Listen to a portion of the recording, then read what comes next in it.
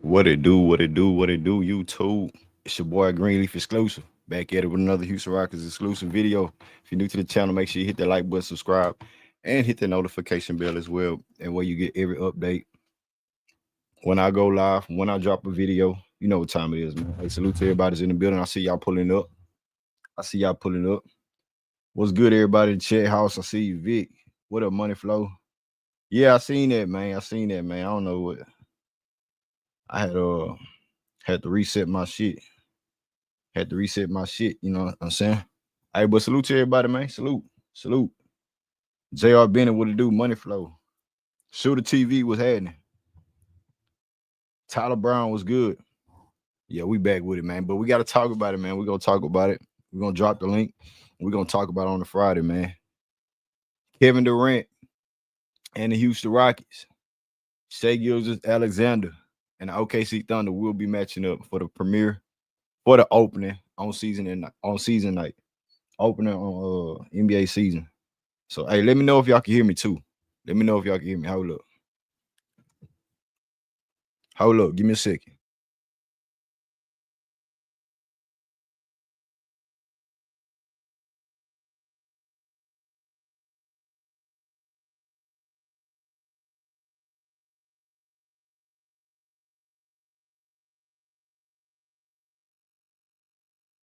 Y'all can hear me? Y'all can hear me, right? Bet, bet, bet.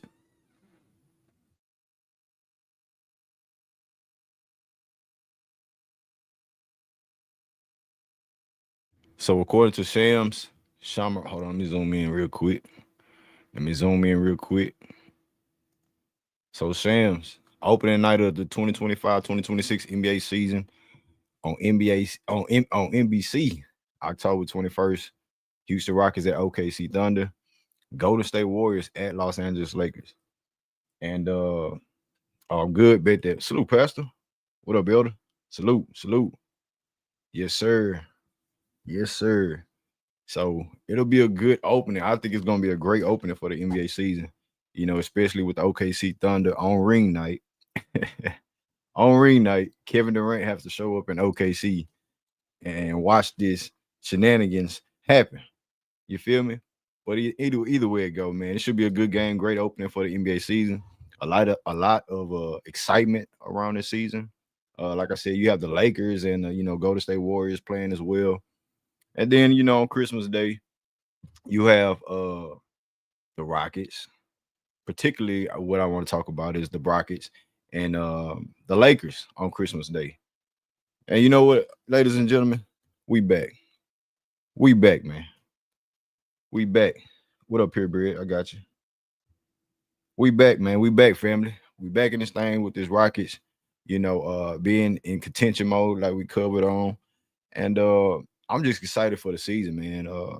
I think teams got most definitely got better. Lakers, Golden State Warriors should be getting better with the health in additions to their team. OKC Thunder didn't lose anything at all.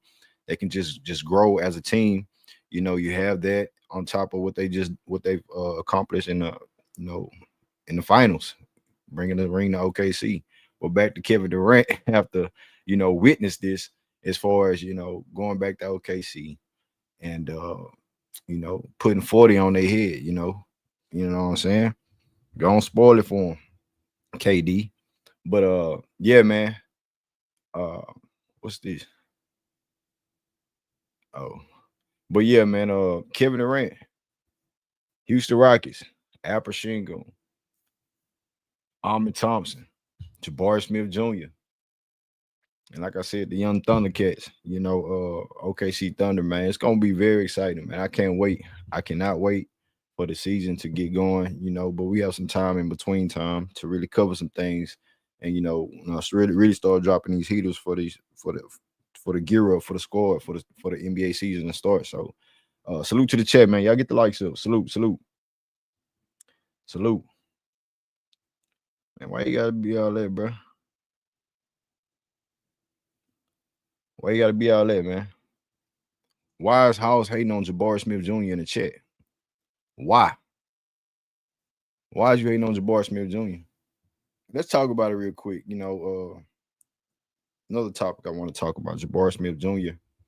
and Thompson, really being unleashed in this NBA season.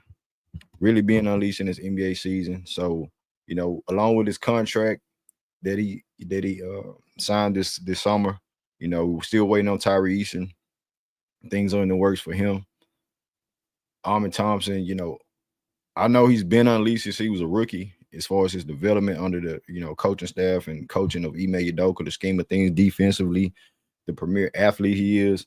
I think he has another level to go to. And not just this season, throughout his career, but in this upcoming season, Jabari Smith Jr. needs to be unleashed as well, man. Especially in that starting lineup, you have, Fred VanVleet, KD, Armin Thompson at the 2. You have Jabari supposedly in the starting lineup and Alperen Sengun, right? Do you want to rock with their lineup? I believe they might start the season off like that, with that huge starting lineup. But at the same time, do you want to, do some traditional things as far as like plugging in, Atari Eason maybe, Dory Finney-Smith, guys that's really, can fit that 3 position. But if KD is fit for the 3, he's fit for the 3. If Jabari is going to guard the 3, he's going to guard the 3. Not saying that they can't do that, but until you come across those big, ain't no Jason Tatum's, coming up this year.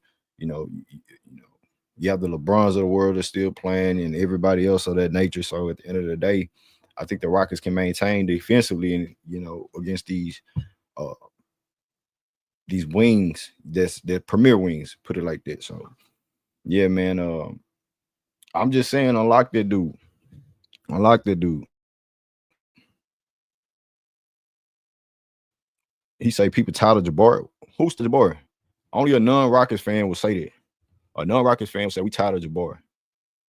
Why are you tired of Jabari, bro? First and foremost, Jabari does his job. He's not getting overpaid going forward. He's a defensive. You can guard 1 through 5. Very diverse. So I don't understand what's going on with this Jabari Smith slander and this Jabari Smith hate. It's just pure hate. Pure hate. But anyway, man, on opening night, dog, we got the OKC Thunder, you know what I'm saying, and the Houston Rockets. So let me know how y'all feel about that opening night real quick. How y'all feel about OKC playing the Houston Rockets? How y'all feel? Is it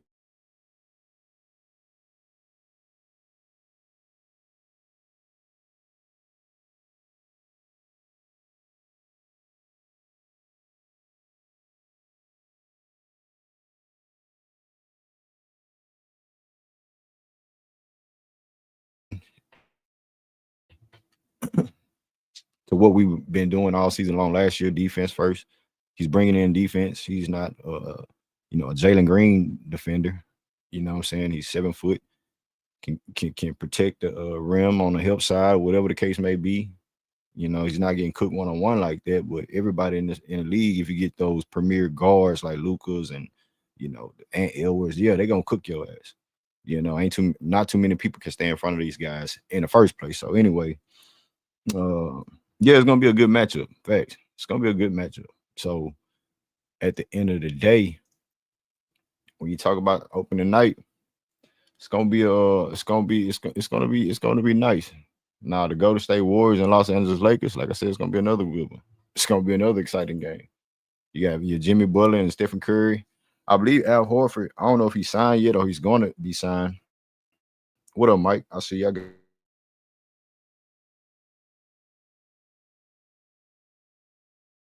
Kudos to them. They're gonna make their team even more, more in shape as being a veteran team. They know how to get it done, know how to win games when they need to. They're going to be on the older side, but they have some young guys too. I don't know what that Jonathan Kuminga situation is going to be. It might drag on to the season or anything like that. But yeah, KD back. He said KD going to see ring night for OKC. Yeah, KD and OKC on ring night, man. KD and ring night in OKC. He have to see them boys put on that ring, even though he is the first to really, first established player to come out of OKC, and OKC, go on forward, drafting Chet, Jalen Williams, Josh Giddey at one point. But you trade him for Caruso, and you have the Shai Gilgeous of the world, who's a superstar now, MVP, Finals MVP. Yeah, he has a ring, so he has something to really say about what he's going to do going forward. And y'all know the motto is there haven't been a back-to-back champ yet, and it's going to be good basketball to watch and to really witness. Because I truly believe that the Rockets was on, OKC tail. Yes, it might have been a gap between the teams and everything like that, but I believe they were beatable. They could have been beat. You know what I'm saying? You have the fourth seed or fifth seed, and Indiana Pacers took them to 7 games without no true superstar on their team. So if you can do it by committee, and you with the Rockets, that's what we were doing, especially defensively. So offensively, we was terrible, horrible. Sometimes it was hard to watch the Rockets play basketball. Just hope they make the bucket, and we were number 2 in the West by doing that. So you added Kevin Durant now, so it's gonna be even more lovely for the Rockets because you have somebody who can really get a bucket when he wants to. A 50% clip from the field. What up, Mars? From the Mars.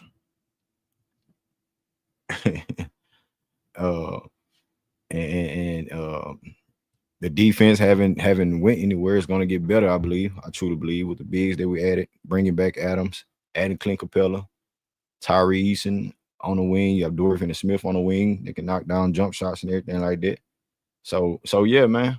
I believe that the Rockets, it's going to be a good season opener.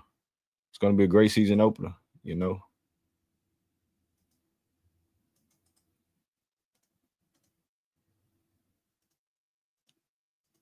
So yeah, he said, Green, what's up with House? Is he still enjoying happy hour? Hey man, might be twisted. I don't know, man. House on coming on some flip shit. I don't know what's up with House. He coming on hating on Jabari. I don't know what it is. Jabari ain't done a damn thing to be this upset to point your finger at him all of a sudden. Y'all did that all last year, even though he was in a starting. Before Jabari went down with that hand injury, what was he doing? He was doing his job. Defense, knocking down the open three, pulling up, switching. When guys couldn't even have guys stand in front of them, you know what I'm saying? So, and in the playoffs, if it wasn't for the game 7, Ime Udoka honing him with 12 minutes in game 7, when he was shooting 45% from the 3 the whole series, and you getting mad at Jabari, man, stop it. Stop it, bro. House, what's up, man? What you got on the topic, man? What you got on? Hey, salute, Greenleaf. Can you hear me okay? Yeah, you good, man. Yeah. Hey, man, like I always said, man, you the best in the business. So salute to you for keeping it up in the off season. But yeah, man, got some nice scheduled games on opening night, Christmas Day. Looking good, bro. You got to destroy the Lakers on Christmas. I can't wait for that to happen. But yeah, man, I'm just very disappointed in Jabari. For the past few years, we've never really heard Jabari speak through the media, through the interviews. We've never really heard that. But he went on a podcast. I guess you haven't seen this yet. He went on a podcast with Tommy Alter and Trey Murphy III. Mm-hmm. And yeah, he starts talking in a mentality that's like the opposite of the Mamba mentality, the opposite of the Jordan mentality. And he said a few things like, I'm going to quote him. I'm not exaggerating either. Okay, because I really don't know what you're talking about. Yeah, they were talking about the All-Star game, and Trey Murphy's like, yeah, man, they used to actually try hard in the All-Star game. And Jabari's like, man, they asking us to play harder? And Jabari said these words. Jabari said, they asking us to play harder? Why? That's what he said. And then he doubled down on it, and he said, man, people tired, bro. I mean, I just feel like people tired, bro. Dude, you're getting paid multiple millions of dollars. I go out in the park just on the street ball, and I'm pouring my heart out, playing as hard as I can. And you can't be bothered to play hard when you're getting paid multiple millions of dollars for the All-Star game, and he's making excuses not just for himself, because when he says that, he's talking about his own mentality. Let's not get it twisted. But he's also making excuses for his era, the other All-Stars in the league, and the people that sit out games, don't play 82 games, don't play All-Star games, load manage. Back when we were growing up, Greenleaf, and back in the old school 80s and 90s, the real basketball, there was no such thing. Like the words load manage didn't even exist. The words load manage didn't exist until at least after 2010. We never heard the words load manage in the 80s, 90s.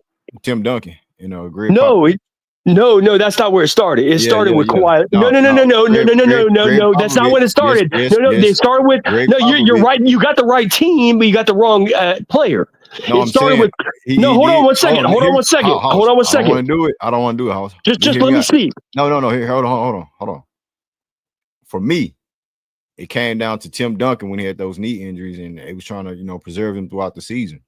Okay, let me. Trying to go to that Kawhi situation where it was like. No, that's when they traded him. That's the year they traded him to Toronto. Okay, that's the exact words they were using when Kawhi, was sitting out for his knee, and then they ended up trading him to Toronto. It was that exact season when that phrase came about. And then once that phrase was invented, the whole media picked it up, and then all these other players started sitting out games. That's a fact, bro. And Kawhi had degenerate knees, right? That's a genetic thing. But then all these other players that don't have degenerate knees, they just started sitting out because, hey, I might get injured someday, so I'm just going to sit out. One out of every 3 games, and it's just so I take precautions so I don't get injured in the future. Larry Bird, they talked about him, and they asked him when Artis Gilmore. Actually, Larry Bird told this story. He said Artis Gilmore came up to him early in his career. He said, Larry, listen, you're not going to. Hold on, let me just say this is important. Let me just say one second. Okay, Larry Bird, Artis Gilmore said to Larry Bird, he said, man, you're not going to last in this league, unless you stop eating the wood and mopping up the floor. Because he's diving at balls, hitting his head on the wood and all this shit. And Larry Bird said, I'm sorry, man, I can't agree to that. This is just how I play. Mm-hmm. I play all the ball out. Just it's all on the wood, man. I'm going to play my heart out every time I'm out there. And if that means I have to play hard or retire, shit, I'm just going to retire. Because I'm not going to play this game if I have to not play hard. But nowadays it's like that's heresy. Guys are load managing. They're taking precautions just to make sure they don't get injured. It's just pathetic, man. The way these guys in this modern era play the game. I mean, I play harder in street ball in the park than these guys play in the NBA, and they're getting paid multiple millions of dollars. Go ahead. What were you going to say? So, do you believe that the All-Star game is a gimmick still? Because nobody's enjoying the All-Star anyway. So they. Well, it's a gimmick. It's a gimmick because the players turn it in. Yeah, I agree with you. Yeah. Why should we play hard if nobody's really going out there to compete? Well, what Trey Murphy said, or maybe it was the coach, Tommy Alter, one of them two said, look, it all got soft when Kobe retired. Because what they said was, and these are people with inside knowledge, what they said was when Kobe was still in the league playing the All-Star game, Kobe would force people to play hard. Like, you ain't going to slack in the All-Star game if Kobe's out there on the floor. No matter what conference you're in, whether the East or the West, Kobe's going to force you to play hard or you're going to get an earful. And when Kobe retired, then they all had license to relax, and they all just started being little bitches, and treating the fans like shit, and it's just pathetic how these people, they're so entitled, spoiled little children out there. They're not real men. That's the problem, man. 80s, 90s, even say from 2000 all the way up to 2010, man, people in this league were real men. They took the game seriously. They played hard. It didn't matter what they were playing for. They just anytime they tie their shoelaces up and put the basketball shorts on and pick up a basketball, they were playing hard no matter what. Now it's like you gotta pay me to play hard. You gotta pay me extra incentives to play hard. But at the same time, Jabari, he plays hard throughout the season, though. Bro, I don't agree. See, based on these recent comments, he just exposed himself. Bro, you got to watch the interview before you speak on this. It was pathetic. And I'm not speaking because I hate Jabari. I'm speaking just based on objective criticism, bro. If he had the mama mentality, I'd be praising the brother. I ain't got nothing personal against the man. I'm talking about the mentality of a real baller. He don't have no mama mentality. He has a soft, bitch-ass child's play mentality, bro. It's pathetic. And all right. Yeah, we got you, bro. We got you. We got your message. Go drink some water. Hey, B, what's good, B? What it do, B? Hey, what's good, Green? What's happening? Yeah, I watched the pod. I ain't think none of that bullshit. You know, it's just like, are you living in the same country I am? Anybody under 25 soft as hell if you were 80s, baby. Thanks. Like, you know, it's just a different mentality and everything's different. Mentality of the game right now, especially that, you know, saying that up and coming, you know. Squad, yeah. So, I mean, I was always raised to about no all-star game, bro. Yeah, man, ain't nobody care about that. But he putting in work. What you got on the season opener though, bro? What you got on the season opening on Christmas? You know, we got the Lakers, man. 2 dubs. 2 dubs. They don't want it, Green. I mean, but it's good that the league is showcasing us now. You know what I mean? It's not the Rockets. We're gonna be on TV this time, Green. Yeah, we're gonna be on TV this year. Spotlight. Yeah, so man, I hope we show up and embarrass the hell out them boys, bro. To be honest. Nah, for sure. But yeah, man, I think make much to do about nothing on Bari, man. Like he's gonna continue work on his game. I think he's gonna have a big year and definitely going to learn a lot from KD. So I just can't wait for us to get started and beating on people. That's all I'm waiting for.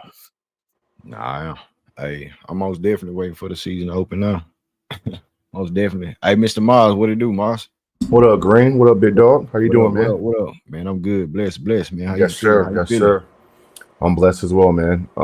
Yeah, excited for the season. I'll be honest though. There's a lot of expectation with this team for this upcoming season. A lot.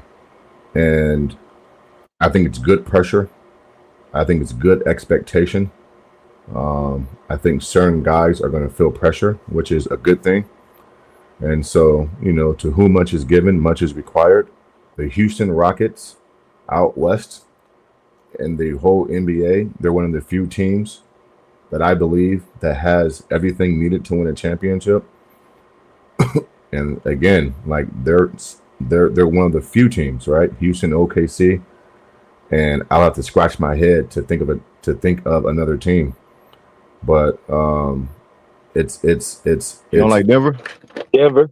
Nah, bro. Clippers? No, I mean Joker don't play on defense, bro, and so I'm off that train, bro. I mean, as great as he is offensively, he's just as bad defensively, and so I'm off that train. You trade away MPJ, you bring in Cam Johnson. I don't know. I mean, just no, I'm not on that train, but. I tell you this though, I think the Clint Capella thing was huge because of Steven Adams, you know, not playing possible back-to-backs, and Clint is a veteran. He can rebound and defend, he can rim run, and he's good around the basket. You know, obviously, I'm hoping and praying that Amin Thompson in the offseason has worked on his jump shot enough, but he's still going to be who he is, right?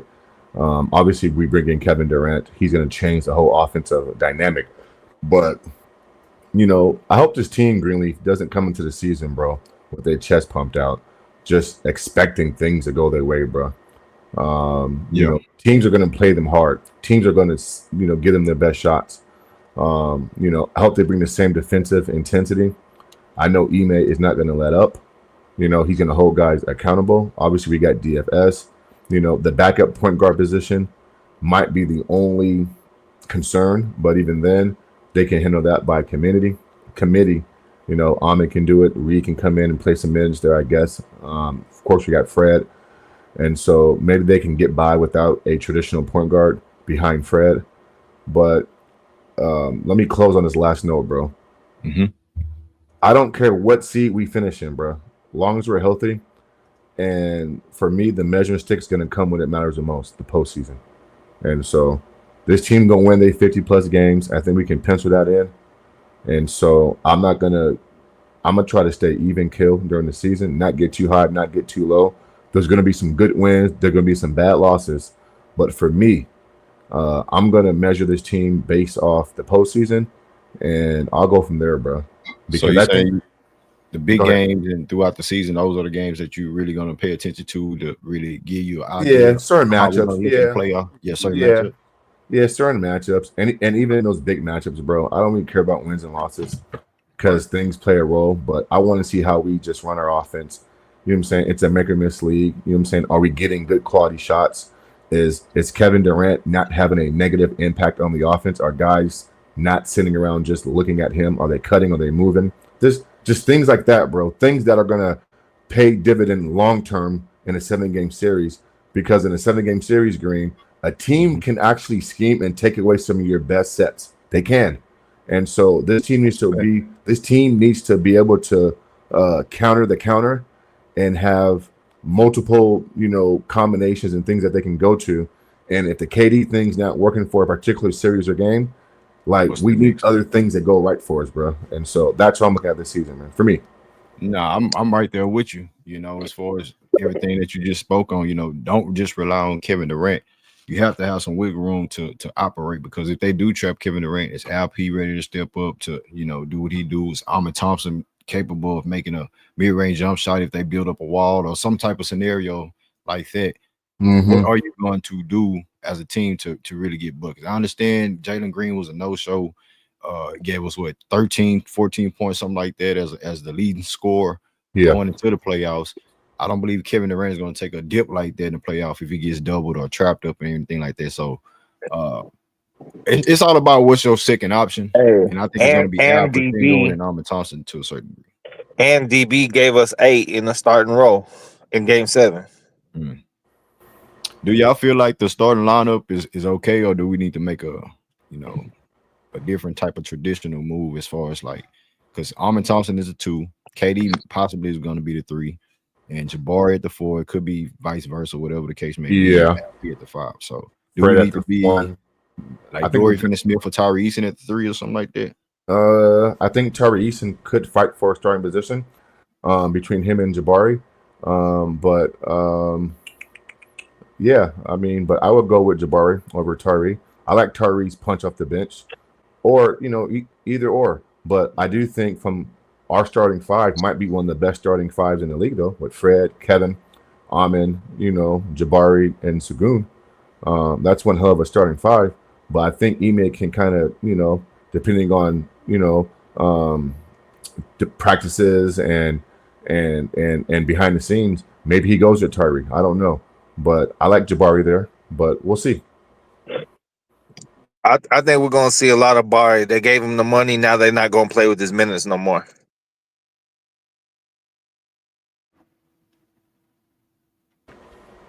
Well, it's not about the money, bro. It's about production and how you fit. I mean, they paid him. Yeah, cool. But him getting paid doesn't guarantee anything. And I actually like it that way. Ain't nothing going to be given to him. Okay, you got paid. Whoop you goddamn do. Don't let Tyree beat you out. I'm not saying he's going to be given that. I'm saying he deserved it last year. All of our best lineups analytically was with him in the starting 5. I'm saying they fucked with him last year because they didn't want to pay him enough. And now that they paid him, they're going to give him his rightful minutes. I'm not saying it's going to be given. Well, if you're using the term rightful minutes, then that means that they're given. And again, Tariq rightful minutes by beating them out. Rightful minutes by beating them out. We'll see, man. I think Tyree Eason has earned the right to compete for that starting spot, man, and me. But here's a good thing, though, fellas, before Green moves on. We're so deep at that position between Tyree, Amin, and Jabari and Ime and even Kevin, right? Because they're all like 6'6", 6'7", and taller. Like there's so many different combinations. Oh, and DFS is also And DFS, bro. yeah. yeah, and So yeah, DFS. so Ime has so many different combinations to go to that he can mix and match. And if they're about winning ball games, then it shouldn't matter who starts. Just when you're in the game, just do your job. And Maz, I think that what you were talking about earlier about seeing how we adjust and what happens when KD gets shut down. I think that's what I'm excited to see is the versatility of our lineup, and can we get several like Monstar lineups and double bigs and just crazy lineups that just give a lot of teams in the West issues with how deep we are, different. Well, it's not just Kevin Kevin Durant getting shut down, bro. I mean, that's not what I meant when I said that. It's more so Kevin can have it going, but I don't want the Rockets guys to be standing and looking and watching him. Like, guys need to play off him. They need to cut. I don't want the ball in Kevin's hand at the top of the key dictating anything. Let Fred dictate. Let Amin dictate and let Kevin play off the ball. Of course, he's Kevin Durant. He'll have some isolations at times, but I don't want to see what we saw in Phoenix last year. So, for instance, Miles, what if it comes to a scenario where they want Kevin Durant to just score? You know what I'm saying? Get buckets. You know what I'm saying? That used to be the game plan against the Warriors with the Rockets and the Harden Rockets. You let Kevin Durant cook. Just don't let Stephen Curry get off. You know what I'm saying? Face guard, Klay Thompson and things like that. So if it comes to Kevin Durant as your punch, what are you gonna do if you take that away from the Rockets? Well, the difference is this though, Greenleaf. I mean, the Warriors had Steph Curry and Klay Thompson. I don't think Houston has that type of spacing, and so Golden State made you pay if you sent a trap or a double team at Kevin Durant. Like, we still got to wait and see who's on the court with Kevin, and can the shooters make that team pay? So I mean, it's gonna come down to our outside shooting, right? And so I mean, what if they shrink the floor and they're sitting two guys at Kevin, and now you're relying on Amin and Jabbar, and they're not making shots, then it's a moot point. Genius. Bless up. Bless up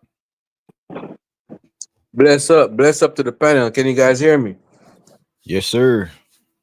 All right, man. What's up, Genius? What's up, man? What you got, man? What you got? We got OKC in the beginning of the season, man, and then we got the Lakers on Christmas Day, man. How you feel about it, bro?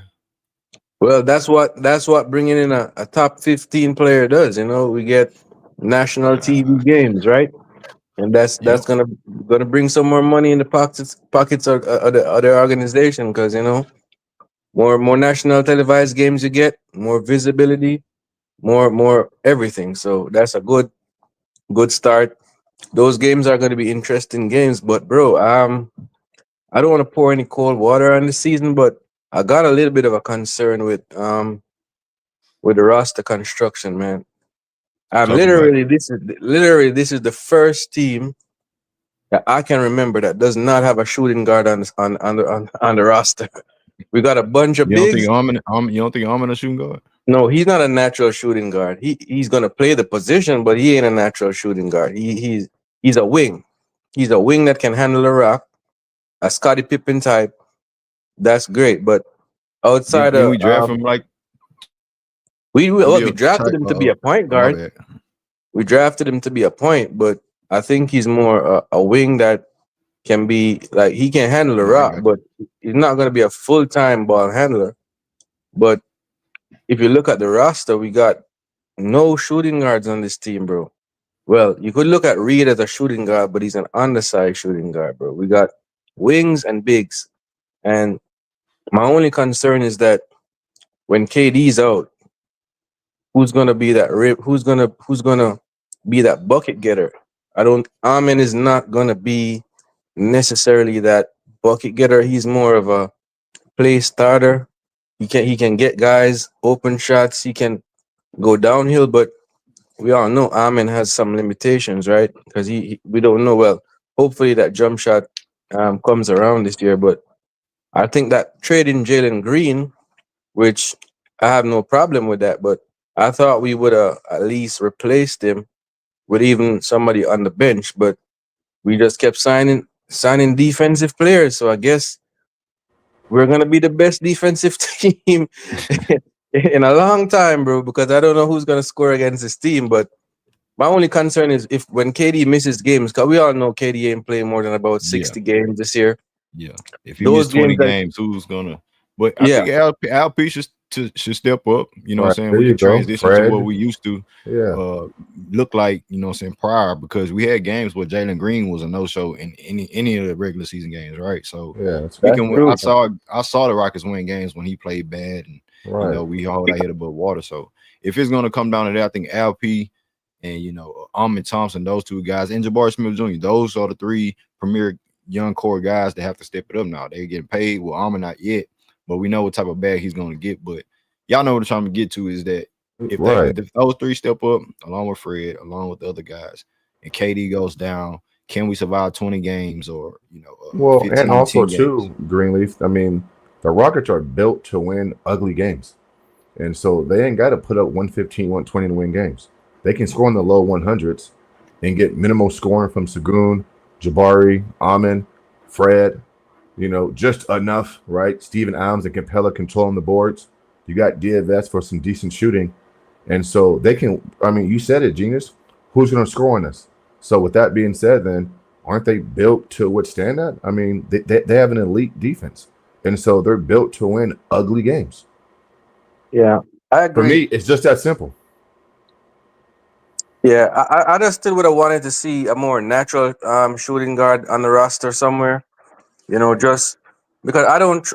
Armin is going to take a leap in the third year, but I don't want it to come down to Armin's leap. That's going to be the difference between us going all the way, because I think that the KD signing is us saying, listen, we're going for it right now. So I just wanted to see at least one more shooting guard on the team to kind of balance things out. But I'm good with starting the season. I don't think that it's necessary that this is gonna be the same roster. I think we could make moves at the deadline if we see those type of issues when KD is out. So I think that, you know, things can happen. But all in all, bro, I think that the team is really deep. I think we're just as deep as last year, if not a little deeper than last year. Oh, they're deeper. No, we deeper. Yeah, so that's going to go a long way, especially the league is wide open next year, bro. Wide open. You got Tatum out, Dame out, Tyrese Halliburton out for the entire year. The East is a mess with those three guys out. Yeah, so I think we got to get out there West first. You know, that's true. The East is a second thought, bro. Yeah. East, I think we can run over. You know, so they're gonna be competitive and everything like that. But I just feel like we got to get out there West first.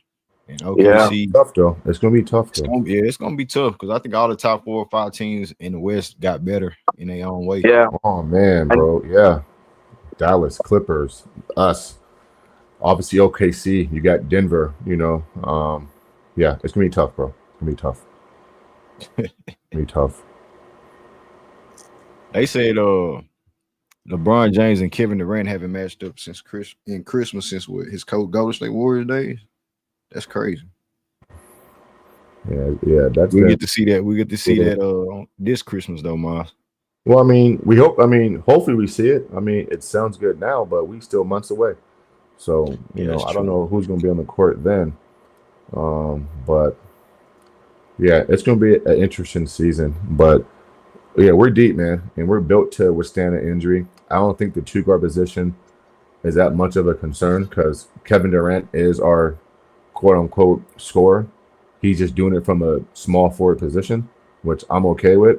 And if he's going to miss games, I think we're deep enough to play some defense and make it an ugly game and kind of squeak it out. I don't care if we win by 1 point or 2 points. A win's a win. And so, you know, my thing is let's just be healthy. Man, I missed that guy, bro, Kobe. Let's just be healthy in the postseason, and then we take our chances then. Take it day by day. That's it, bro. You know they're going to say, oh, can KD stay healthy? And, you know, Tyrese, and is he going to be healthy and ready to go? Hey, Greenleaf, do you see Ime in the Rockets giving Kevin Durant just days off just because? Depending on who we playing? No. Okay. I don't believe that. If KD's out, I believe he's truly hurt, especially if he has something to win for and try to play for. And with the Ime Udoka, you know, being here, it's going to motivate Kevin Durant to a different degree where he's trying to, actually play for something. You know what I'm saying? He Gotcha. doesn't know us really. So I just feel like I don't think he's going to actually take games off to preserve him and then be healthy. He can do that with minutes. And if we have, There you go. Okay, that's fair. but after that, what I'm saying, later on in the season, maybe possibly coming around All-Star or things like that. Yeah. A little break here and there. But no, I don't think he's trying to, because KD's a hooper, bro. Like I know Yeah, what he type of knows the spirit game, he has yeah. as a hooper. He like along with the other guys, Russell Westbrook to a certain degree. They just love to hoop. James Harden, guys that love Luca, they love to be in the gym.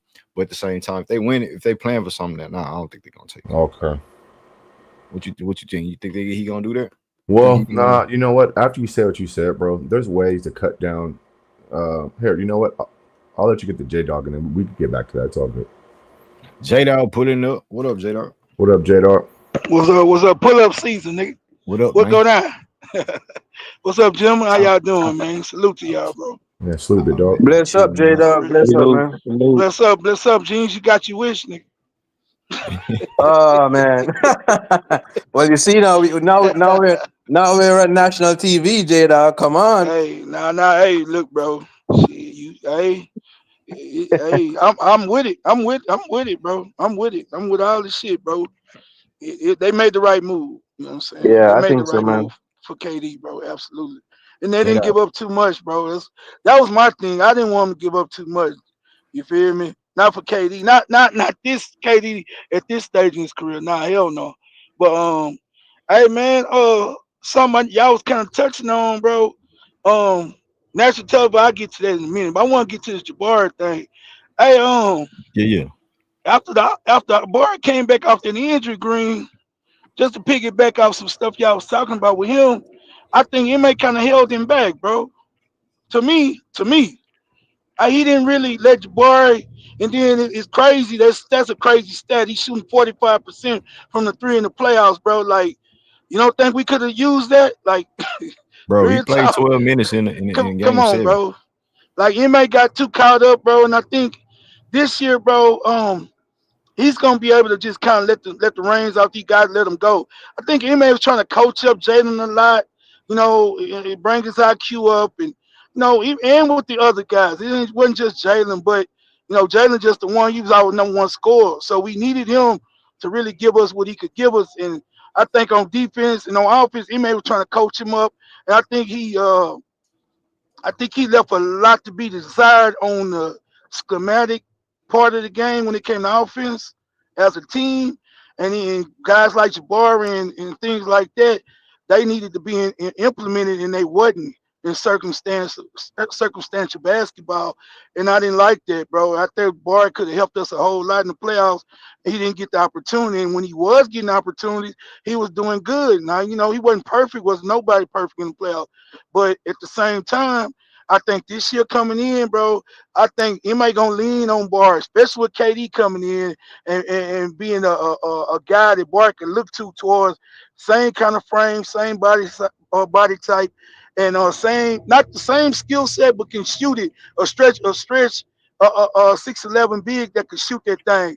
And I think Bar gonna get a lot of confidence and a lot of understanding on how to utilize his frame, bro, and get his shots off in good positions and good spots on the floor. He was already learning how to get to that elbow and get buckets. I think watching KD every day, I think you're gonna lean heavy on Bar. LP gonna get better too. Like he already showed you in the playoffs. He'll find a way. So he don't care. I don't think he may really worry about at all. I think it's like, okay, I'm gonna put Armin out there. He gonna find a way to be impactful. We already know he gonna shut down whoever he guarding, and on offense he gonna find a way to get buckets and help the team. So Jabari gonna be the guy I think MA really gonna kind of focus on, because when KD got the ball, bro, you already know he's offensive hub. He gonna do what he do. We don't need to lean on him as much. I think we still need to run through LP, but KD, we all know, bro, like he's just an efficient scorer, bro. He gonna get it done with the rock in his hand. I just don't want him at the top of the key trying to go ISO. We don't need him. He don't have to do that over here, bro. We don't need him to do that shit. He's not as quick as he used to be. His handle is not as crisp as it once was. So I just want him to kind of get in where he fit in with this team, bro. But when we need him to get a bucket, get a bucket. But he ain't gonna have to just be taking over and doing all that ISO shit that he had to do in Brooklyn that time and what he was doing in Phoenix. So other than that, Green, I just think these guys organically gonna be better this year. LP, Tari, we ain't talked about Tari. Tari has gotten better. You know what I mean? His jumper was better. It wasn't that good in the playoffs as we needed it to be. But his three ball has been coming along. All things being equal, bro, I'm with Mars. If we're healthy, I think hey, bro, we're in the conversation this year, bro. You feel me? Nah, we We gonna in be there. top dogs regardless. I believe we're gonna be top dogs. Yeah, absolutely. But yeah, on that Christmas day, I love that, bro. Cause I think that's how the West gonna be, bro. I think that's how it's gonna be. It's gonna be us and OKC, one or two, and Clippers, probably Clippers three, and then probably Denver, and then You think the you can Clippers kind gonna of. be the third seed? I think the Clippers gonna be up there, bro. I like what the Clippers did, bro. I do. They fulfilled the need at their Yeah, power me too, man. forward. Yeah, me too. Yeah, and they did what they needed to do. Greenleaf. They did it. It was addition by the way of subtraction. Norman Powell was cool, but I think they got to. Bradley Beal can kind of give them buckets, bro. But Chris they got a Paul power backing up forward, James Harden. Yeah, I and mean, some good right, moves. and right, absolutely, and Chris And Paul. also too, J Dog, the Yeah. resurgence of Zubac. Zubac has become Mm. like something to deal with. Nah, he is, bro. He Oh is. man, yeah. Now you So got to give him his respect, and you got no, you cool, fam. Now you yeah, got to give Zubac his respect as well as the Clippers Green. Much as I wanted to say, they ain't do shit. Nah, they did something, bro. They look good, bro. They look good on paper. They need to stay healthy, just like we need to stay healthy. Yeah. And I think they'll be in the conversation as well, bro, in that top four. And then that chip spot where they made once the playoffs start. But I think that's gonna be us. That's gonna be the top four, bro. I think it's us, OKC, Clippers, Denver. Then you do what you want with the rest of the top eight. Hey, J Dog, Yeah, the for real. reason why I'm Don't confident give is, it. man, I watched KD in Brooklyn. Everybody get hurt, and he was like 1 inch on his shoe from taking them to the finals with Right. everybody hurt and beating the champions, Milwaukee. You know what I'm saying? Like Uh, everybody yeah, kind of true. forgets, and he's got a way better defense and other pieces than Yeah. he did then. Granted, the West is really good, but I'm just like, man, if Yeah. KD healthy and he got a defense behind him and he think he can get a ship, hey, I'm about to see the Slim Reaper. yeah. But Kevin Durant, the same That, player, bro, from back then. I mean, I hear Nah, you, nah, bro. yeah, hell But no. but And but but he but 3 J years? Dog What he touched 3 on or it, four bro. years older? How old is Yeah. And J he? Dog made a great point, bro. Like his handle ain't as tight. He gets plucked way too often. He doesn't handle the trap and double teams as well. And I'm with you, J Dog. Him at the top of the key trying to dictate and Yeah, ISO facilitate. shit. That's Yeah, not the business, bro. Because nah. listen, he's so long and so tall that the ball has to travel so much, and his dribble is not tight. And so you saw it last year, bro. Even he gave you great numbers last year, all around. It wasn't impactful.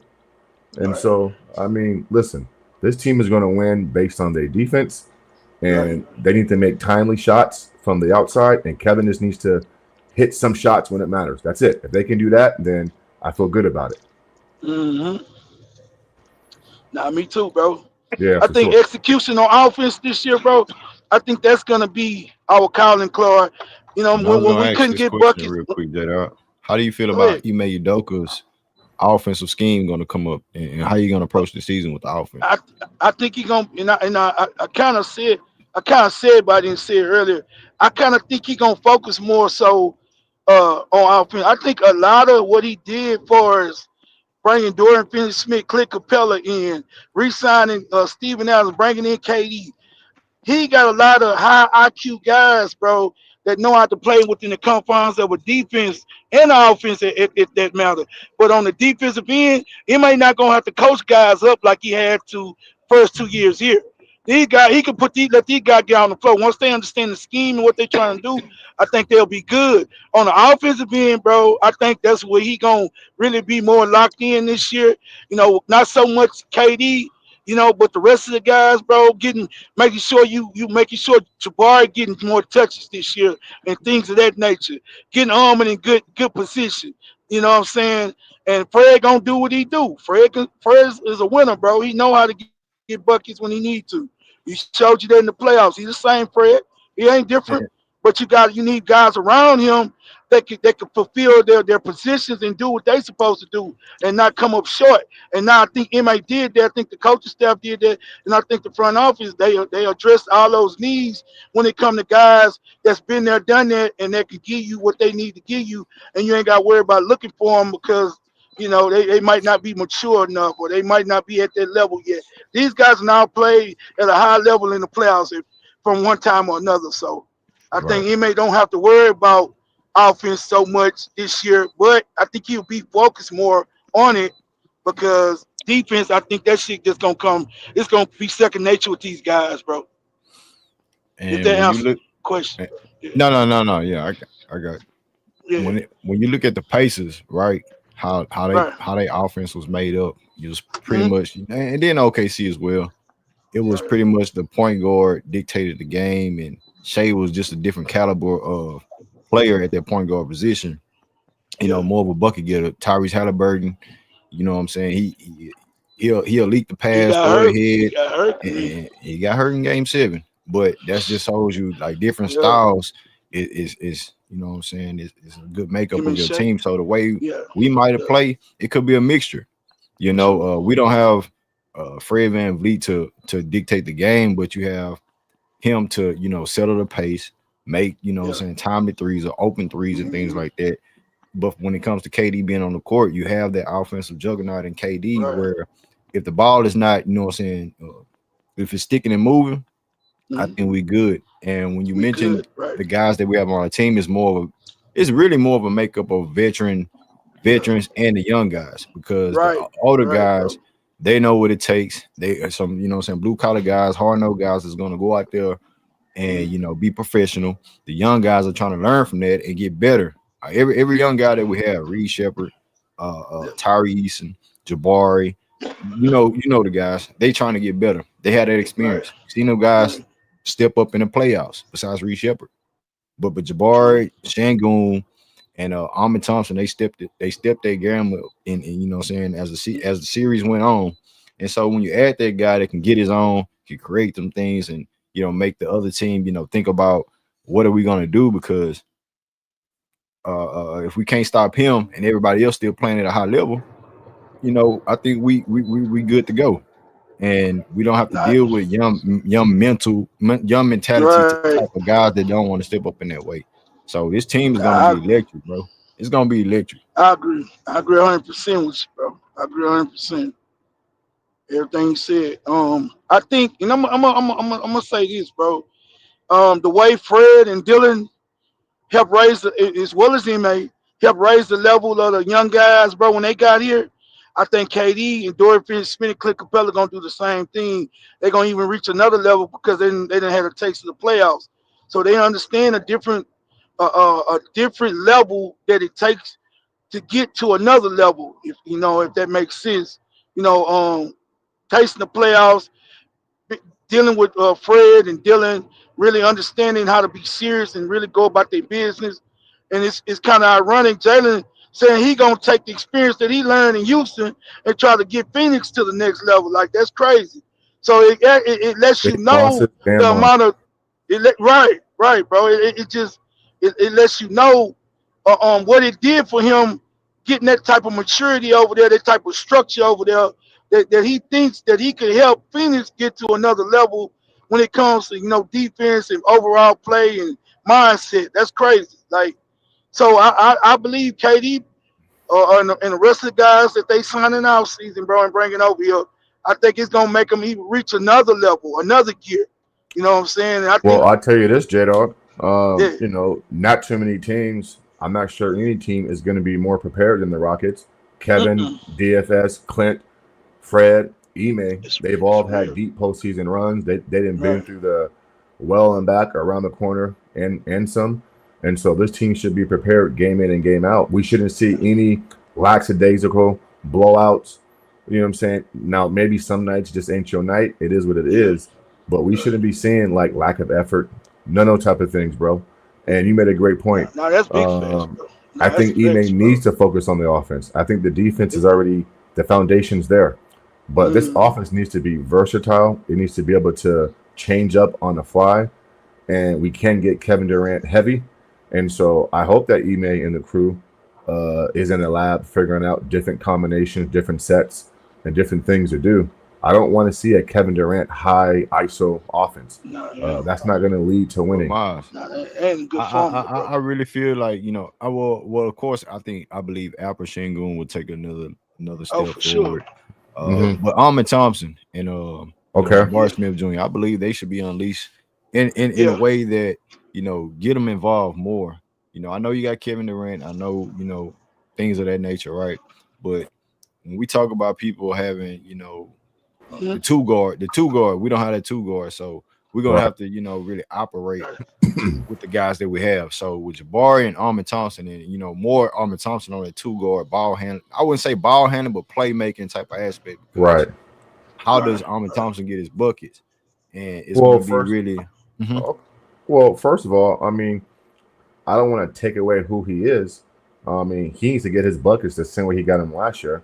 But I just hope that he's added something to his game coming into this season, which is a pick and pop, some form of a perimeter game, right? He ain't got to shoot it in the high 50s or high 40s, but just get better at it. Take the shot, because that's going to open up the offense. And so, listen, we know Ahmed's going to be creeping around the rim, offensive rebounds, defensive rebounds, pushing the pace, you know what I'm saying, curling, you know, to the basket, easy layups, tip dunks, etc. That's who he is. So we can't take that from him, but he needs to develop some form of a perimeter game.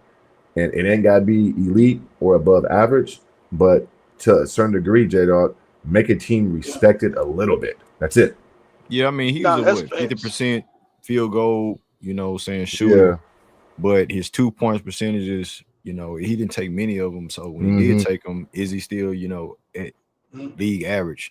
Those are the thing I'm looking for as far as Thompson improvement, because you have to make a decision. You know what I'm saying? Them floaters and stuff like that, those are good. He's hella athletic and you can do some things when it comes to that. But can I say something else real quick, Greenleaf? If bro, because any team that Kevin Durant's been on, I think J-Dot will agree with this. There's going to be a lot of guys like Amen and Jabari who are going to get who will catch the ball in that paint nail area, free throw line extended, wide open, because teams are going to trap KD off the pick and roll, the pick and pops. And we know Kevin Durant is a willing passer, right? Like, he's not a selfish player. And so you're going to see a lot of pick and pops, little pocket passes. And so I guarantee that we'll see Jabari and Amen with a lot of touches just around the rim, maybe, you know, 14, 13 feet from the rim. And I'm okay with that. And that's where Amen needs to have his floater, his push shot, a jump shot, right? Because everything can't be, I'm trying to power through and get to the basket and dunk it, because that's how you get injured and stuff like that. So we'll see. Hey, do y'all think Barry already got that shot? I feel like he got that shot. He just can't get there off the dribble. The bar, the mid range? What you talking about? Mid range? Yeah. He got The spot where Moss says he's gonna be open. I think he can nail that shot, because I've always thought the problem is that Jalen Green didn't draw enough attention or give him enough range or enough gravity to where he could have enough space. You feel me? Nah, Barry, I'm gonna say this, fam. This is what I think. I don't know if it was Jalen, but I'll say this. Barry, in his mind, bro, Barry not tight and he not mentally stable when it comes to feeling like he could get his own shot off the dribble. And when he gets nervous when he get the ball in space and try to get to his mid range because his dribble not tight. So if he got any kind of pressure, you see how he dribble wide and he's trying to hurry up and he's trying to push it. He's stressing. That's exactly what I was saying, J-Dog. Like, he can't dribble to get there, but if he's already in that spot, he just can shoot. Oh yeah, I think he got it. Absolutely. No, you're right. You're right. Hey, real quick, let me holler at the homie. Wait, what? Huh? Hey, what's good? Wait, what? Man, I ain't heard from you in a minute, man. Yo, what's good, my boy? Oh, What's this happening, nigga. man? Yeah, what? Say, man. What's good, y'all, boy? Shout out to the host. What's good to the space, or the This, Twitter panel. What's good, whatever you call it. What's up, Nah, G? listen, dog. Yo, man, this shit beautiful, dog. It's like a fucking movie, dog. That nigga got like he ain't play OKC all last year. And his first game against these niggas when they playing the banner. Oh man, this is like a storytelling type shit.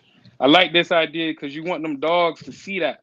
You want them dogs, you want Atari, you want all them boys over there, Jabari, you want A-Man, you want all them to actually pay attention to that, see that, and have his back that night and just build off of that.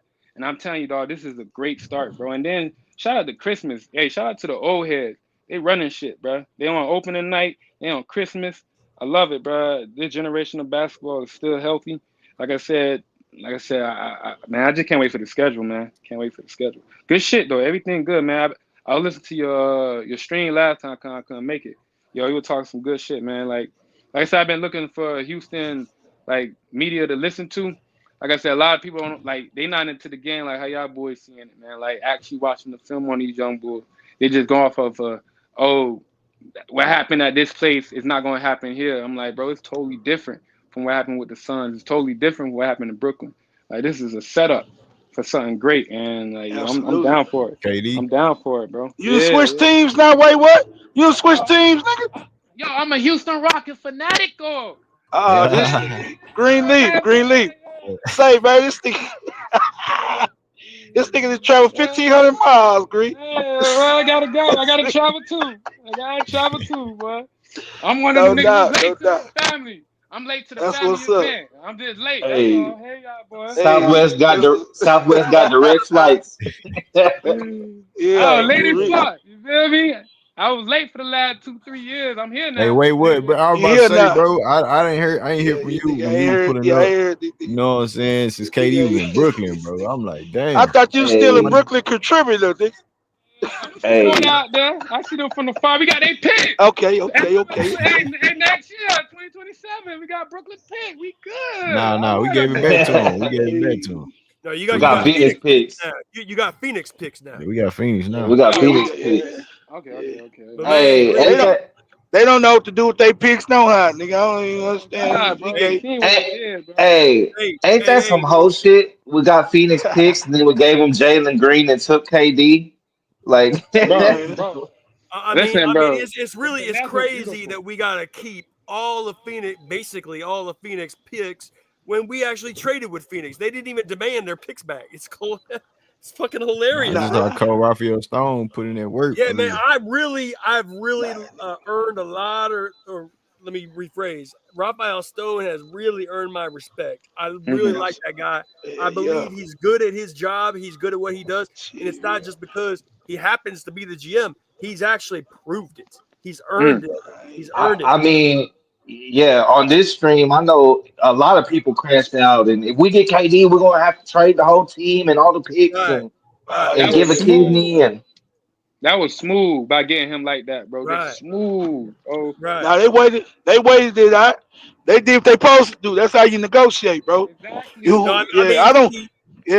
Yeah, J-Do, you're right, man. I mean, what they did, see, the genius of Raphael Stone is what he did was he created fear in the Phoenix GM's mind. In other words, I don't know exactly how he did it because it's all behind the scenes, but for some reason, he made the Phoenix GM fear that there was not going to get any deal done and KD was just going to be there for another year. And then they just said, well, hey, we got to get something done. So they just unloaded KD for slim pickings. But you got to peep this though, right? Like look, Suns gave out the whole map. You got to remember, they messed up at the trade deadline. You didn't even get that deal done. So you already showed that, okay, you pushing him out. He don't even want to be out. Now you push it, because I was telling people last year, bro, like earlier this year, if they didn't trade him at the trade deadline, they are screwed in the concept of what they really want to get value back. Because even when they gave him an offer, they gave him Jabari and Jalen. You know what I'm saying? Like at the trade deadline, as they spoke about. You feel me? So it's like they had so many better options, and then look what happened. Now KD got control because he got 1 year left. They now you remember not they using that he didn't play 65 games, so he injury prone, which is disgusting because last year if they was actually winning, he would have came back from them last couple games and got 65, but it was out of play-in contention.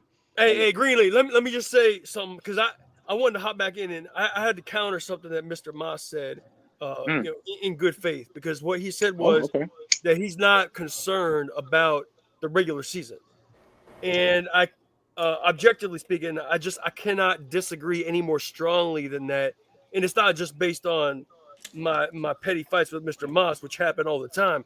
It's based on my understanding of basketball history. So let me explain what I mean by that. If you look at the teams that throughout basketball history that have won championships, generally speaking, those teams have had the sort of the mix of players that those teams have had. They've been together for like most of the time at least 2 years, because it takes a little bit of time for players to get used to playing with each other and knowing sort of having that feel and it kind of having that sixth sense of knowing where a guy's going to be, when he's going to be there, where he's going to be there, and having that timing exactly right on offense and on defense, by the way. And so I would say, like, in the second or third year, like next year, 2026 or 2027, at that point when they're totally comfortable with each other, at that point, I would be maybe a little bit less concerned with the regular season.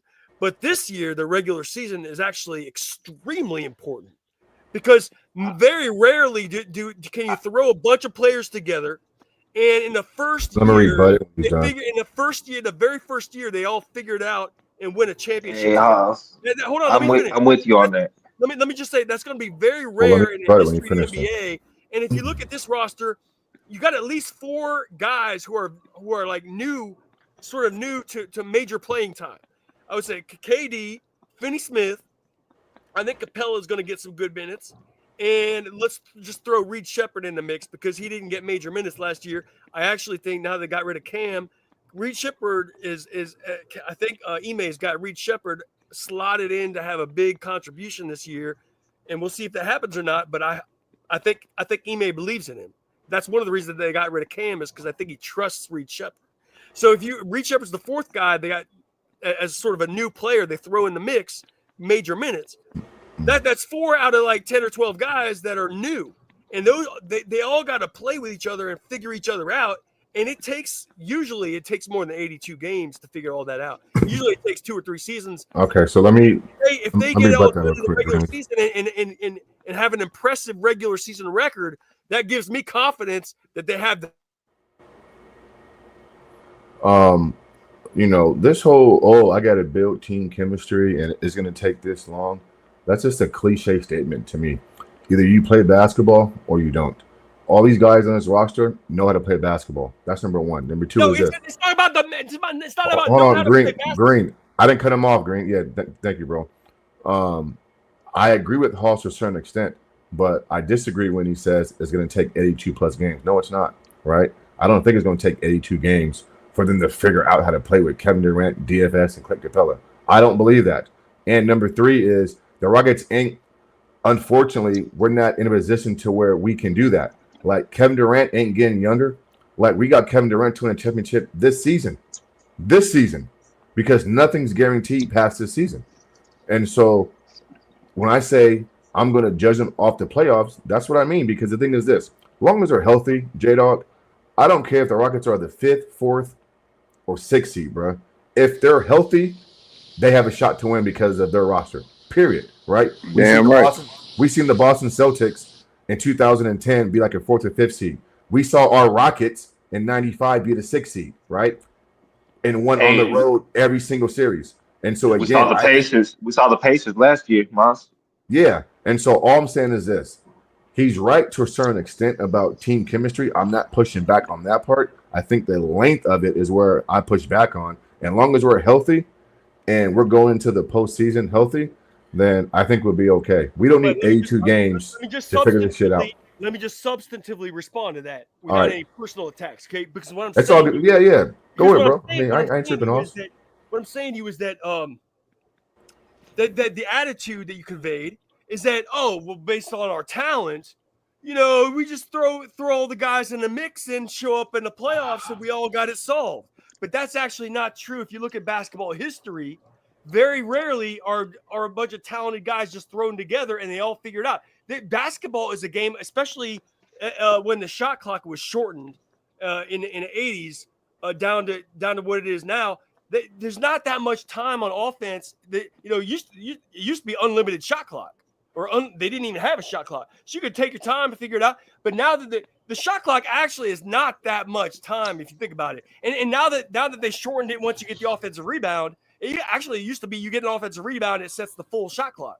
Now you get to your goddamn point, man. God damn. Hold on, J-Dog. All that goddamn babbling and shit. Shut your ass up.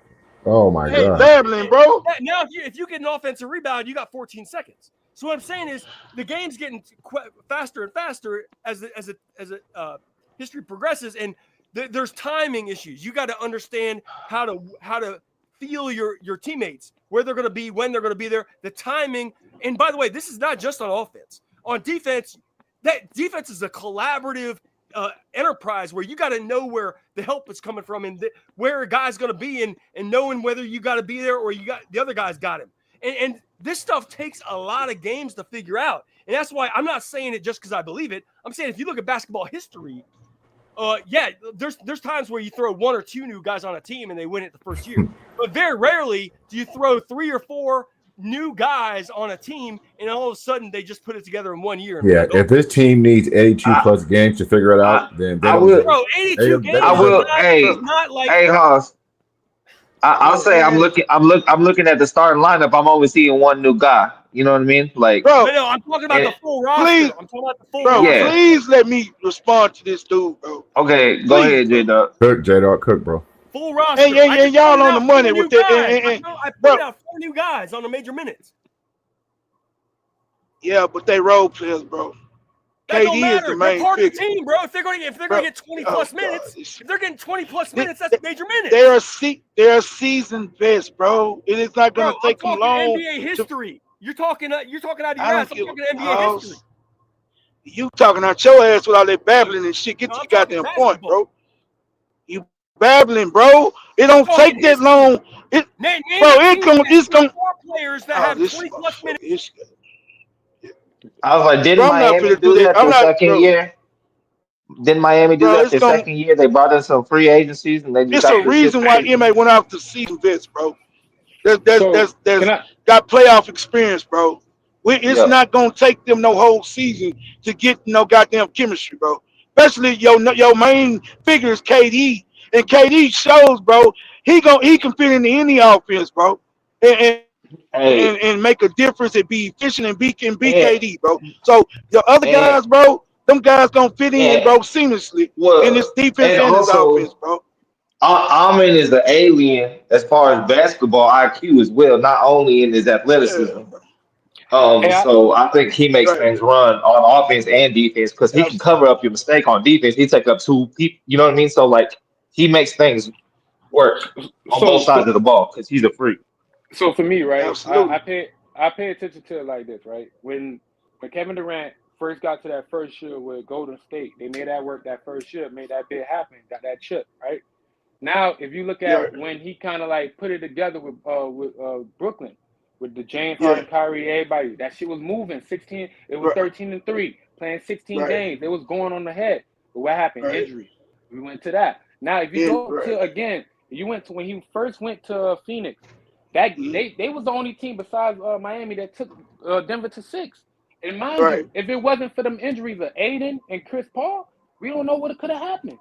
I'm saying KD being put into a formula that's already built and not start. It's not already built. That's the problem. It's not. No. Hold on. Listen. When they got new players. They got 4 or 5 new players. It's not already built. When you already got a system that's consistent, as in the head coach area, no new coaches, all the same coach, bringing that back, the same intensity. You got 4 to 3 guys who probably from the starting line of last year doing that. You got your vets. That's mainly important. Van Fleet. You got Amen. You got Tari. You got Tate. You got all the guys that was already there. You took out Dylan Brooks and you took out Jalen Green and you substitute with a high IQ Finley, who was able to maneuver for what he did from Brooklyn to LA, making them a better team defensively and bringing them a 3 percentage wise better. So he know how to operate in the system. Then you got KD, the motherfucking ultimate system like adapter of all time. He can maybe adapt to that easily. Okay, so let me speak to that. That's right there. Let me speak to that because J Dog, let me just say, I think you misunderstand what I'm saying. No, I don't. Hold on. Let me speak on this. I think what you perceive me to be saying is that they can't do it. Like I've already made this prediction. I never said that, bro. Hold on. I've already made this prediction in a prior stream. I've already predicted the Rockets going to win a championship this year. So I'm not saying they can't do it. What I'm speaking to is Mr. Moss came on here and said he's not worried about the regular season wins loss record. He's not worried about that at all. And what this team makeup, bro? Listen, J-Dog, listen. What I'm saying to you is the regular season matters a lot to this team because it will show you their development and their timing and their cohesion and their chemistry. How many games? Let me ask you one question. No, I understand your point. Well, how many games, House? How many games? Let me ask you one question. How many games you think before they can get their chemistry down as a collective? Well, like I said, I think they will do it. That's why I picked them to win a championship. How many games, House? I think it's going to be. Look, I think it'll take the full season to put it all together. But my point is they have to take the regular season very seriously. Every game matters in terms of the timing, in terms of the flow, both on offense and defense. And what I'm saying is if they treat the regular season like, oh well, you know what, we could win some, we could lose some, but we're going to show up in the postseason and kill it. That's not how basketball works. You have to be collaborative with your teammates and figure it out in terms of the timing. Basketball is not a matter of seconds; it's a matter of tenths of a second. It's a matter of milliseconds out there. Like every half of a second matters, and you got to have the right timing with your teammates, and that's perfected in the regular season. So they got to take every regular season game as if it's a playoff game to make sure they hone and perfect that timing. That's true, but you convoluting 2 points, House. And I'm gonna let you go. I'll go ahead, kid, folks. But he convoluting 2 points. What he's saying is true in its totality, but he's convoluting 2 points, bro. The makeup of the squad and who who they went after that's new on this team, along with a coach that's no nonsense that take every game serious, bro. So ain't no playing around with no. We gonna roll the ball out, and if we win, we win. We just try to get. No, but first of all, I'm team, bro. It's a serious ass head coach. Every game. But hey, Ime gonna have them ready to play every game whether Moss takes it seriously or not. You know what I'm saying? Absolutely. So, I agree with that. But what I'm you know what I mean? So why you make that goof ass point then? What I'm saying is it does matter. The regular season in the first year of a bunch of new guys playing together, the regular season is going to matter a lot, and you have to actually pay attention. You have to actually. I think he took a fan opinion. I think he took a fan opinion and try to apply it to the team, knowing this team gonna work hard every day. But I'll say this, like man, y'all both right on a bunch of points, and we're gonna be up here talking shit, watching every single game in the regular season anyway. But let me just say to J-Dog, I got to respond to J-Dog because, look, can we just admit, like, Amin Thompson was not really a starter last year? How many games did Amin start last year? Because he started at the end of the year, right? It wasn't like he'd been the starter for like 2.5 years. He'd been a starter for like 15 games, basically, right? So you can't really say he's already mastered the cohesion with all the other starters. Hell, they got knocked out first round of the playoffs, too. So what I'm saying is, yeah, I believe in Amin Thompson. I think he's going to make the All-Star team this year. What I'm saying to you is they have to master and hone and perfect their timing on offense and defense and how they all fit together and where the spots they're going to be in and the timing of when they're going to be in that spots. And what I'm saying is honestly, that's not easy to do. These are professionals. It's not like you're playing in the park and you just throw it out there. It's a matter of milliseconds out there. The ball moves fast. House, let me ask you a question. Do you not believe that it was a reason why they went after guys that season as not young? Dorian Finney-Smith, I think 9-10-year vet. Clint Capella, I think 11-year vet, 12-year vet. Kogi, he not gonna play no hell of a minutes. I think Kogi like 8-year vet. KD, we all know how long KD been in the league, bro. Like it's a reason why he went after guys that understand how to play basketball. That's why I what told you they can do it, but it still matters. It's still every no, game still but matters. House, every point, House, you're not talking to kids, bro. You talking That's why I grown said men they who can do it. understand But Mr. Moss, basketball. no, listen, J-Dog, you missed the beginning of the stream. Mr. Moss I- said he's not worried about the regular season wins and losses. He's not Because, worried about bro, how they play in the regular season. I do think it matters how they play. Yeah, he let Moss comment. Yeah, he took that. He took that he comment took that shit way out of context, proportion. bro. Hey, Way bro. out of They will context. figure it out. I think they will play House. well. We all think they're gonna figure it out. We all think they're gonna figure it out. I think they will figure it out. I think they will play House. weather. I think after the All-Star break, they're going to play very well together, like a I think- well-oiled machine. House. I think you took what Ma's comment, bro. I think you took it too literal, bro. He wasn't saying he don't think the regular season matters. He's saying they're gonna approach the regular season with what the type of attitude and the right approach. He's not saying that they don't give a damn about the games. He just said they gonna be prepared, bro. That's what he's saying. Bro. Yeah, God damn, you don't understand. And you mentioned it that we have more professionals and more, veterans savvy. Yeah. That we don't have to worry about that, That aspect of it, bro. Immatureness. You know what I'm saying? You don't have to you dealing with straight veterans. Fred Van Vliet, Man. Morris Smith Jr., Ahmed Thompson, Hey, Kevin fucking Durant, bro. Like, come on, dog. Like, what are you arguing for? Can I say bro, this? We talking about what Moss was saying was that he's worried that if Kevin Durant, knock on wood, you know what I'm saying? We know his with the health and everything. Right, that's it. Can we step up as a team? Right. If he's not present, bro. That's you talking about. Mars don't take the regular season serious. Why is you harping on Mars, bro? What do you got with Mars, man? We talking Rockets basketball. He don't like me, bro. Look, we're just He don't like me. debate. Look, we're not it ain't no debate, bro. If you want a one-on-one debate, I can sit there on some other shit, but we're just talking about to make it a team. If you go back and look, and I'll quote the man. He said, I don't really care what their win-loss record is. I don't care if they We don't care. He said we talking about championship. We trying to get in the playoffs, bro. We talking about championship, bro. Yeah. Nobody give a damn about what your record is, really. We got aspirations and everything. Like I said on one of them streams, I think probably the last stream, I said I don't give a damn what our record is, really. That's a fact. I know we're gonna be a playoff team. I'm looking for a championship. That's why we brought KD here. And not to mention, I'm looking forward to the growth. Hold on. Hey, I think we got a lot. We got a lot of players that are going to be better by game 72 than they are right now in the summer. And I want to see not only the growth of the summer and what they work, but the next level as they advance in the competition with the new vets. Boy, you're talking out of your ass. I'm having a conversation with Moss and Greenleaf. Let me debate them on this topic, okay?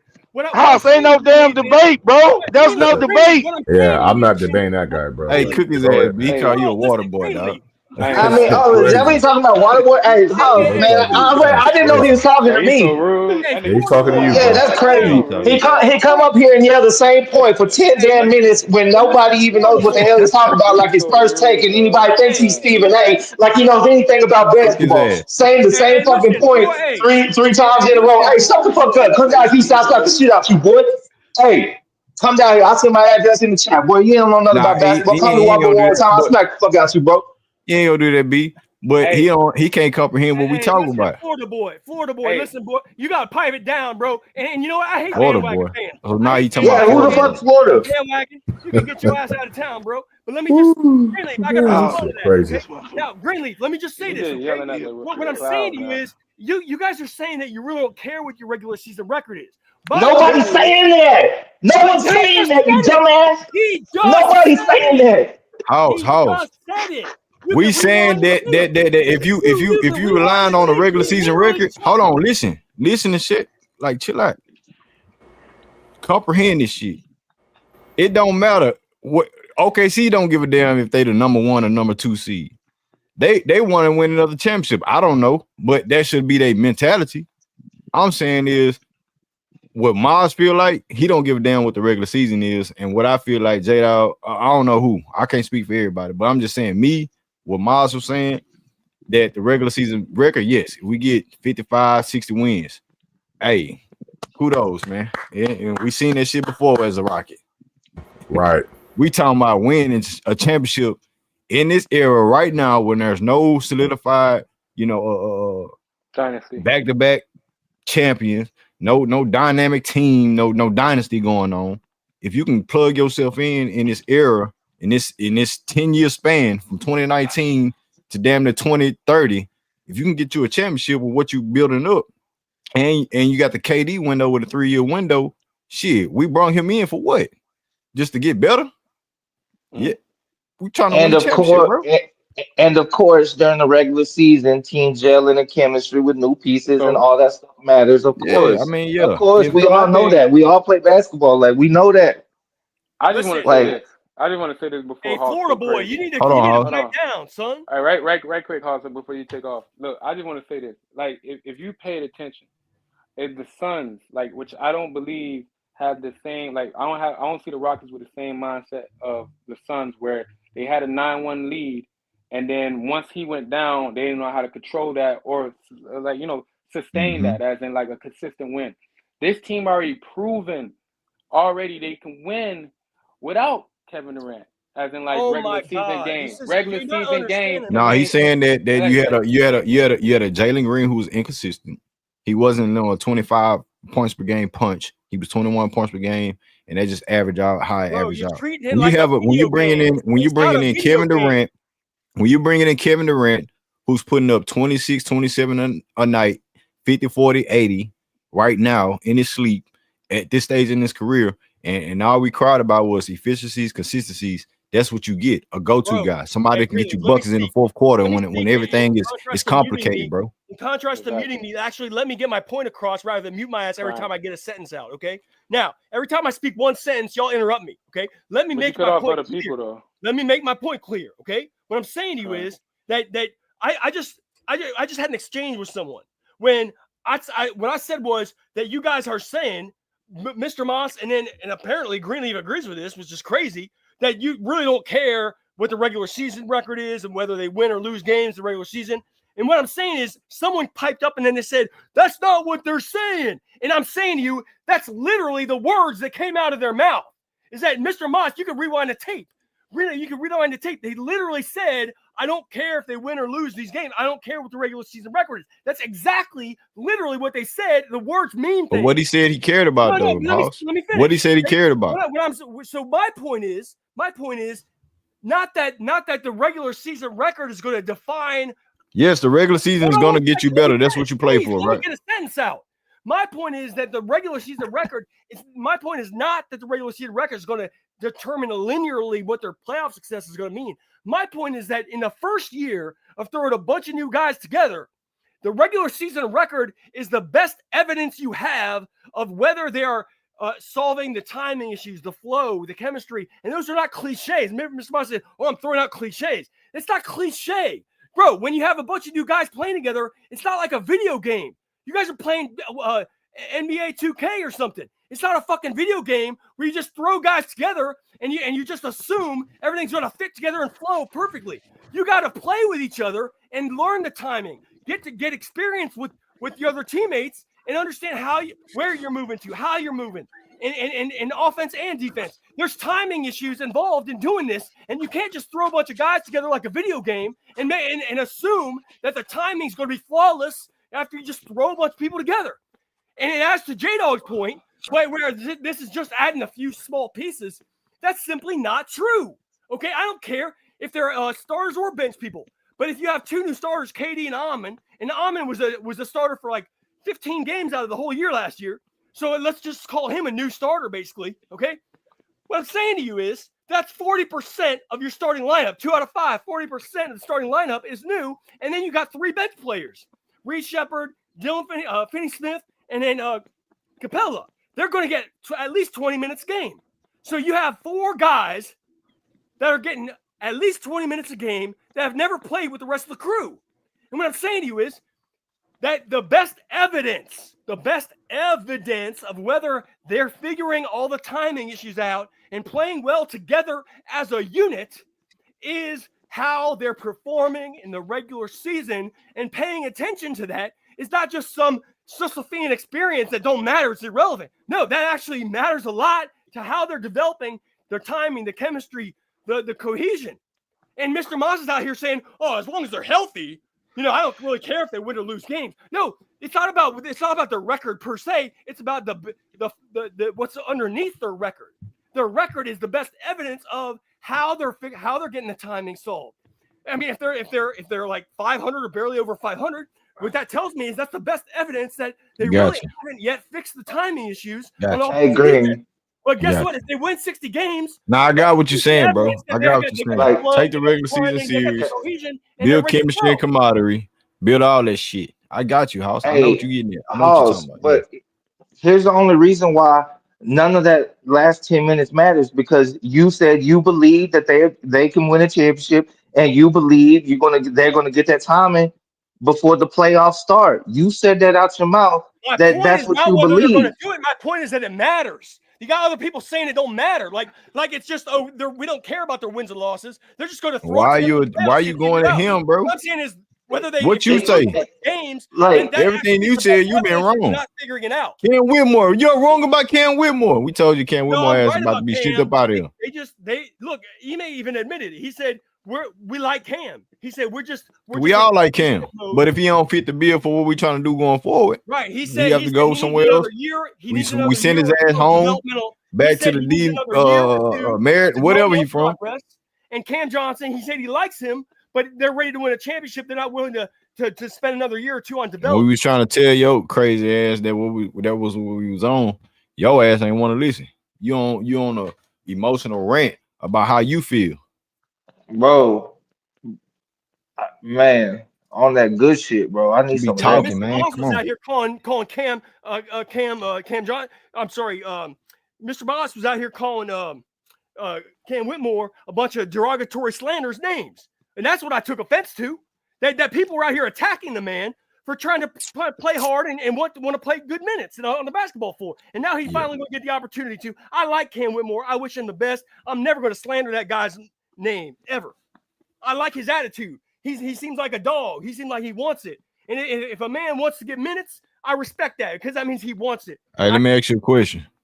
How you feel about Reed Shepherd approaching this season? And because he's our lead guard coming off the bench. How you feel about Reed Shepherd? The first thing he needs to do is shave that damn mustache off. That is pathetic, bro. That's the same one you have. No, that's disgusting, bro. That's like the 70s porn mustache, man. That's disgusting. That's the same porno mustache you got in the 70s. I would never ever wear that ever. Hey, Haas, if he could shoot over 40% from three, he can wear that wherever he wants, Haas. That don't mean he has to, though. Hey, Mr. Miles, how you feel about Reed Shepherd? You know what I'm saying, upcoming and his potential league with this championship contentious squad. Hold on, Haas. I asked you a question. You didn't want to answer. For me, the minutes that he does get, he needs to knock down his shots at a decent clip. He ain't got to shoot 40% from three, but high 30s, 37, 38. I'm cool with that.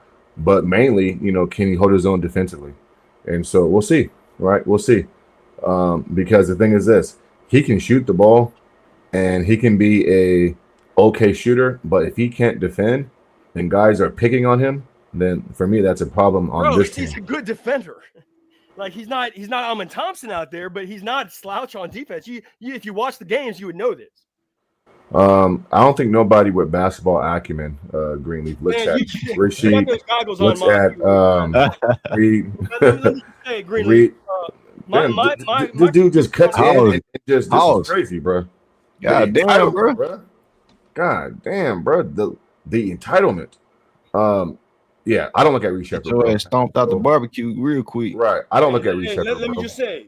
Nah, man, Miles trying to say something, bro. Yeah, like, I'm almost done, Haas. Yeah. Just give me 1 minute, bro. Come on, man. I don't look at all jokes aside.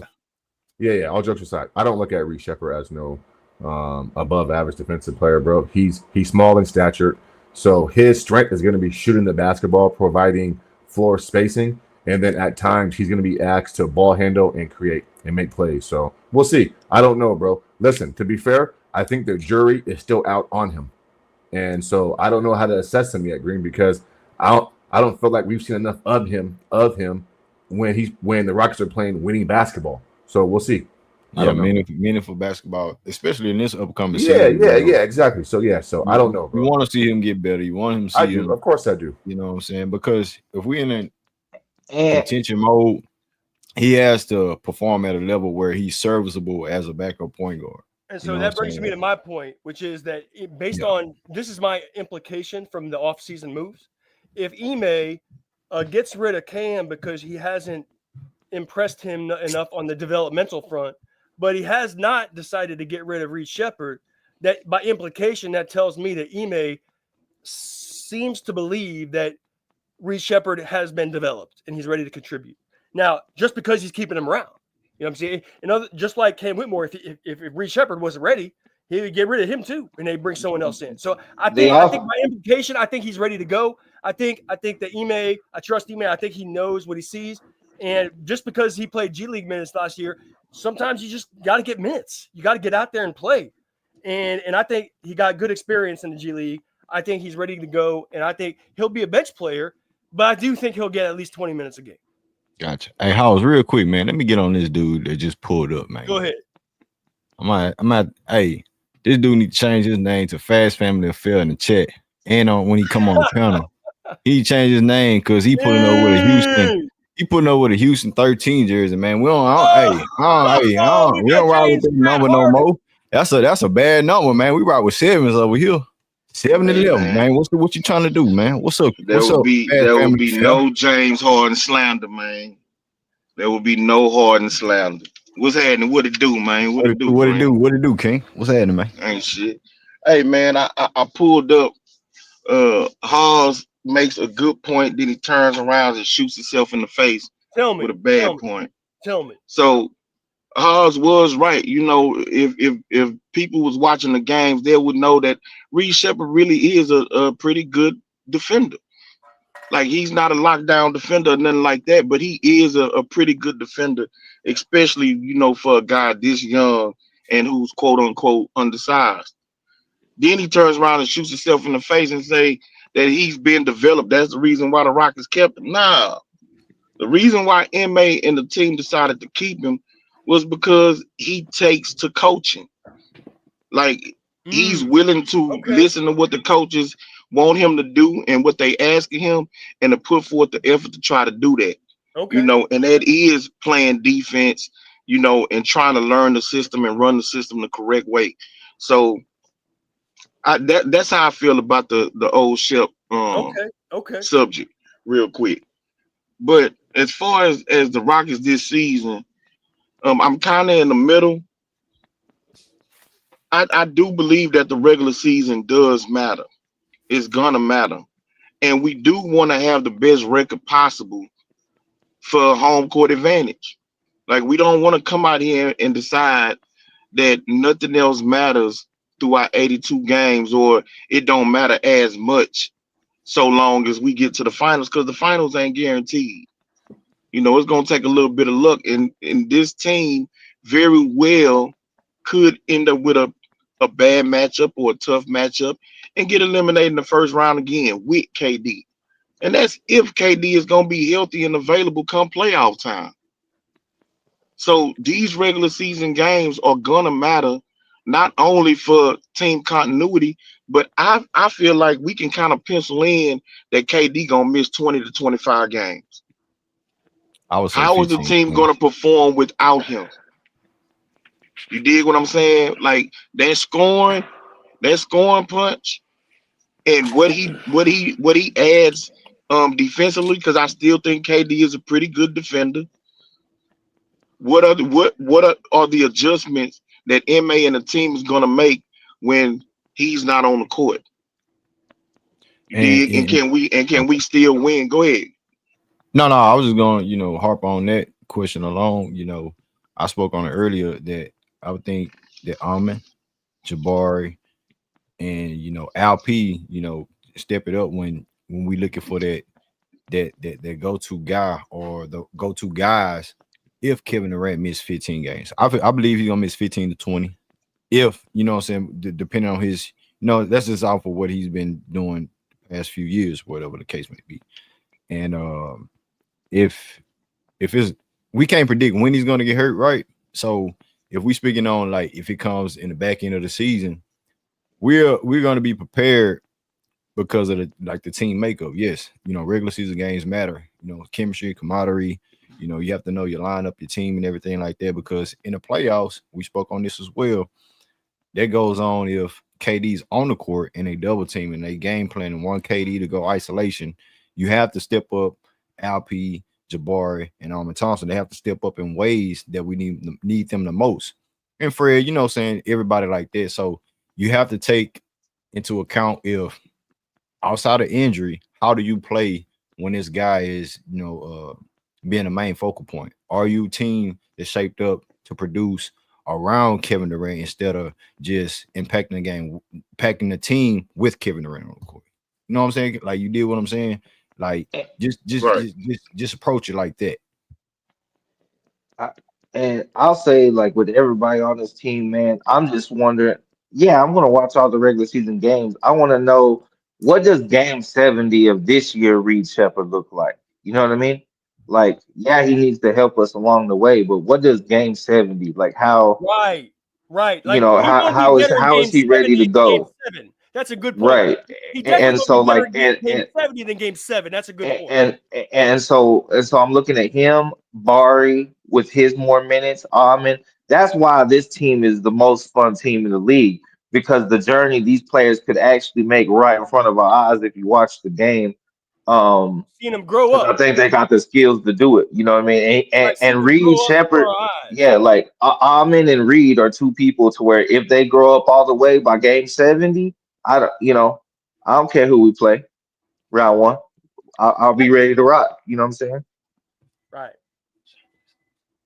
Like Reed Shepard could turn into like a I'm not exaggerating either. Like if he reaches his full potential, he could be like a Mark Price type of figure. And if y'all remember who Mark Price was, he was a really important element of those Cavs teams in the late 80s. And those were very good. Those are very good teams. And Mark Price may be one of the more underrated players in the history. But what I'm saying is, like, he gotta really learn on the job. He got to put it together because he's probably the most underdeveloped player. Who? Okay, I take King's point on Reed. that. Yeah. He probably the most underdeveloped player on the team. But if King's like King said, if he takes coaching, then he will be better in Game 70 than he was in Game 7.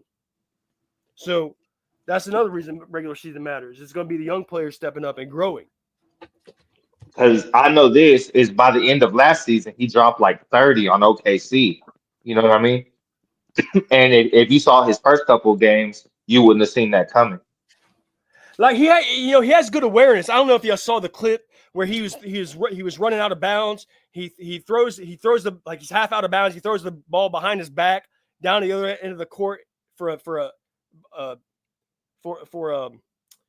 transition slam. Yeah, Tyrese and Dunk. Yeah, I remember that. Yeah. That was like, obviously that's not going to happen every game. But my point is that kind of shows you the instincts. It's like you want a guy to have good awareness like that. And that's not something that can be coached up or taught. You usually have it or you don't.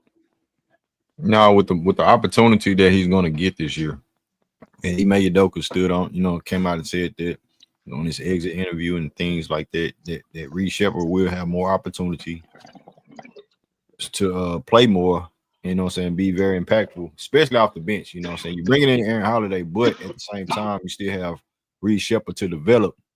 You have to worry about a ton of guys developing. Guys are going to get better because of their experience, but if you're talking about development, that's going to come down to Reed Shepard and his experience with that team. So I just want to know if he's actually ready for that job. Ready for that step up. Well, actually, it's very important because the one thing they need is shooters off the bench.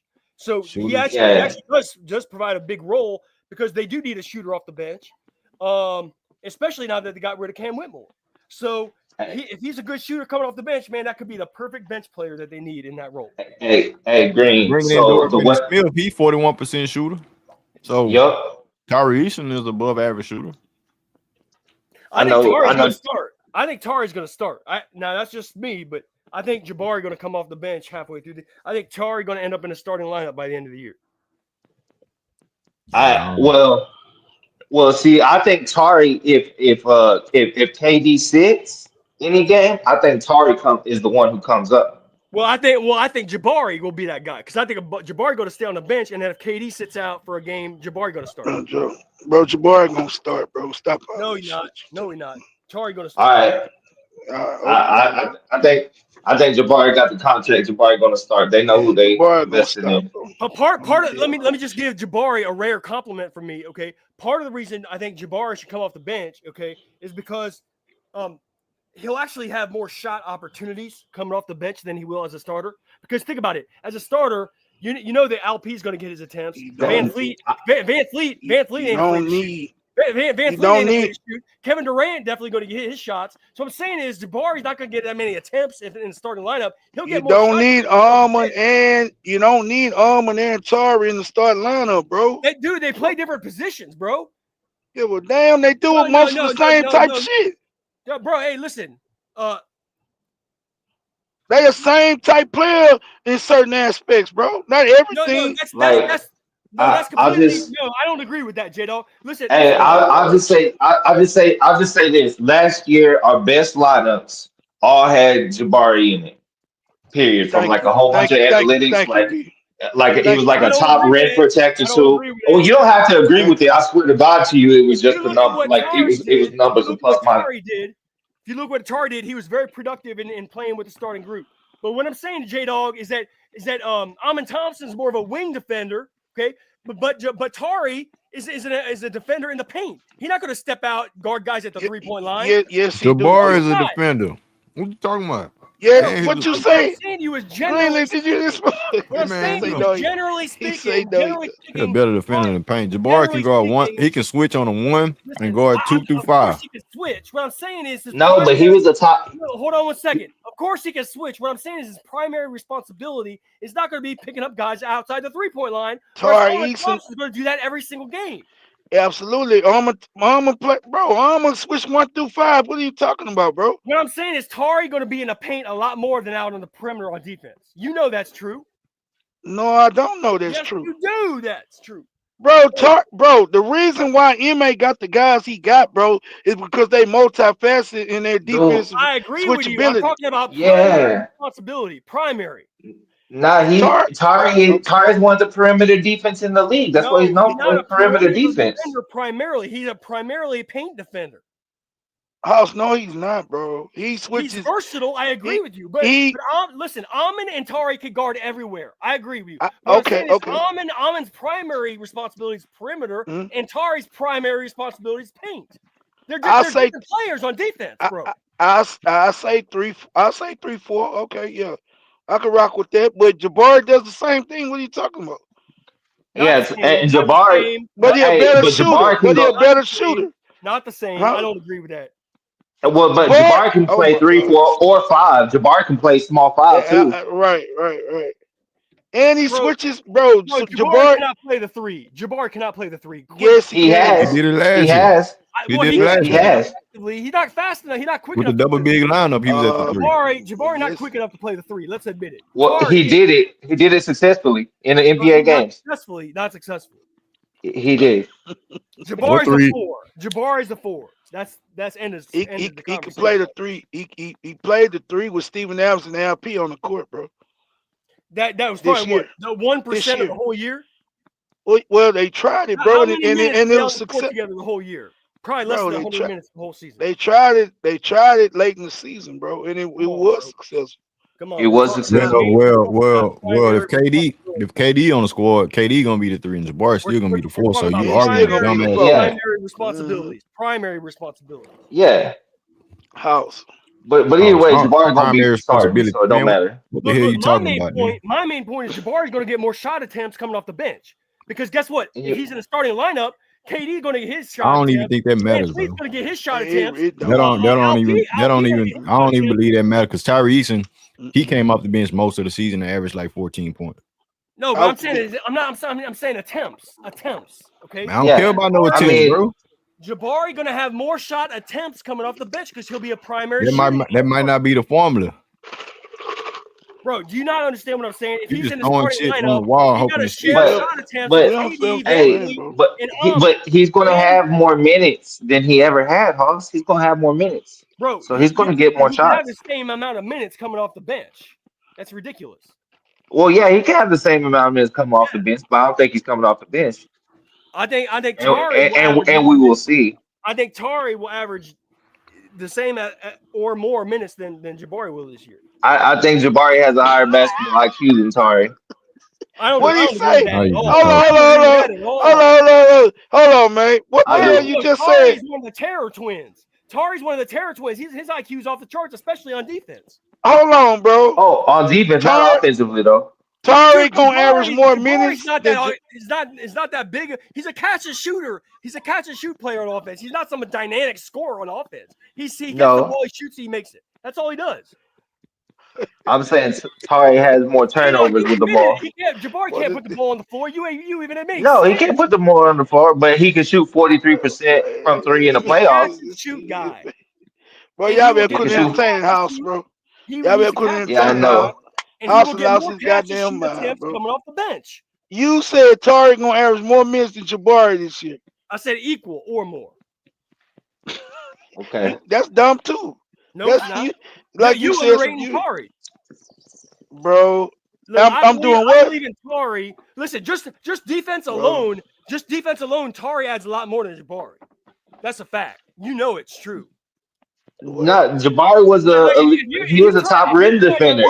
Listen, J-Dog, if you're trying to neutralize the opponent's power forward, you're definitely going to want Tari on that guy rather than Jabari. Hey, let's go look up how Houston fell off on defense when Jabari got hurt last year. Oh my God, bro. Oh my goodness gracious! You should have kept that as a trump card. You have no idea.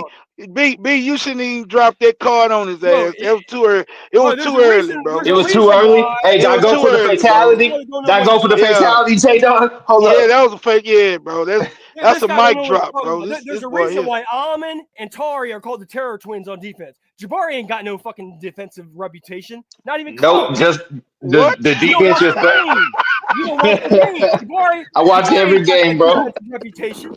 Hey, anybody want to tell me who got the block to win the game against the Warriors the first time we beat them in like God knows how long? Anybody want to know who got the block?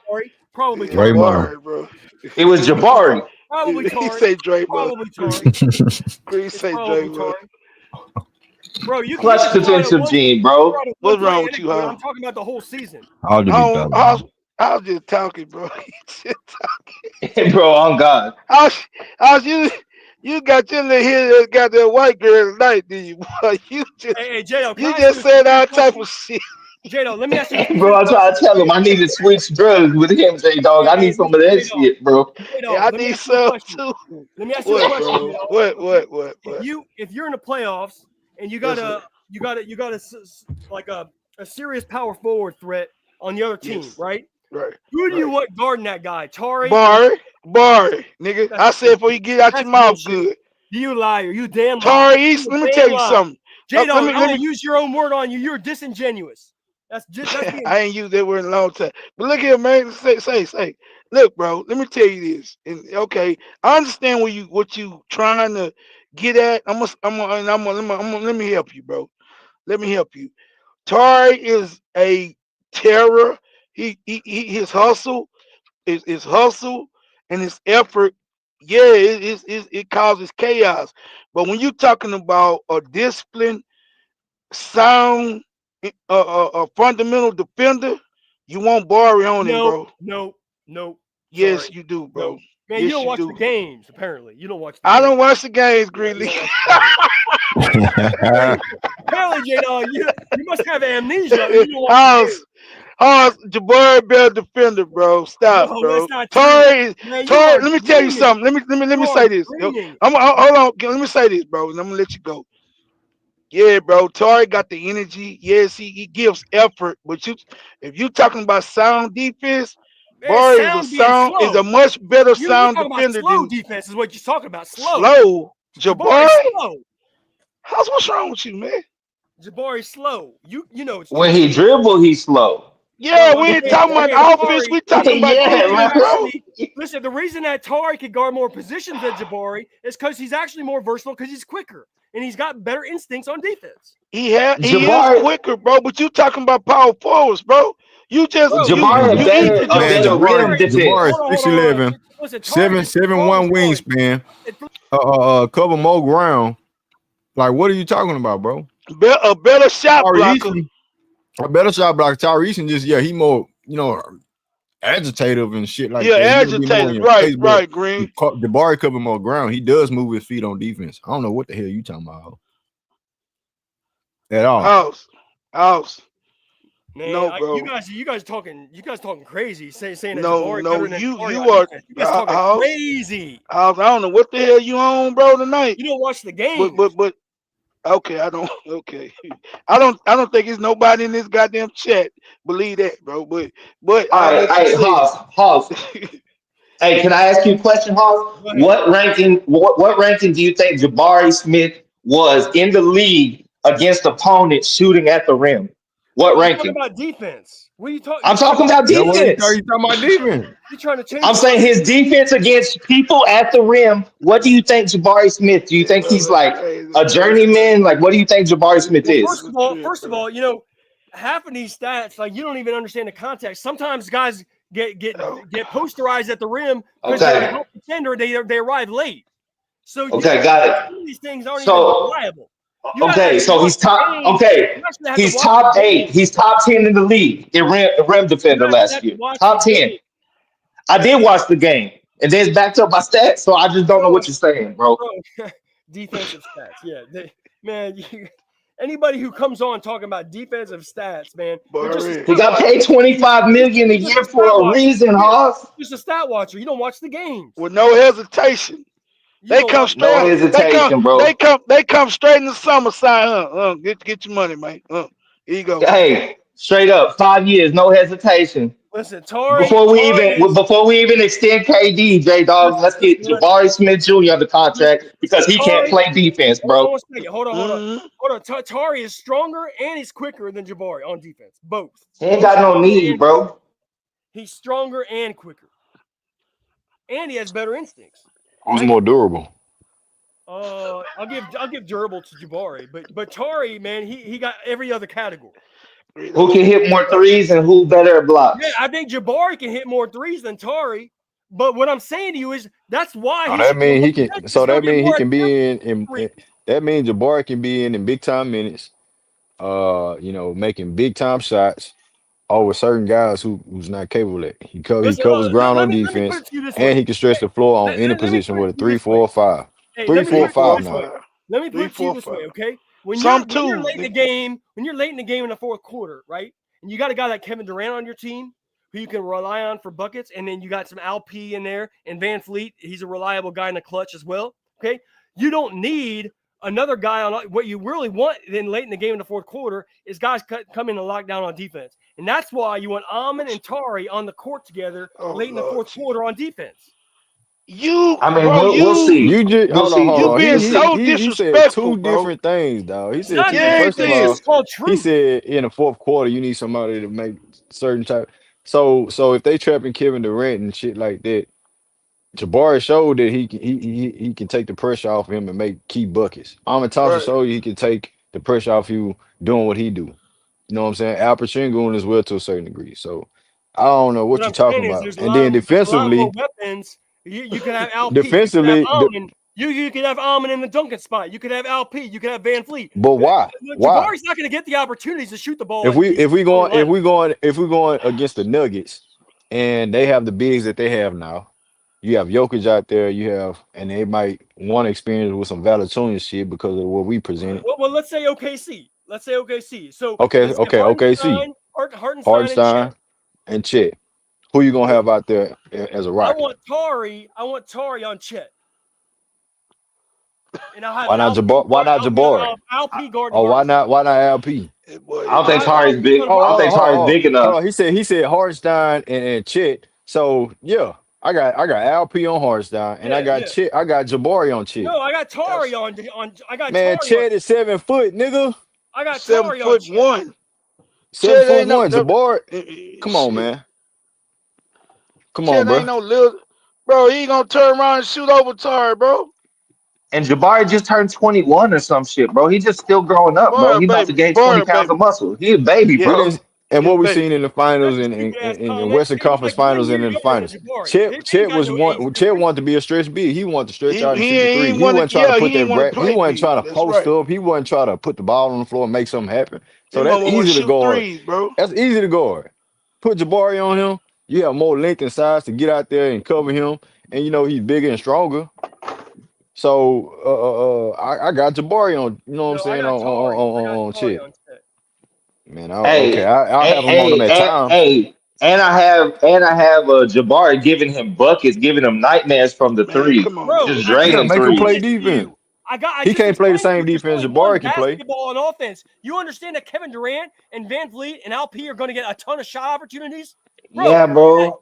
Jabari not going to have the Bro, number of shots Jabari. that Jabari, hey, Okay, hey, hey, so hold on, hold Bledsoe on, listen. going off hold on, on the backup. hold on, hold Hey, on. So you mean to tell me that Jabari don't understand? He doesn't understand his role, with the exception of his contract, the exception of what he was produced in the playoffs, and then after he got hurt, that he was a bench role player now as a number 3 pick. So that's just showing you that Jabari is buying into the team. He don't give a damn about all the other extra shit that you expect from him. Because now all of a sudden, Jabari this, Jabari that, and he can come off the bench and this and that. Like, come on, man. He understands his role. So why are you coming at his neck? That dude know what he's capable of and what the team want from him, bro. He gonna play. He gonna play the way the Rockets want him to play because he got a coach that believe in him and he believe in the coach, bro. Like simple. and I think that kid's built the right way. I think he showed he's built the right way. He's the kind of player that we signed for Bro, 5 years. you didn't listen to the recent interview. He's got a weak mentality. No, Well, he I did don't, listen to bro. the interview, bro. Nah, bro, he was And way off somebody on said that. Huh? Greenlee, hey, K Greenlee, let and me put just ask you KD one on question, chill. I'll Greenlee. put KD on Greenlee, chill let me too. just ask you Shit. one question, okay? Not for When real. Almond finally broke through into the starting lineup last season, right? Yeah. Who did he replace? He plays Jabari, bro. What you talking about? That's right. Okay. He ain't So replace him this year. quit acting like He Jabari. he was He ain't, injured. He was hey, injured, Bro. bro. hold on. That's a He was dumbass point. injured. Quit acting Hold on. like Ain't no quit acting like nothing. You He asked was me a question, injured. I answered. Now Fuck you you talking listen. about, And when bro? I ask a question, facts. He was injured, motherfucker. The dude was injured, and what I said, J Dog, that he accepted his role because the coach, he Exactly. believed in the coach, had a plan, and that's Yep. simple. And the You want team was those type of winning. dudes, and the That's team was right, winning, bro. and that's all they Right. cared about. That's And what it. I also said, Armin Thompson wasn't gonna come into this season, coming off the bench no Yeah, more. coming out the bit. Now he gonna He was be he was gonna have to slapboxing with play. Yeah, he somebody. gonna be slap boxing Yeah, with somebody. You yeah, remember yeah, what I said? yeah. So that being said, Armin Thompson is a starter anyway. We're gonna find a Right. way for him that motherfucker to start. Yeah, Now, simple. Yeah. You arguing a but mute ass point, you dumbass boy. all right, so it's Greenlee, let just me ask you this question, okay? Last season, like before the All-Star break, who was the first guy on this channel? Who was the first guy on this channel to predict Amon Thompson was going to start before the end of the season? Give me man, credit. bro. Give Hold credit on, where hold credit's on. due. You got to give credit where credit's due. I Ain't nobody predicted said that was nothing. going to Ain't happen. nobody said nothing I yet. was the Hold on. only guy. I was the Hold only on. guy to predict. You want to give your own self credit. Ain't nobody gonna give you no credit on that shit. Because if Jabbar didn't get hurt, he wouldn't be starting, motherfucker. Absolutely. He wouldn't be Cause what, starting. cause what B said earlier that we had one of the top starting fives in the NBA, top 5, bro, in the Until what league. Jabbar Yeah, went down. Until he And that went was in down, yeah. bro. January And 1st. He then our went down. defense, January 2nd, whatever it was. and then we went from the second seed all the way, I think, what, to the fourth or to the fifth for a little bit, right? Shit, we went Yeah, we down there to dropped. the 5th or Bro, 6th, we were one damn of the near. worst defensive teams. We was down Yeah. there with Philly and Yep, them boys around defensive yep, ratings. 100%. Our offensive And took a jump, and but so the like defense went to shit. What the And, shit? and so like I know he's saying the defensive stats matter, but what I'm saying is true. Jabari Smith Jr. was a top 10 rim defender in the NBA last year.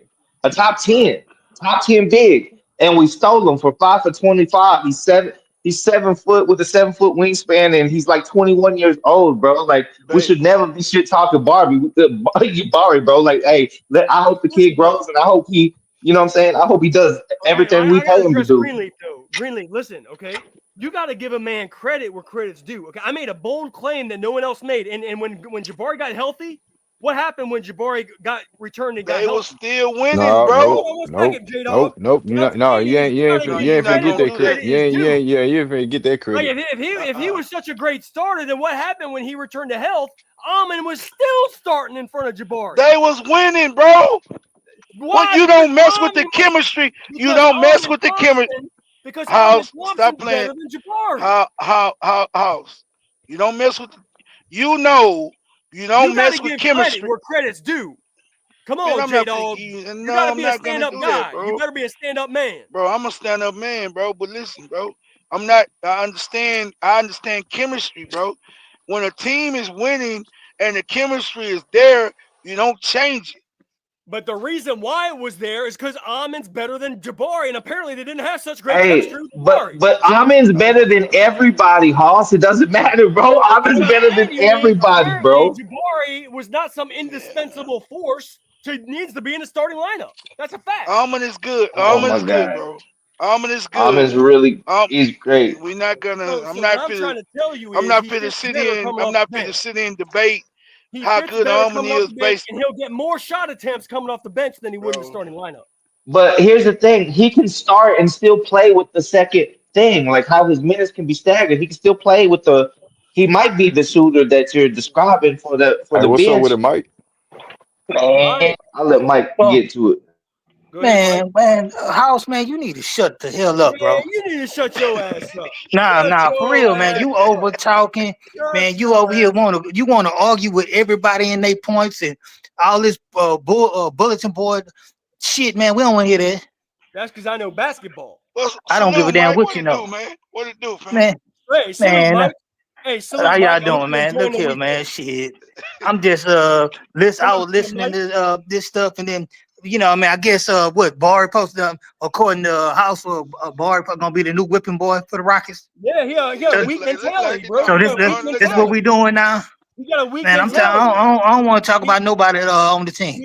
His new nickname is Tired Bitch Bonnie. Nah, I think that B That's word disrespectful, pertains to bro. you, man. Tired Bitch You Bonnie. need to go on with that, That's what he bro. said. He said on the Hey, podcast. He we said on the invested. I saw a little bit of no. that What he said on podcast. the podcast, is that it's okay not to play hard if you're tired. Man, we Man, tired, look bro. here. We're tired, so we don't want Everybody to play ain't hard. Kobe. We don't want to play hard because we tired, bro. Everybody ain't Kobe. Bro, Bro, listen to the listen. Them podcast. boy You be making trying to get rest. excuses. Them You boy making be trying to excuses get for rest. bad They be behavior. trying to get rest at the All-Star break, bro. Stop You're that making shit. Hey, excuses for bad behavior. hey, You that talking kid about somebody? shot. Go He ahead, shot bro. 43%. He shot 43% in his first playoff series as a Houston Rocket. We paid that man $100 million, What sample bro. size? What I mean, sample I ain't Keep size? got him. Barry I out ain't your got him. mouth. Tell me the sample I ain't size got on a that. problem with That's a Barry small getting his sample money. size. That's a small sample size. So and furthermore, he's a You know, team player. statistics requires Look a here, large House enough man. sample You size had to be plenty to reliable. talk. You had plenty to say. This man Go is he a team player. We was winning with him in the lineup. We won without him in the lineup, and he just played his role. And that's the only thing you can ask for as a team player. Well, He wasn't Greenlee over just there. He admitted wasn't that they over were there winning. complaining and all that stuff.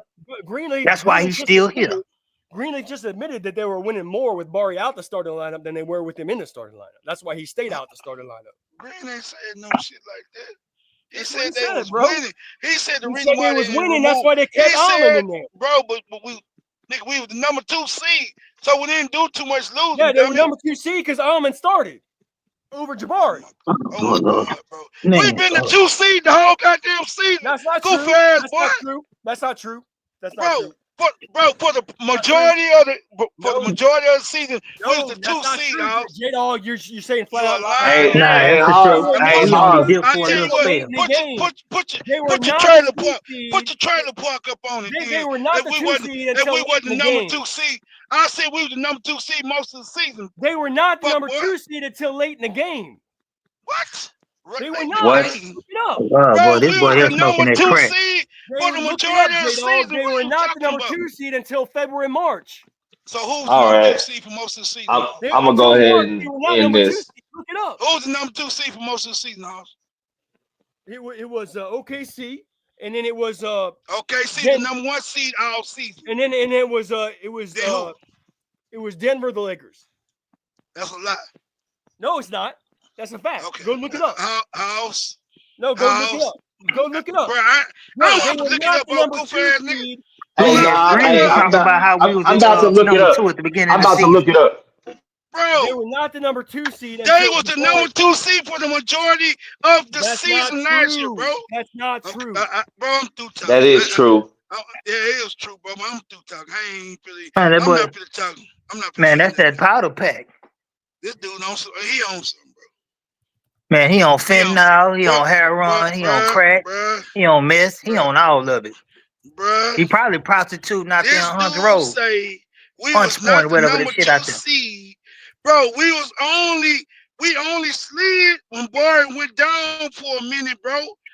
You understand what I'm saying? Then when Fred went down, when Fred went down for a minute, we slid, but when Fred came back, bro, we jumped back up there. Bro, we only slid for about a month, then we went right back up there, bro. Can you hear me? Yeah, go ahead, Green. Yeah, Green. Yeah, we. Hey, bitch ass nigga, House, stop lying on my name. I ain't say that dumb ass shit, boy. I ain't say that shit.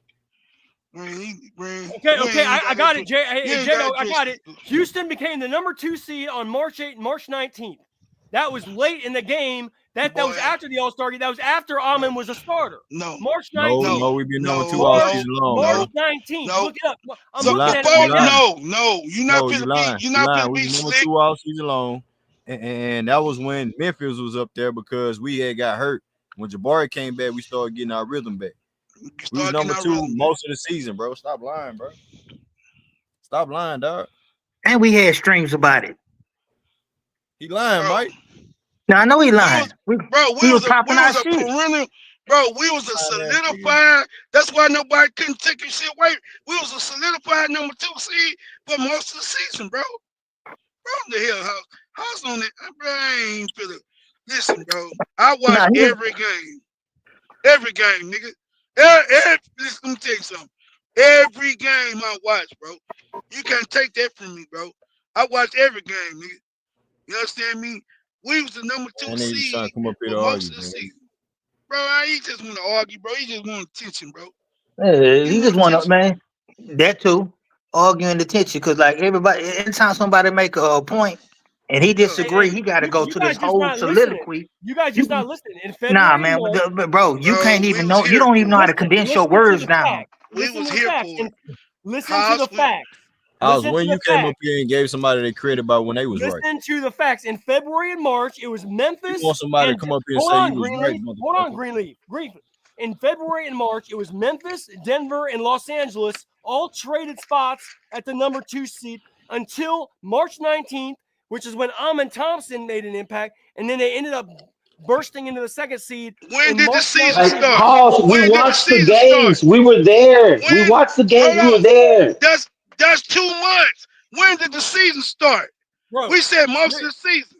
Bro, I'm talking about the important part of the season. I said most. No, you ain't gonna change. You're not gonna change up the narrative. You're a damn no. I'm talking about the most important part of the season, J-Dog. No, you're not gonna change up the. No, I'm speaking facts, bro. I'm looking at it right now. No, I'm looking at it right now. In February and March. We was number 2. We was number 2 when Jabari was in the lineup. That's not true. Listen, that is true. That is true. Man, get the fuck up out of here, bro. That is true, dog. Listen, in February and March, listen carefully now. In February and March, it was Denver. Don't listen to me. We watched all the games. Say Greenleaf. I think you ought to take that Laro offer. Let me complete the statement. In February, man, take that money from Laro this year, man.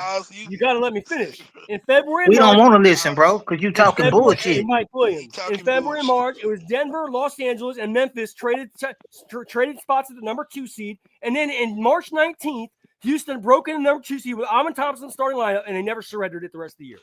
That's when we got it back. That's a fact. You guys the can't number dispute 2 that. That's a seed, straight bro. fact. What are you talking That's a about? straight fact. I just spit a bunch of Hey, facts. Hoss. But let me tell you. But let me tell you how it really went, though. Let me tell you how it really went, Hoss. We was number 2 seed, and when Jabari got hurt, we fell and we slipped, and we were shit on defense, and then we fought our way back. That's what happened. Anybody who really watched the games, but you don't watch the games to know a damn thing. You wasn't there, bro. Yeah, he ain't watch no games. He over there That's watching really what Sports Center happened. and smoking meth. Greenleaf, J Dog, am I lying? Am I lying? No, you're Am I not lying? lying. See, he ain't talking about who's number 2 seed from October to January. He ain't talking about us having a top 5 starting lineup with Jabari in it, right? He ain't talking about us having the number 1 lineup in that. He won't talk about that shit. Nah, he just want to come up here and just whip on board. Now he the new. I guess he the new one now. Man, we ain't doing all that shit. Hey, listen. I saw that man come off the bench, be a top 10 rim defender, and shoot 43% against Golden State. That's what I saw with my eyes. That's all I saw. And and furthermore, I'm gonna keep on saying on this one. If we just hit our free throws, we win that series. Because Jabari can't shoot a free throw. What? There you go. Boy, how's you trolling, bro? What's wrong? Yeah, man. And look, I don't like all that trolling crap, man. Yeah, he trolling, bro. Hey, listen, I just gave you guys indisputable facts, and you just tried not to listen. No, you ain't gave nothing, bro. No, you trying to and you tried to change the wording. Dude, and you tried to change the wording of the argument. Well, let me ask you this. Hey, House, let me ask you this. So with the makeup of the team right now, you plug and play what KD gives you and what Jalen Green couldn't give you. And Ahmed Thompson defense still gonna be there, and he's still gonna have some duties as far as ball handling. You don't think this team in the starting lineup is better than last year's starting lineup? Absolutely, they're better.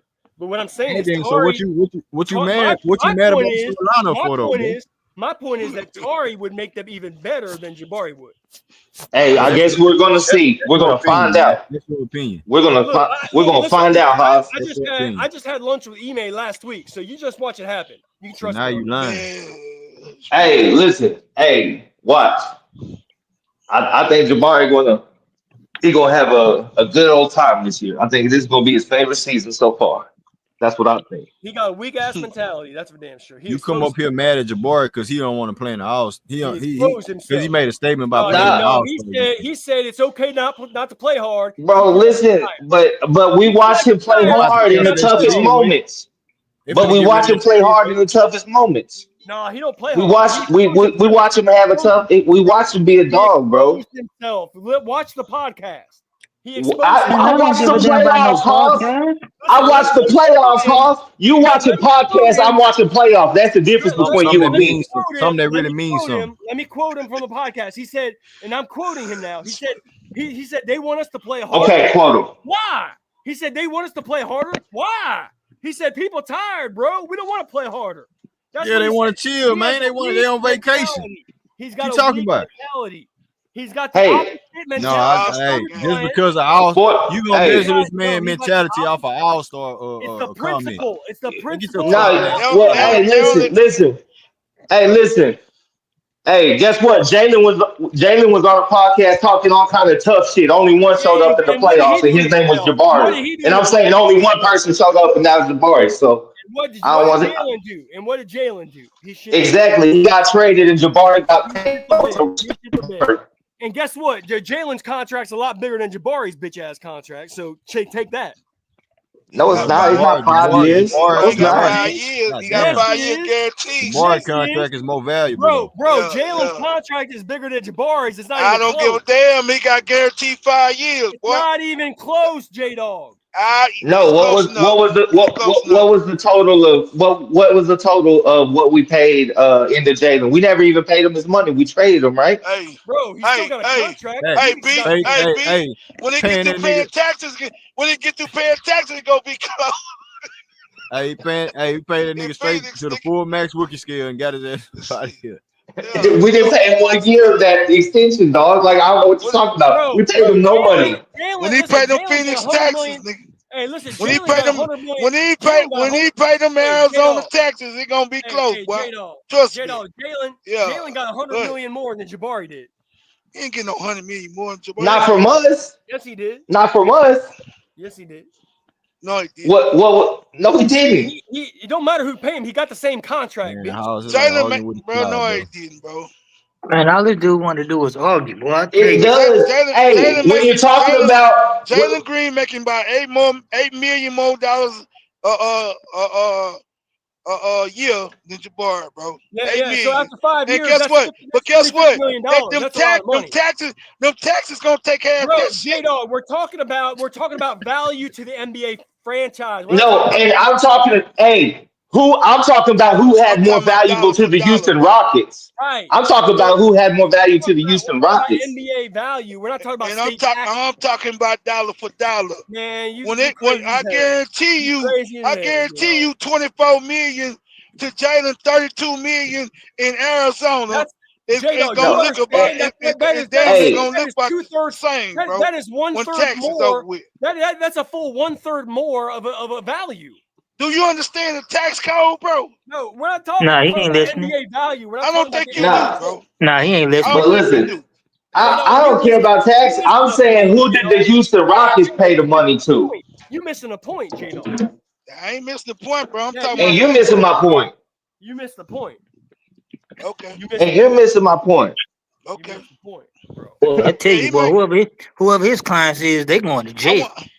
I want to see who check look the big. I want to see how big. I want to see what them checks look like after taxes, guess bro. what? If he has I want to see what that Texas check look like and what that Arizona check look like after taxes, bro. That's what I want to see. Hey, I just want to see who wins in the end because Jabari is the type of cat that has a 20-year career, minding his fucking business.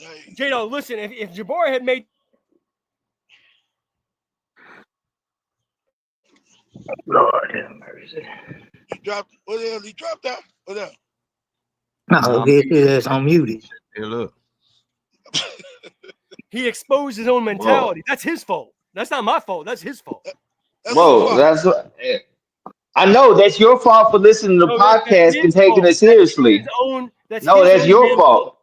You believe in the internet instead of watching them play. Watch the basketball games. Come out of his mouth on a podcast on the internet, bro. All right. What you say is what you feel. What you feel is what you are. Okay, that's what he is. I'm just about that action. Like how you play is who you are. He's a weak mentality player that doesn't deserve to start in the NBA. Period.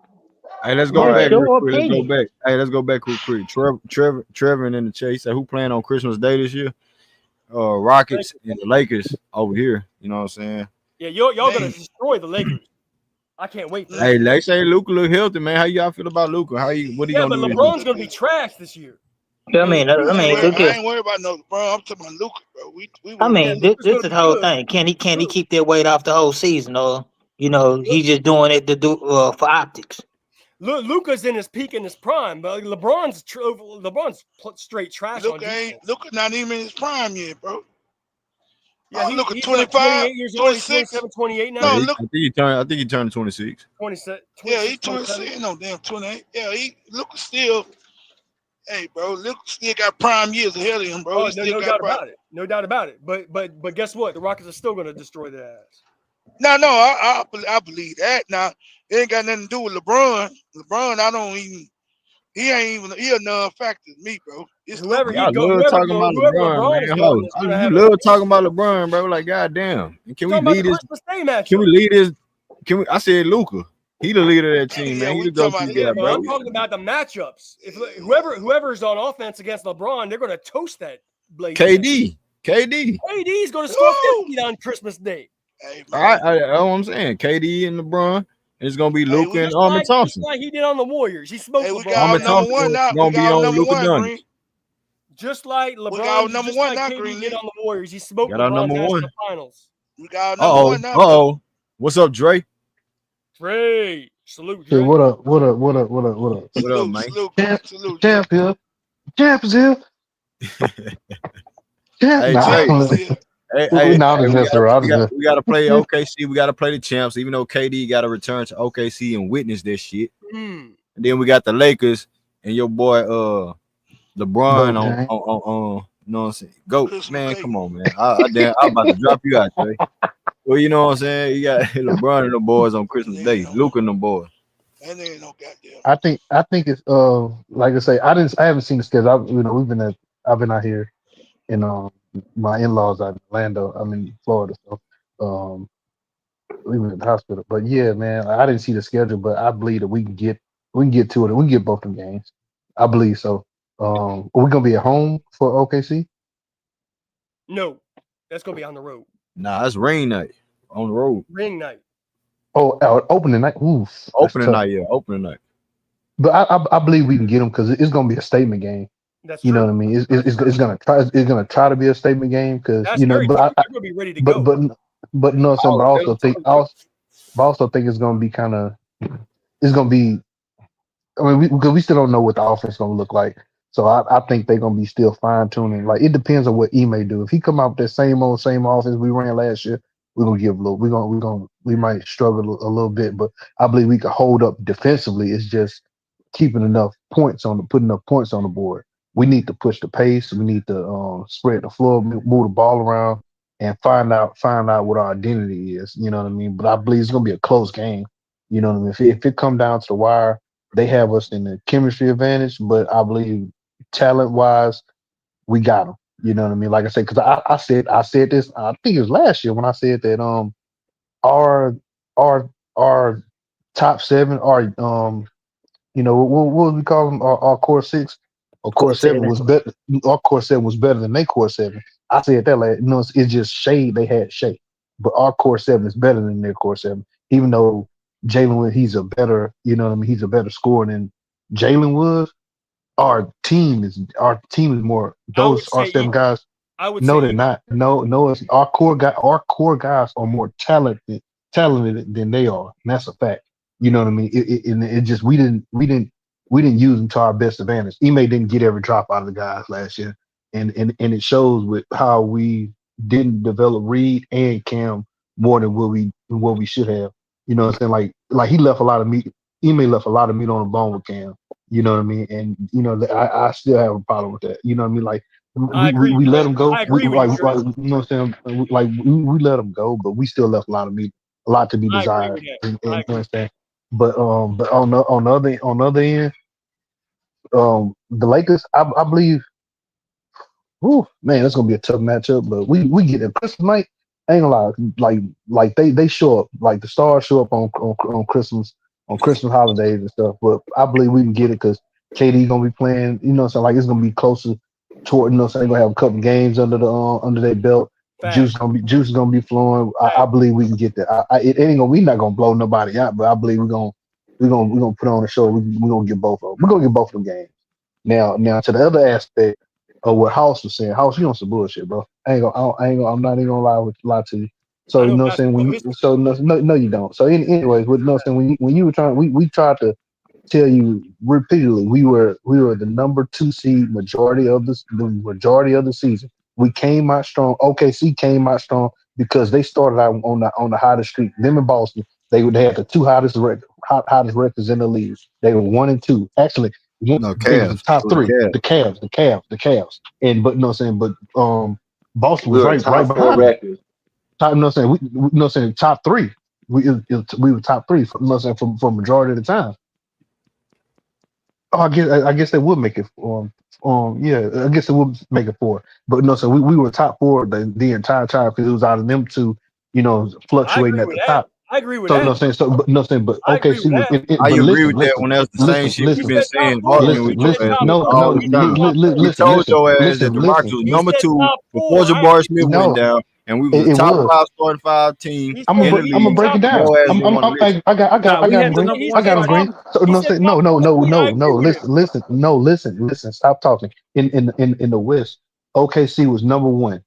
We were number 2, and After then March 19th, let's stop talking. And no saying so. No saying. No saying. We were number 2. Jabbar went down. We still with the broken hand. We still pulled off the game. You know what I'm saying? And beat. We still beat. Um, we beat the Boston. We beat.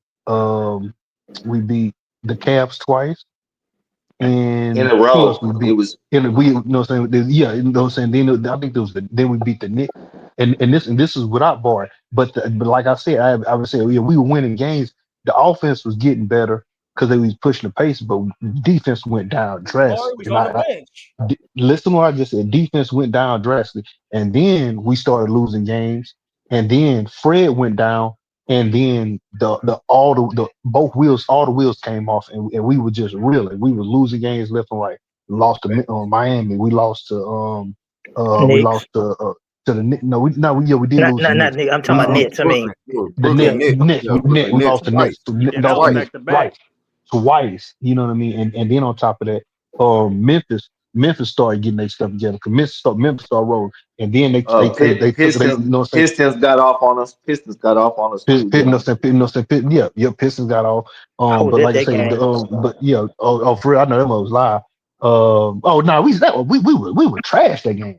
You know what I'm saying? we? We Yeah, Yeah. was we was trash that trash. game. We was trash. We was Nah, trash yeah, that it game. was a bad game. It was a bad That was the game. only game I went to this season, and I was like, God damn, maybe I should have stayed at home. It's always like that. Then Memphis took over for number two, and then and we was like, man. Then Barr finally came back first, or did Fred come back?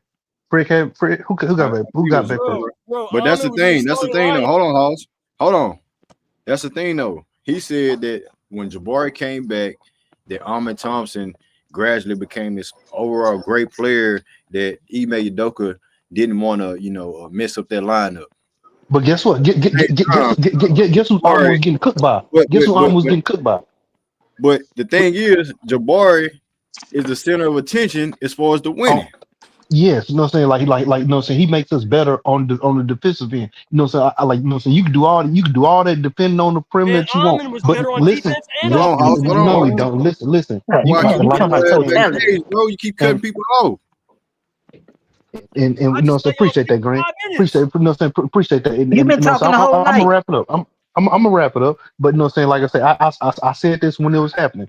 You know, everybody Laro was, oh man, you can't take Almond. I'm like, man, it looks good in the stats. He getting blocks, he getting all these 17 rebounds a game. But guess what? We don't have no rim protection. And what did LP, he's Ime do? playing. What did Ime do? He kept Amon Stop. in there. He didn't Listen what I'm talking. Listen what I'm saying.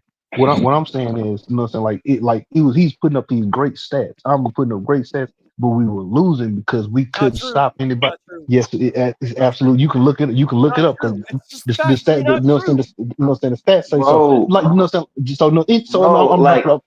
So, no, so I'll be quick because, you know what I'm saying, because the worst litigator in the world supposedly, you know what I'm saying, it's you know what I'm saying, says the stats are true. But you know what I'm saying, I know any type of any type of judge see you, they ban your clients 40 Man, years. I'm the most 40 respected years. You know what I'm lawyer. saying? You know what I'm the most bro. respected lawyer from the Atlantic to the Pacific. Hey, Hey, them listen, boys cook. You know what I'm saying? But Man, man, go ahead. all Go I'm ahead, B. I'm gonna saying, all I'm saying is he's arguing on a Friday night with passionate Rocket fans who talking shit about Rockets in the offseason. Like we don't who know watched the how our game? season went, bro. I was at the game. It's like, how do you know Jabari? How do you know Jabari play hard? I watched him block that shot to beat the Warriors. I was at the Yep. game, fam. I'm Hmm. in the H, fam. I watched the practices, fam. I'm here. You know what I'm saying? Don't tell me how shit went when I watched that shit, bro. Like, what are you doing, dog? Like, quit arguing with us over some internet when we clearly watched the games and we know what happened and how our season went. We know the good, the bad, and the ugly, and we argued about it till 3 in the morning sometimes. We was there. Hmm. And then Facts. the thing is, like, you know, so he doesn't, like, we watch the game. He doesn't even watch games because how many times he came on here and he'll make points based off a stat sheet, and you could tell he didn't watch the game because, you know what I'm saying, because it's certain things that you can see in the stat sheet, but you don't see in the actual game. And if you didn't watch the game, you don't know what actually happened. You know, because Man, you he, need that context because you need to know what happened in the game. The Florida offense, the stops teams got, the runs teams went on. If you don't see no games, all you looking at stats. When you make your points, it shows and people can know that you don't know what the hell you talking about. And you did it Hey, time after time after time. Papa Trio, what's happening, man? Man, What's I'm up here. with I'm you, G? listening. I'm in the What's up with background. you, G? See what's happening? Word. School is full. Let me just close that debate by saying No, we don't want to hear nothing you got to say, House. You've been speaking all Let me night. say one thing. From Yeah, that's what I'm saying. From February 1st to March 19th, the Rockets were not the number 2 seed, and then Ahmed was in the starting lineup. That's when they became the number 2 seed on March 19th, and Ime kept him in the starting lineup the rest of the year. Period. Point blank. Period. Man, this ain't no Omniverse of Jabari shit. So you know you can sell that shit. You can sell that shit anywhere else. Bottom line is, when Jabari came back, our defense got better. Starter or non-starter. Ahmed stayed in the starting lineup. You know what I'm saying?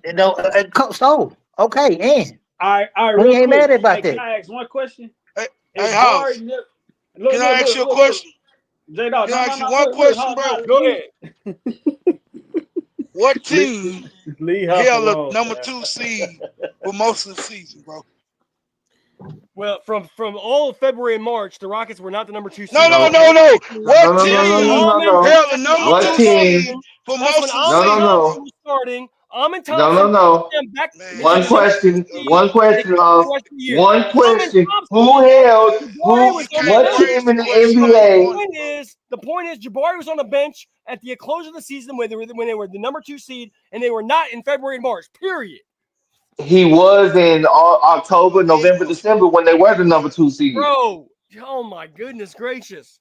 What was their record when Jabari was out? March and April, bro. Hey, House, we were number 2 Hey, seed House, before look at that. their record when Jabari wasn't playing.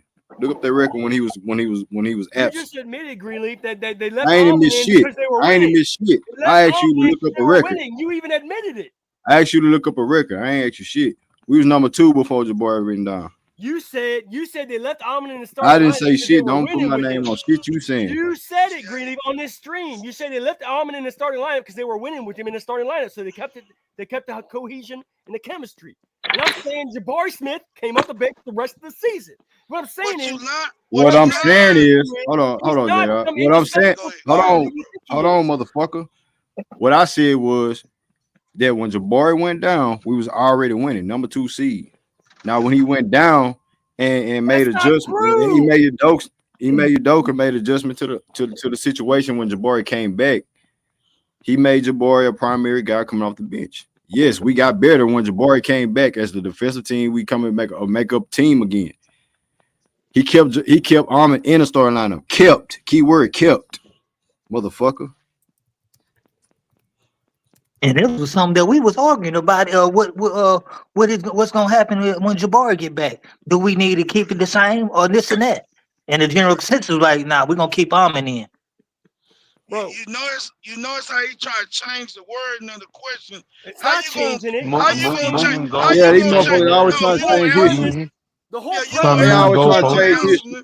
Hey, J-Dog, the whole premise I'm trying to prove is that Jabari Smith is not some indispensable starter, and I proved it by saying last year when he got knocked out the starting lineup by Why you keep changing the dates in the game in the time period? First you said January 19th. Hey, listen. Then you said February something. Hey, I just ChatGPT. Hey, go ask ChatGPT if we're the number 2 seed on Christmas Eve, bro. In December, we're the number 2 seed. I just need you to shut the fuck up for all eternity, cause from now until death, just shut up, dog. That boy with the AI on this. Ah, damn, bro. Yeah, argue with AI. Argue with AI, goddamn. Yeah. Like, I can go fetch podcasts where they're talking about, hey, this is a young Rockets team. Are they going to sustain the 2 seed? Nah, bro. I think they're going to fall to the 5 or the 6 after the All-Star break, bro. There was whole podcasts and ESPN and debates about it, bro. Like, what are you talking about? I don't know what you're doing to those goddamn evil man laugh for. You an idiot. Nah, nigga, that was Pop that was laughing like that, nigga. Oh, okay. I thought that was House. Yeah, that nigga gone. Nah, but back to the title though. KD going for 50. I ain't gonna lie to you. Hey, I just feel like he just finna come out just shooting that motherfucker because he watching that banner go up like, damn, bro, I was supposed to deliver that shit. I can't even do it, so now I'm finna show out on these niggas. I think that's with my new squad. Yeah, I think that's gonna be his mindset. And as far as the Lakers, it's gonna be a battle. I posted in the chat that this is gonna be Luka MVP season. I said it last time I was on here too.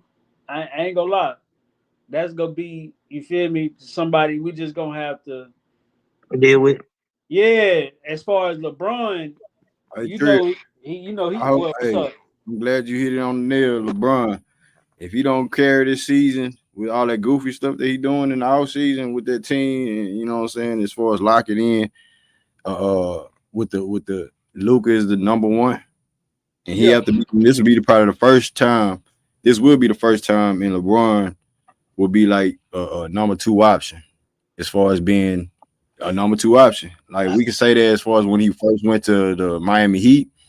And you know what I'm saying? Oh, D Wade had to tell him, "Oh, we need you to be the number one, whoop the whoop, and all that shit." Now, and you came to Miami to be the number one. So right now, he's soaking all that shit in. So what I'm saying is, G, like if he carried his on throughout the season, it might fuck up what the Lakers got going on as far as making Luka have an MVP season and doing all the other stuff. If LeBron don't do that, then yeah, I can see Luka really having a hell of a season. Possibly. But I think that's just a narrative they trying to build. Because the thing is, LeBron was trying to hand the keys over to AD. Shit, for the last 3 years in LA, it just AD wouldn't take them. You know, AD wouldn't. You just decide that he gonna be the man. You know what I mean? Like LeBron. Why he chose the Lakers though? Why he chose the Lakers with them Clippers pictures and shit like that? I don't know. I don't be on social media like that, so I didn't know nothing about that. So you know what I'm saying? They said he been working out over there. Yeah, like it's the facility, like the Lakers facility. And I don't think it's fucking with the Clippers facility right now. I think that's probably they got like I guess a better facility than them motherfuckers. I mean, possibly, but you know, LeBron got a whole media behind him to push. That nigga trolling the Lakers. Nah, but guess what? Nah, you know what I'm saying? Yeah, but you know what I'm saying? But guess what? Steve, I just saw a clip on. I didn't click on it, but like you know, you know how they all be dropping YouTube videos. Stephen A's trying to say LeBron needs to go back to Cleveland. It's like it's a narrative that they be trying to build. You know what I'm saying?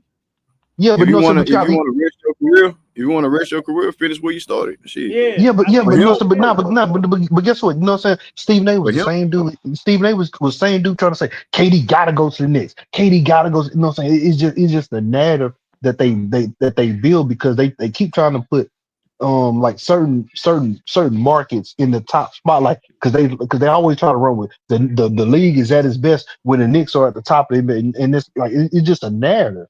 You know what I mean? Like you don't mean that. Like man, the Knicks ain't going nowhere. Knicks ain't gonna win no championship. Knicks ain't getting no East Conference. I don't think. You know what I'm saying? Even with all they tell. But no, but everybody play for the Knicks though. Yeah, I'm understanding the narrative though. It's just the narrative that they be spinning. Yeah, I get what you're saying, Dre, as far as the narrative and you know, your media want, you know, to be looked at as far as they takes and what they believe, just like, you know what I'm saying, we do to a certain degree. But at the same time,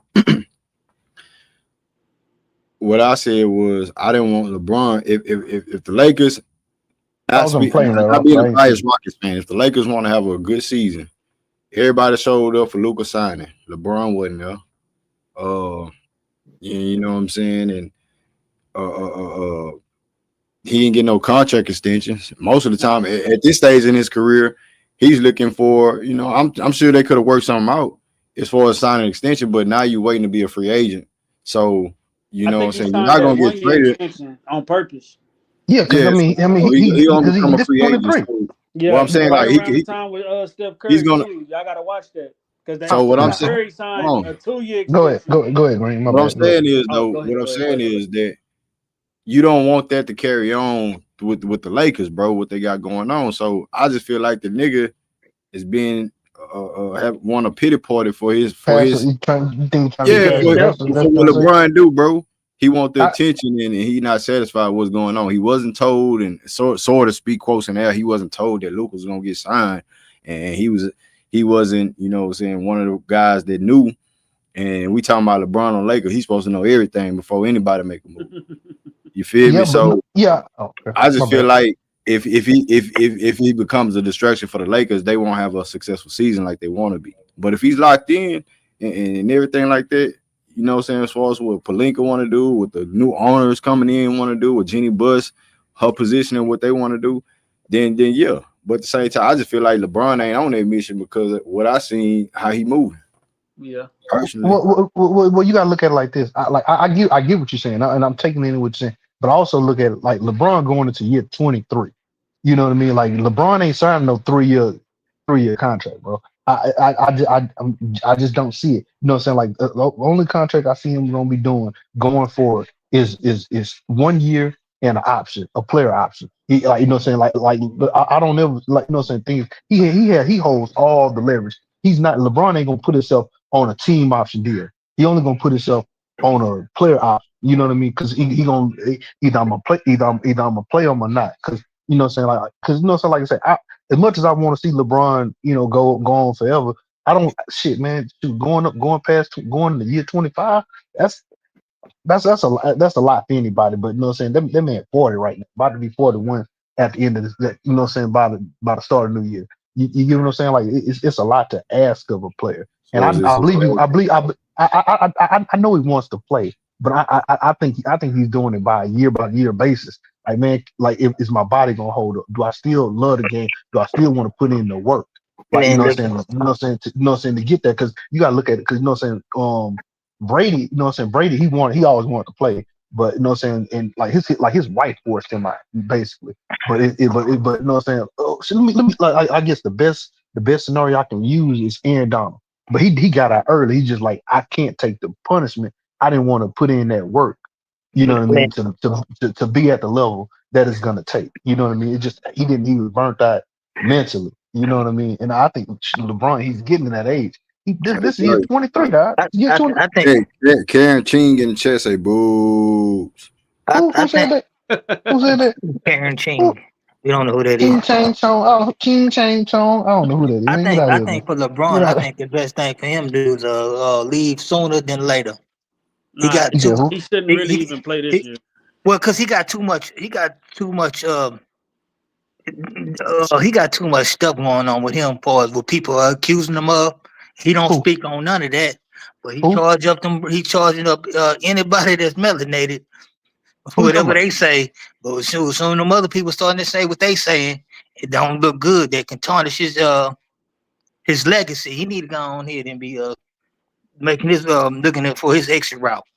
I mean, but he gonna be a number 2 option. He, you know what I'm saying? Like, he's not expecting he got to to bow be. down to the You know what I'm saying? He get They there. got to bow down to that white boy over there now. They got their Jerry West, man. You got to bow down to Luke. I mean, like, you know what I'm saying? If you look at it, like, he was letting Austin Reeves carry, you know what I'm saying, carry the ball handling ball handling duties for the last couple of years. You know what I'm saying? LeBron got off the ball a lot. You know what I mean? Like, you know what I'm saying? Like, you know what I'm saying? Because he has a versatile game. He doesn't have to be the focal point of the offense. He could just be a focal point and fit in. He can be a focal point of offense. He always dictates the game. Yeah, he can dictate the game, but you know what I'm saying? But he don't got to be on ball to dictate the game, though. You get what I'm saying? So y'all don't think AD was the number 1 option in 2020? Nah, bro, stop it. No, he no. LeBron still was. He was leading the team in rebounds and points. It's a case, he was hooping. bro. It's a case. You can't just be woof it away or fart that shit out and let that shit go one ear and not the other, bro. Because when you go back and look at AD's performance, LeBron probably got that the Finals MVP. Like, both of them was hooping. Hold on, he probably got that Finals MVP. Like, he got that Rookie of the Year. But at the same time, somebody was leading in every statistical stat, Carmelo, and as far as getting that rookie, which was supposed to be Rookie of the Year, and that Finals MVP, which was supposed to go to AD. But it was a narrative, like you said. It's a narrative. Yeah, but no, it is a narrative. But no, but they was close. Like if you look at the stats for LeBron and AD, they was close. Like, you know, it was only like point percentages off. It was close. Yeah, but it was like, that close. I think AD definitely stepped up during the playoffs, but I think during the regular season, Bron led the league in assists and some bullshit like that. Yeah, he led the league in assists. I was talking about playoffs, bro. Yeah, in the playoffs. Oh yeah, playoffs. No, Yeah, KD, he he has a legendary still performance. dictated the game the way he wanted to be. You know what I'm saying? Yeah. Even when AD had those numbers, because they gonna give credit to LeBron anyway. Oh, he got those those buckets. You know what I'm saying? Because of LeBron assists, because of this and that. So he always dictating the game. And we talk like you say, it go back to narrative. Now all of a sudden, Dre, it's a negative narrative wouldn't come to LeBron now. No. So like, okay, no. So what I'm saying is, AD, he's never really stepped up and been that guy all season long. He's But that's never why I been that. say this will be the first season, Dre. This will be the first season where Luka is the main focal point. He's your number one option, And number one guy. The I ball gonna be think in I'm his hand. pretty This sure is gonna LeBron. be going to his My bad. first year. It's going to a first year where we're gonna see what Luka, put the ball in his hand. He gonna dictate the shit. Brian, what are you gonna do on the other end of it? Can you be a role player And and I still a believe good he teammate kind of at a high level? You feel me? Yeah, okay, but, all right, you know what I'm saying? Bet LeBron kill it being Luca number 2. I bet he do. You know what I'm saying? Put it like this. I think LeBron gonna average about 24 points, 20 what? 24 points, about 24 points. You know what I mean? Because I think Luca gonna average 30. Luca gonna average 30 this year. He gonna average 30, I if can see not him averaging 32. 28 to 30. He gonna average 30. He gonna average 30 this year. You know what I'm saying? Because you gotta look at it. He don't got even though he liked to play on the ball, he doesn't have to play on the ball as much because they still got Austin Reeves, they still got LeBron, but you know what I'm saying, but they gonna force feed Luca the I ball. don't see And no he cut Luca. I ain't gonna lie to you. but you know what I'm saying, but what I'm saying is Austin Reeves and LeBron play well off the ball. They still gonna, even if they got the ball, they still gonna look to Luca to, you know what I'm saying, to carry it off. You know what I mean? To get him shots, even if he passed. You get what I'm saying? They gonna drip. He gonna pass it out to him. They're gonna attack the basket, kick it out to Luca, So and Luca kick gonna it be out to a the shooter. Luca gonna be a Luca first gonna and go fourth quarter crazy. guy.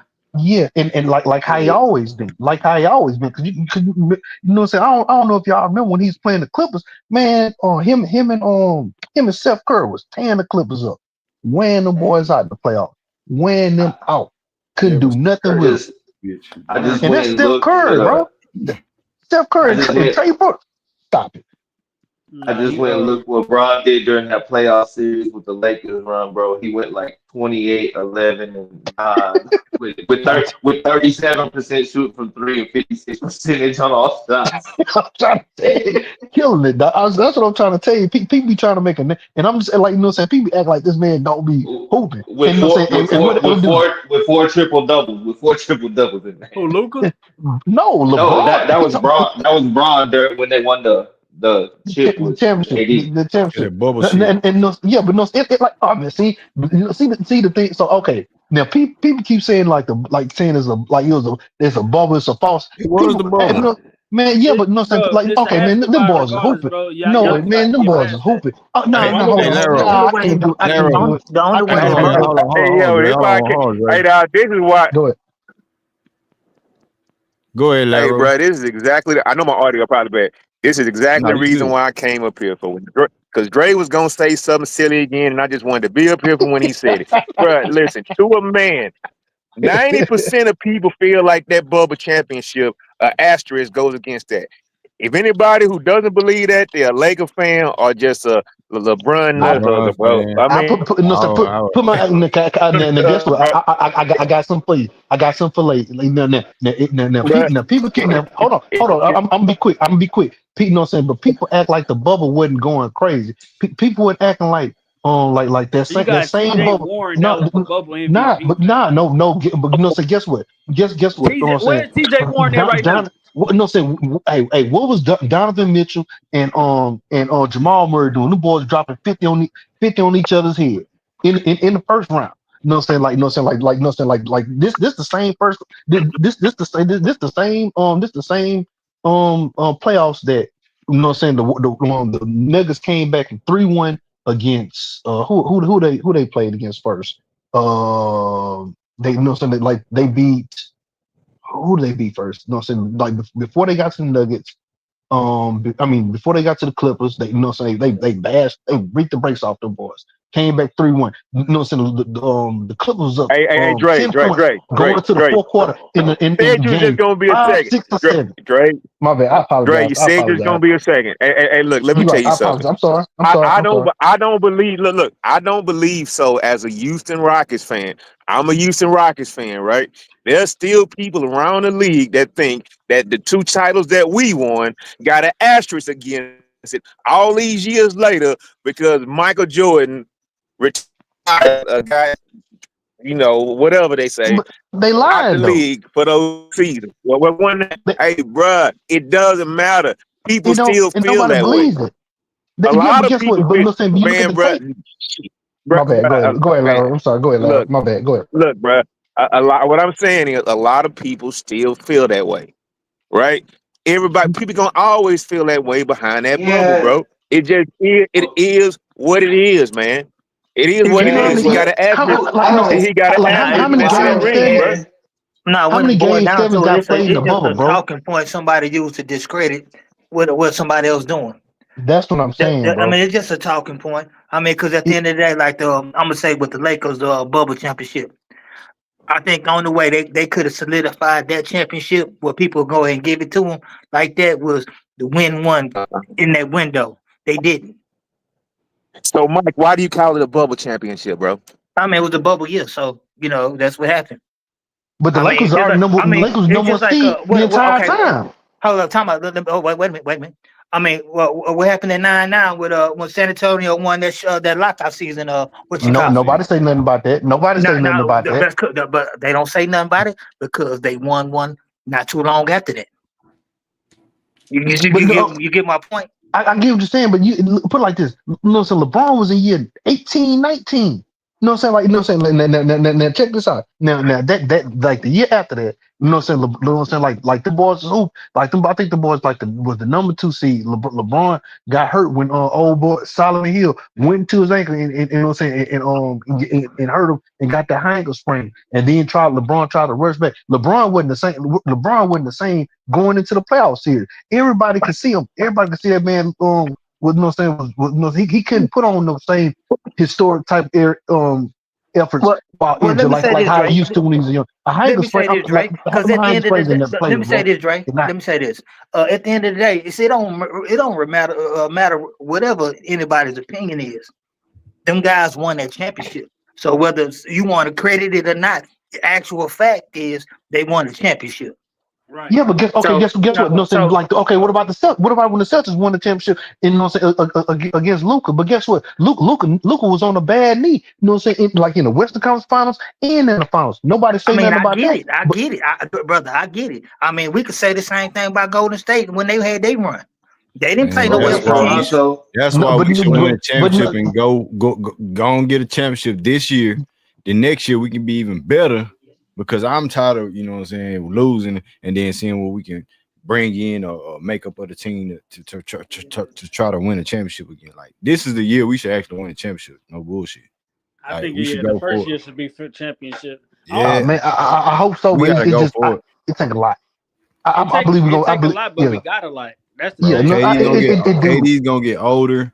All our scores gonna get older. You know what I'm saying? I don't know how hellified Thompson's gonna be in year 4, or Jabari in year 5, or Tyrese is still healthy, and Alper Shingle. What type of lead is he can make? Can he make a wide open 3 consistently?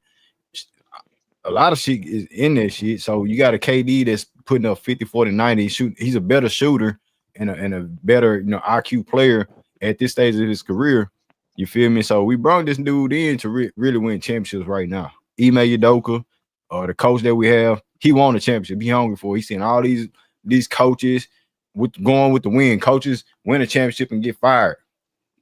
And you know what I'm saying? Got these up and coming coaches getting their piece. And he's a hellified coach. So you don't think Ime Udoka want some of that? So shit, we on some championship mode time, bro. I don't give a damn about no Reed Shepherd development, really. Like, yeah, He we gonna gotta throw him come out with there it with the though. wood, but he gotta come with it. Facts. He gotta come with You it. know what I mean? Because I mean, but like I say, that what I'm saying, like this championship window for this juncture, it does have a high like Reed Shepherd holds a lot of responsibility for that. And do you like it?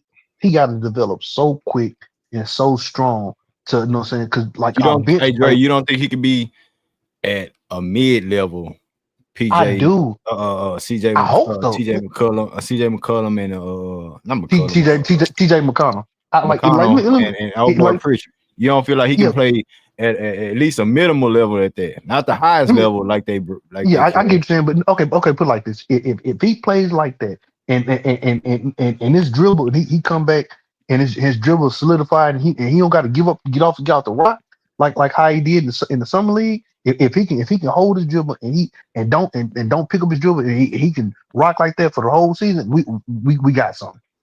But you know what I'm saying? My thing But is, I think he's gonna struggle because we don't have another ball handler off the bench But you got alongside him. KD who's gonna be doing two guard shit. But yeah, but no, You but feel no, me? like Scoring on the I'm telling you, perimeter, getting to the bag, everything that we wanted Jalen Green to do, that's what he's gonna do. Ahmad Thompson, he's gonna have ball handling duties more often because we have so many bigs and lengthy players, but with the size and length, they can play the defense that Ahmad Thompson can present you. So all you got to do is learn how to get to the bucket, pull up for the best jump shot that you can get. You feel me? come Like on, get Green. better at that I guard want that. position, bro.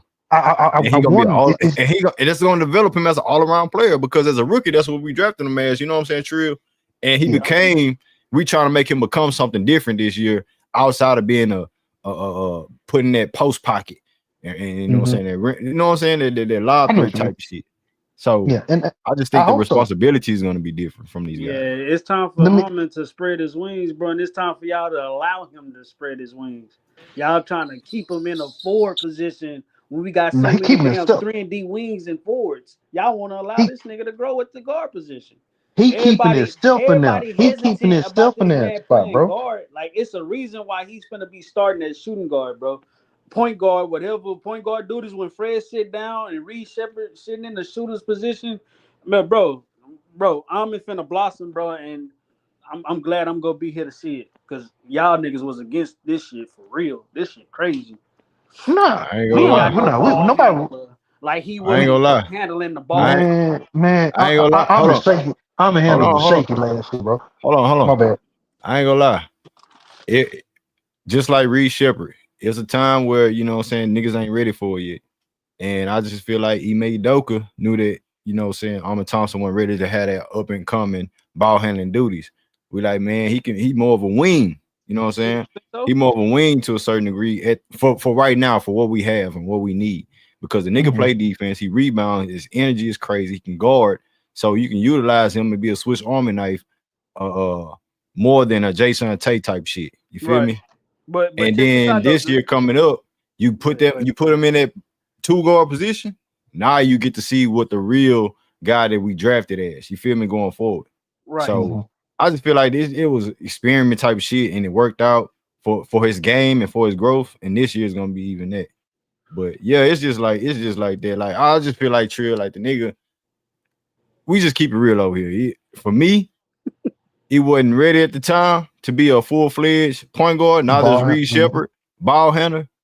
That's why you got Fred. That's why you had Fred and still doing his shit. So that's just, you know what I'm saying, just to keep it true. That's true to a certain degree. But the reason why he didn't continue to get reps was not only because his ball handling was iffy. Somebody got injured multiple times. Dylan Brooks, Jabari Smith went down. Tari was down for some time. So they had to put him in that position because he's a Swiss Army knife. It wasn't like it was no durable player at the We power could put forward Jeff or Green in there. small forward. We could put Jeff Green in there. We could No, have. bro, You talking about the first year, right? I'm talking Yeah, about no, his it's on first last year. year. I'm talking Last about year. his first year Last year. and his second year. Well, When he last came year, back, yeah, last year was I don't know what the fuck you call that nigga last year. He was just everything. Trust me, he was doing everything. He's a Swiss Army knife. But when you got somebody like Ahmad Thompson on your team that's coming off the bench first, and this player go down, hey man, Ahmad, bro, we need you down to go handle your business at the 4 position. Shit, I bet. Boom. First team all defense. Come on, bro. Like he can do whatever, whenever, but he was second team all defense.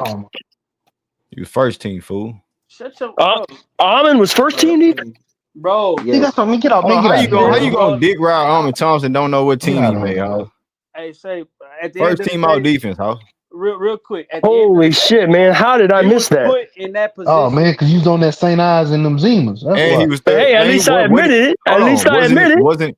wasn't he third runner up for defensive player of the year behind Dyson I just, Daniels, Tyson I Daniels, just, and I guess I Devin just Moses? assumed. I guess I just assumed it. I think he got first votes. I guess I just assumed that he wouldn't be. I guess I just assumed he wouldn't be in the running for first team because he didn't start a majority of the season until late in the game. But he did make first team. That's amazing. Like we were saying, he took up most of that playing time when Jabari went down, so that made up those games that he was eligible for. But yeah, I love that guy. I love Amin Thompson, man. I love his attitude, his will, his desire.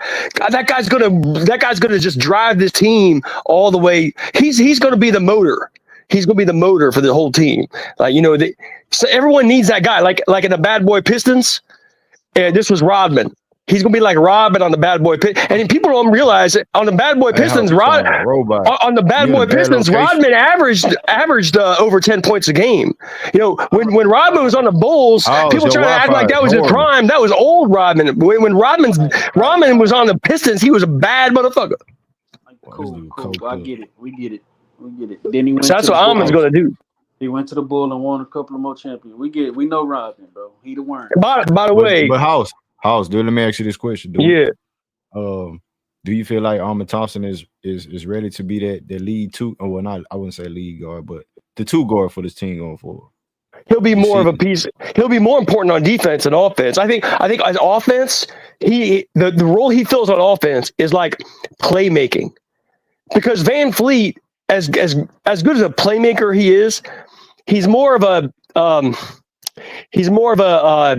how do I want to say it? Van Fleet is more of a sort of an offensive play caller, if that makes sense. Sort of a guy that sets up the scheme, sets up the system, but then a guy that makes the plays and like the dynamic force that could penetrate the lane, dish, and drive and kick. I think Amin, and also Amin can run the baseline too. He can do so many different things on offense. So I think he's the most dynamic ball handler and like playmaker on offense, even if other guys can shoot better than he can. I think it's going to be a mix of a lot of things, just like where we've seen Dylan Brooks scoring it in certain areas where we want Jalen Green to, thrive at and get better at. Dylan Brooks is taking that initiative to doing that. So it's like you give and you take from a player, you know what I'm saying? So when you have KD and Amin Thompson out there, KD is pretty much, he has a 2-guard game, but he's 7 foot, you know what I'm saying? He's a 7-foot sniper, so you get that aspect. You get that aspect. Yeah. But then when it comes back to Amin Thompson, he still gets the chance to really, be in that guard position, guard the wings, guard the guard. Same thing. Ain't nothing really changed. I don't really think nothing's gonna change. It's just the title that he's been placed on. The main reason that I predicted that they're going to win a championship this year is primarily because all their pieces on both on offense and defense, they're all compatible with each other. Like every guy does something a little bit different than the next guy. It doesn't have to be completely different, but a little bit different than the next guy, both offensively and defensively. And they're just so compatible. It's like all the pieces fit together like a perfect puzzle. That's why I think it's going to work. Hey, that's a good take, Hoss. I ain't even gonna take that away from you, bro. Good shit. You finally said something. And by the way, my battery died, so I was in the middle. And my battery died, so I had to hop back in. And by the way, y'all talking to me being here on a Friday night in the off season. That's just because I love all you brothers. I got mad love for y'all. I think y'all cool as hell. Because is it because you've been drinking a little bit too? This motherfucker been drinking. He been drinking. Talking about he love people and shit, man. I didn't drinking. Hey, listen, I didn't start the stream drinking. I just started drinking when Dre came on. Because you getting whooped. No, because I stole your top shelf liquor. I stole your top shelf liquor from your cabinet. Let me tell you, man. It wouldn't even happen like that, brother. I ain't gonna lie to you, man. I got too much to lose. Anyway, anyway. But I think the rest of the league and the players, they've been respecting Amin. I think that helps us get the free agents and people wanting to play in Houston. They see Amin as somebody they want to rock with. It's a hot spot. It's not just Let me ask you this question. It's Ime. I ain't gonna lie. I think it's Ime Hey, and the talent we have. Yeah. Let me Ime ask and y'all the this talent we question. have, bro. Let me ask y'all this question. Who do you think on the Rockets was their best performer in the playoffs? Oh man. Oh, It's definitely it's out of Almond, three right? people. Not necessarily. I was about to LP. say LP. I ain't gonna lie. Cause LP hey, you kind know of. what I'm saying? Like, you know what I'm saying? LP was hooping. I ain't gonna lie. You know what I'm saying? Like, even though he didn't shoot at the higher percentage, but you gotta look at what he had around Yeah. him and the way he, cause he, like, you know what I'm saying? Like, no, like I said that the LP got dope team. I said that last stream, but also what I found out, man, I did not know LP was like the second most double team Yeah. person in the league. And I Yeah. like, you know, so I knew he was getting double teamed a lot. I ain't know it was by a lot. And I'm like, you know what I'm saying? Like, and I think it was just a culmination. You get Nah, double team but they was and you don't double have the team. spacing. Jordan, And And we they didn't was have the double KD's spacing, team going bro. to take, because we didn't have no Kevin half court Durant's going to offense. take that. Kevin Durant's going to take that pressure off LP, Facts. and I think Facts. it'll help everybody. Yeah, Facts. and that's what I say. But LP, he was a dog. He was a dog in fact, and he came out like it. He came like, you know what I'm saying, like he wasn't scared of the moment. He came out Yeah, there, that's punched what him in opened the my mouth, eyes for and, him. you know what I'm saying, and, you know what I'm saying, and I was like, boy, this boy got it. You know what I mean? So like I say, you know what I'm saying, and Almond came along, and you know what I'm saying, and but like I say, who I ain't gonna say he surprised me, but you know what I'm saying, but he solidified everything that I said he was. I You said can Jabbar say I said. No, I'm talking about Jabbar. Like I said, Jabbar be, you know what I'm saying, like, you know what I'm saying, he got it in him, and you know what I'm saying, I like his mindset. I like the Mhm. way he played. I said Jabbar, he has the most potential, and you know what I'm saying, it's just no, I mean, I know I think I said he's the most talented, um or Ahmed just has the most potential. But Jabari, he has the skill set, and he just a big ball of clay, and he showed it how hot he was in you know what I'm saying, from three, and he was not scared of the moment. It's just Ime didn't take advantage of. He didn't run enough plays for him. Didn't look for him enough in the offense. You know what I mean? And Ime boxed himself in. Ime cost us a lot of the series too, and we cannot take that off Ime. Because you know what I'm saying, because if he'd have played Jabari more, if you know what I'm saying, if he'd have played the bench more, you know what I mean, like that wasn't a series where you trying to play seven players for that long against a veteran team like that. You got to keep guys fresh, and you need guys that's out there who can shoot. Use them for their specialized talents. You don't, you know what I'm saying, it ain't just gonna be no dog fight all the time. You have to use your entire roster. That's what you got them for. And Ime cost us last year with that. And like I say, it got to change. But Jabari showed me some of the most in the playoffs last year. But it's out of LP, Armand, and Jabari. You know, for me.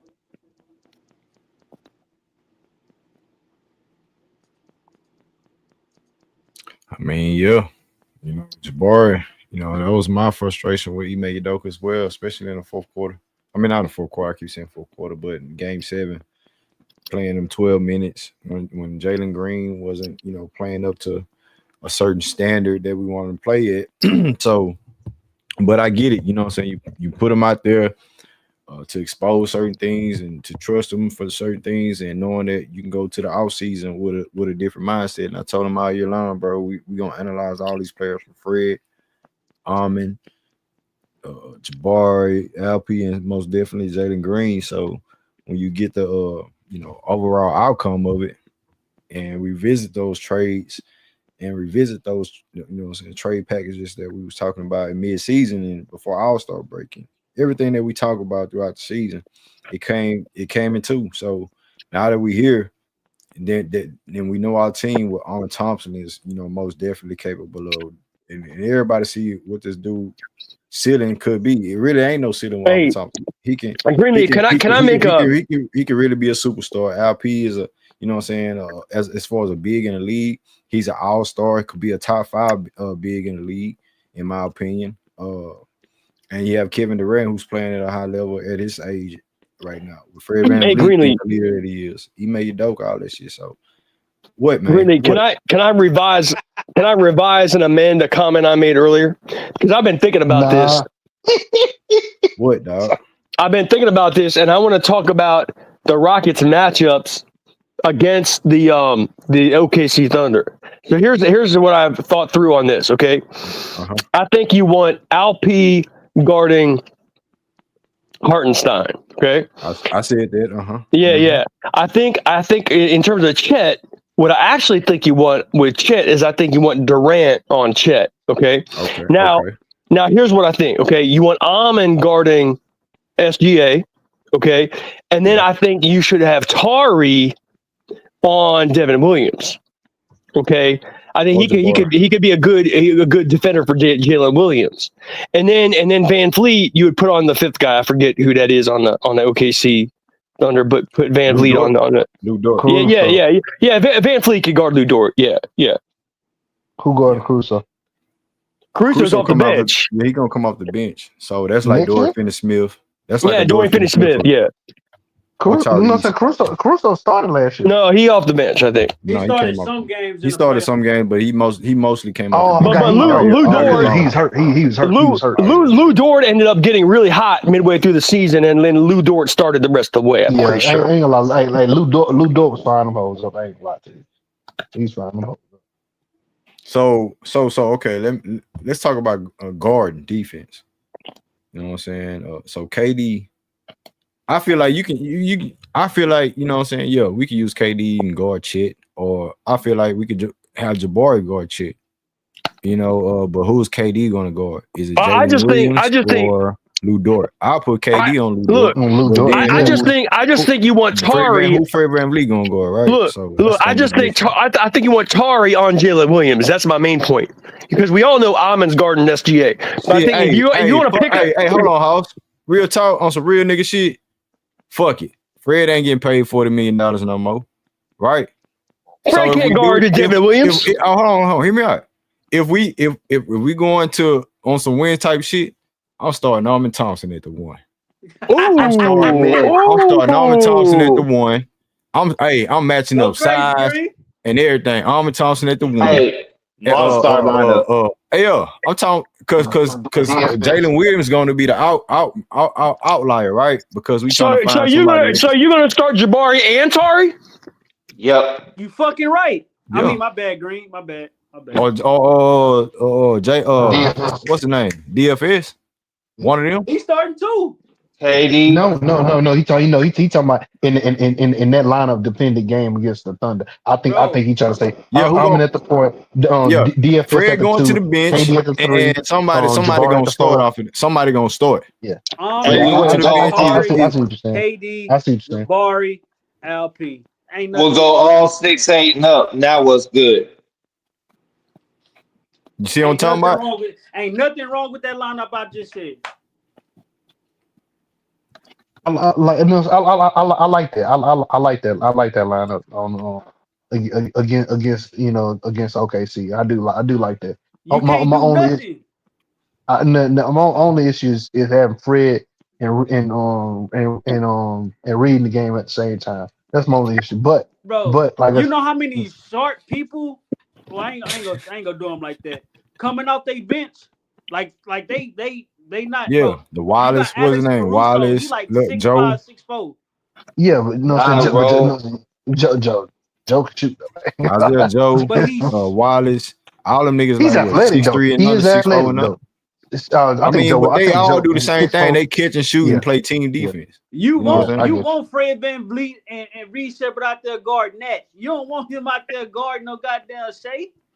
Yeah, no, I don't want that. No, I get you. No. That's I agree with you, Greg. I agree with you. I like that line. We too diversified, bro. I think that's part of Lethal Weapon 5 in this bitch. Hey, but you know something even raw though. You know something even raw. So no, saying so I'm in at the point. DFS at the 2, KD at the 3, Tari at the 4, Jabari at the 5. I like no. I like that. That'll be a quick lineup. That's not a quick lineup. Yeah, that'll be a switch every fucking thing. You switch. Well, LP got to start. LP got to start. Yeah, LP start. I know. We just talking about just a lineup. Yeah, we just talking about adjustment lineup. Like a depth 3 lineup and shit. Come on. Yeah, boy, I cannot wait to see that boy. Rory. Boy. But you see the vision with you know what I'm saying? I see what you're saying though. I like that though. I do like that though. Bro, I do like at the point with that. You know what I'm saying? With all those shooters, all that defense, and we swoop like we switching on pick and roll. Yeah, I like that. And then and KD and look, then and KD on offense, KD got the ball in his hand. Oh my, and bro. yeah, and then KD roaming on defense. KD and Torrey roaming on defense. See, the thing is, That's a good. the thing is for OKC is the secret sauce for OKC is they got all the defenders focusing on SGA, and that's how Devin Williams gets his shit off. That's why what Greenlee said is brilliant. Like Finney Smith, I think he's a great matchup for Devin Williams, honestly. Yeah, Jalen Williams. Yeah, Jalen Williams. I think Finney Smith could lock him down, I think. Yeah, DFS being placed on him, you know, Jalen Williams to offset the number one punch when Shea, you know what I'm saying, have Ahmed Thompson have him sweating bullets on the defensive end, and then you making him work on the offensive end as well. I mean, Shea work on the defensive end, but then DFS is the outlier as far as like, okay, they shutting me down, I ain't having a good night. Now you go to work. Now you know what I'm saying. We seen Jalen Williams step up to that level, so who's gonna offset that? As far as like maintaining him, but still playing in the scheme of things. You feel me? So I think DFS, Tyrese, and those guys gonna have to be one of those, you know, plug and play guys when the matchup is matter. Hey, can you remind me how tall is Devin Williams? Who? Jalen Williams? No, Devin. Williams, dude. Who the fuck is Devin Williams?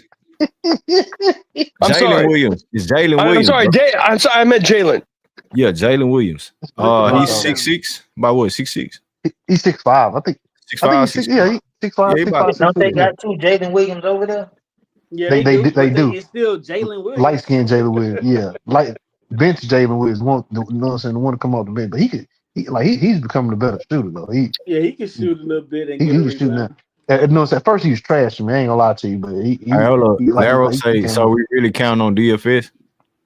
I mean, he getting paid veterans minimum. He's a 3-and-D guy. He shot 41%, and he played defense. You know what I'm saying? He started for the Lakers, didn't he? Yeah. I mean, he also started for the Mavs. He took Dylan Brooks on roll. He also started for the Mavs. He also started for the Mavs for a bunch of years. Right, we know right. that. And he had a successful season with them guys. You feel me? So playing alongside Luka. So what I'm saying is, as far as Dorian Finney-Smith, he's 30 plus years old. He knows his job. He's not gonna be on no Dylan Brooks sidewinder stuff with, you know what I'm saying, poking niggas in the nuts and causing all kind of ruckus. He's gonna be a straightforward 3-and-D guy that knows his job, and he's gonna get paid to do that. And he feels comfortable under Ime Udoka. He chose the Houston Rockets over the Lakers because of the atmosphere and the culture that we building over here. He says he fits right in.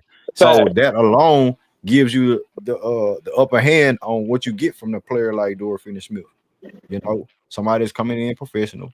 He's gonna be a 3-point threat as far as that, and he's gonna do his job as play defense. Now we're not gonna say he's gonna lock up Shea or lock up Jalen Williams, but he's gonna make it hard for them. Make it tough for them.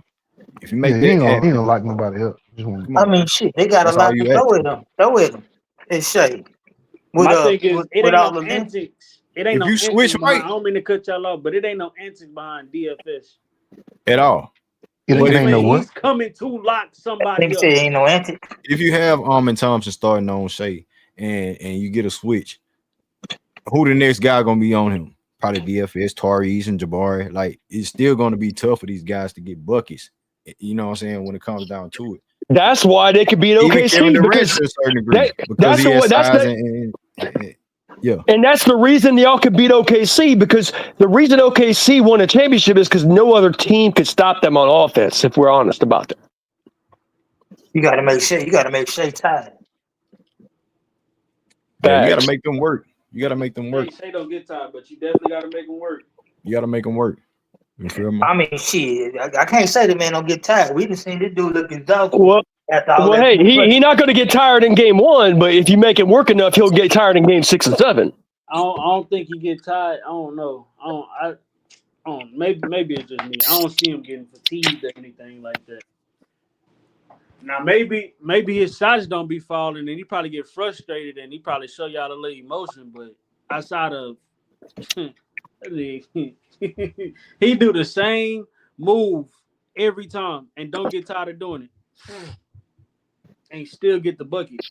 But we trying to take his legs. Yeah, you can take his legs all you want. He go get off the ball. That's about it. But he still. Yeah, I'm trying to see them boys in the Western Conference Finals. You feel me? That way we know that they got beat up on throughout the season or whatever round, whoever matchup they had.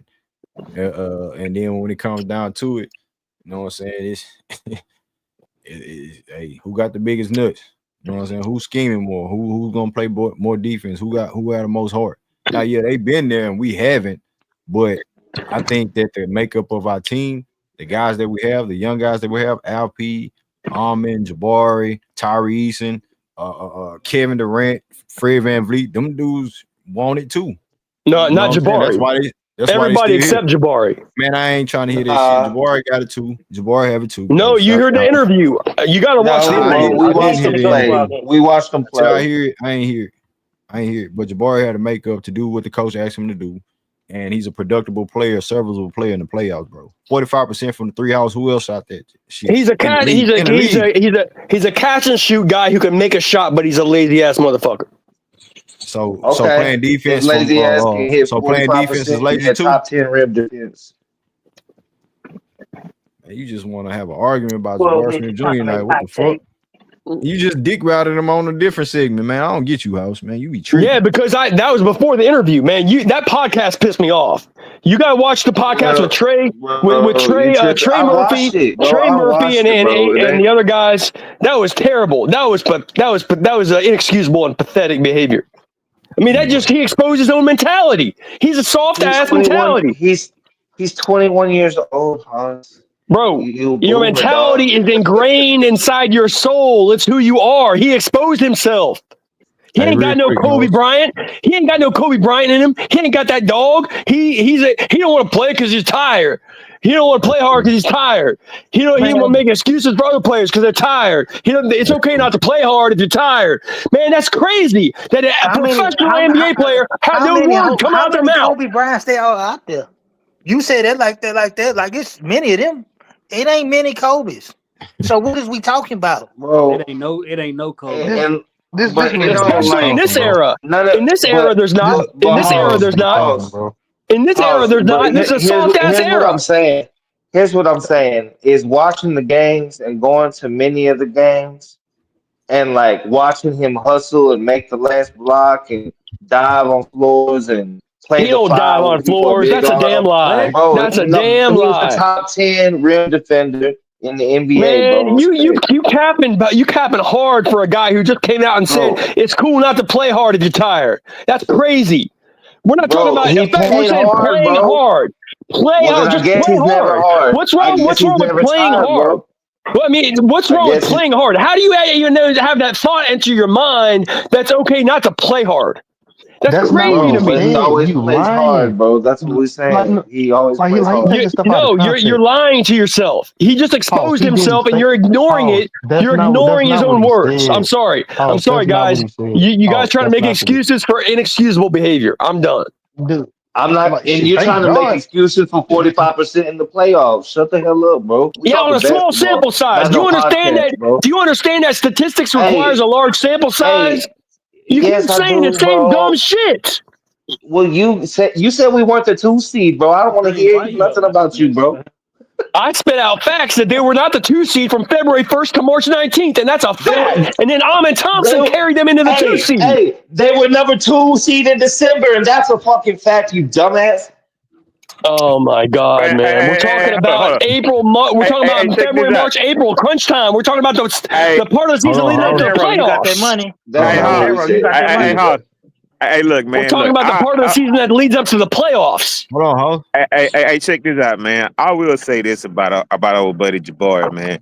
Listen, it was plenty of times he is not mistaken of having a heart of like, let's say an Amin Thompson or something like that, bro. All target. Yeah, he ain't got nothing close to Amin. Nothing close. But he will never, ever be mistaken as having a heart like that. I've seen numerous amount of times when he'll be right behind a guy and just let him just lay the ball up right in front of him and not even make an effort or Thank attempt you. at trying to Thank block you. the shot, bro. Man, I've seen that too many times, and he's been labeled Thank soft you. on this platform many a times, bro. We got to stop like he just a dog out there. He came through last season and made some clutch shots, but all in all, man, he's been pretty much But he disappointed his not a time good. being He here not in a good Houston, help bro. defender. He don't get block shots or nothing like that. I'm talking Oh my about the weak God, parts you of on the the game same right dumb now, shit, man. man. You repeat the same dumb shit over and over and over like Mr. Moss. God, Man, dog, man. I'm man, asking a Laro, you question. got that money? I'm asking a And what you question. Hey, do he Laro, get? you got that money? What are you You don't know talking what I'm about? talking What, about? buddy? Yes, That money just you've been fill me in. offering I don't want to Green play. all season. What, man? Just remind me what it is, man. Come on, bro. Come on, to get this sucker to pay to get this sucker off the show. Oh man, not bro. Look, Haas be coming with some wild takes, but he come with some facts at times, bro. But then one thing I would agree on him is the fact that Jabari is not a dog, bro, and I hate that because Facts. he They're has trying to all the cap for tools, this, bro. They're trying to cap He for has this all guy, the Laro. tools, bro. He has all the tools, but sometimes he just like that killer dog instinct, bro. Facts, man. You're speaking the truth now. Finally, somebody said it. I'm I not the think first y'all. to say it. I think y'all. drinking buddies right Hey, now. Dre, I think y'all drinking buddies I think right these now. dudes. I think Laro. I think House. Now that Jalen Green's nowhere to be found to pick on, they want to pick on Jabari now. No, So great. I think that's just what it is, If he bro. didn't say that in the interview, then the Greenlee, this is his own mentality. He exposed himself in that interview. You can't just That's assume not he what he didn't say what he said. said. That's Greenleaf, you not cannot what he just assume. said. That's not what he said. Greenleaf, you cannot just assume that he didn't say what he just say said. that. Like a He week did not ago. You say can't that, just Hoss. assume like that didn't Hoss. happen. Okay, that Hoss, happened and it matters. And what Laro Hoss. said is the truth. Whatever. Hey, Green, what this man's Man, ain't doing? nobody denying it. Everybody on the team didn't has say that, flaws. though. We was an inconsistent team, you know. So we can all point out flaws on everybody. But the Green, he didn't. You know what I'm saying? The thing is, he making a false statement. He making a false argument. Jabari didn't say that he don't play hard. You know what I'm saying? He was saying that you know what I'm saying, he's usually tired because you know what I'm saying, he's getting used to playing, you know what I'm saying, that hard all throughout the season, and then by That's a that damn break, lie. That's a damn lie. That's a damn lie. No, it's not. Dog. No, it's Hold not. on. I Dog. think I came across this shit because He didn't say that, dog. Wasn't he speaking on? Being tired is a physical. Hold on. When your bitch ass complaining about the All-Star because I don't know, Jabari should be speaking on All-Star because he never made it, and you know what I'm saying, to speak on that aspect of it. But I'm pretty sure he was speaking on about LP as far as like saying why these guys ain't playing hard. And I think LP didn't even play a whole minute in the All-Star because of the whole scheme of how the All-Star went this year. LP played like 20 seconds in this quarter, and then he played another segment in the second half or some weirdo shit that they had set up. So it's like, why should I play hard when these dysfunctional things is being set up as an all-star game? That's what I think he was talking about. Why should I go hard or get hurt, like being very competitive when a whole league, all these all-stars, I'm a newbie. If I'm an all-star, why should I play hard when these LeBron James, KD's not really taking it serious? They just pulling up from the three. Damian Lillard was hurt around that time. He made it and was pulling up from the three. You know what I'm saying? You want to beat the other team. You know what I'm saying? But as far as the whole makeup of the shit, like I just think that's what he was speaking on. Okay, Greenlee, I got to respond to that very briefly, okay? Listen, being tired is a physical state of your muscles, okay? Playing hard is a mentality having to do with your actual effort, which comes from your mind. But we can't question. I'm not gonna question Jabbar's mentality of playing the game because, like I said, he was a serviceable player and he did what we needed him to do when he was out there. You know what I'm saying? For the team aspect of it. So it's not like he all don't of what play it is, hard. man. He got his spot took, dog. He got his spot took, bro.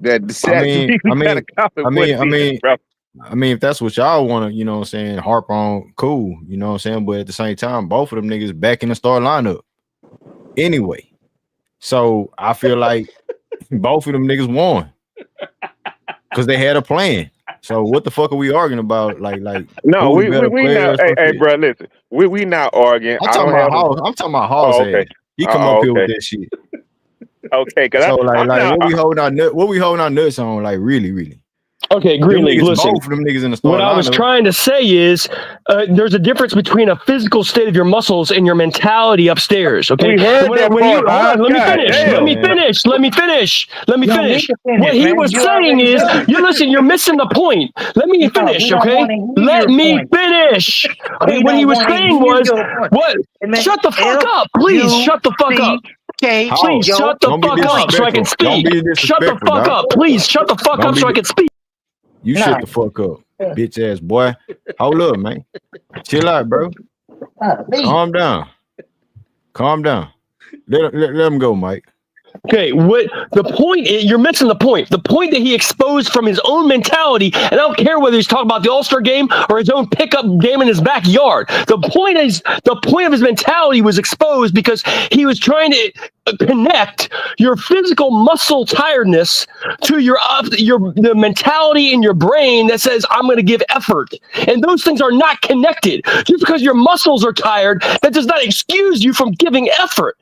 If you want to give effort, that's your own choice. You can give effort when your muscles are tired, and you can give effort when your muscles are not tired.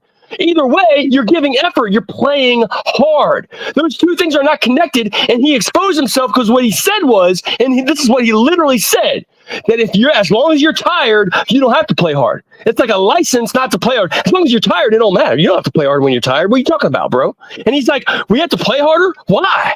He even said it like sarcastically. His tone of voice was so disrespectful to the fans and demeaning.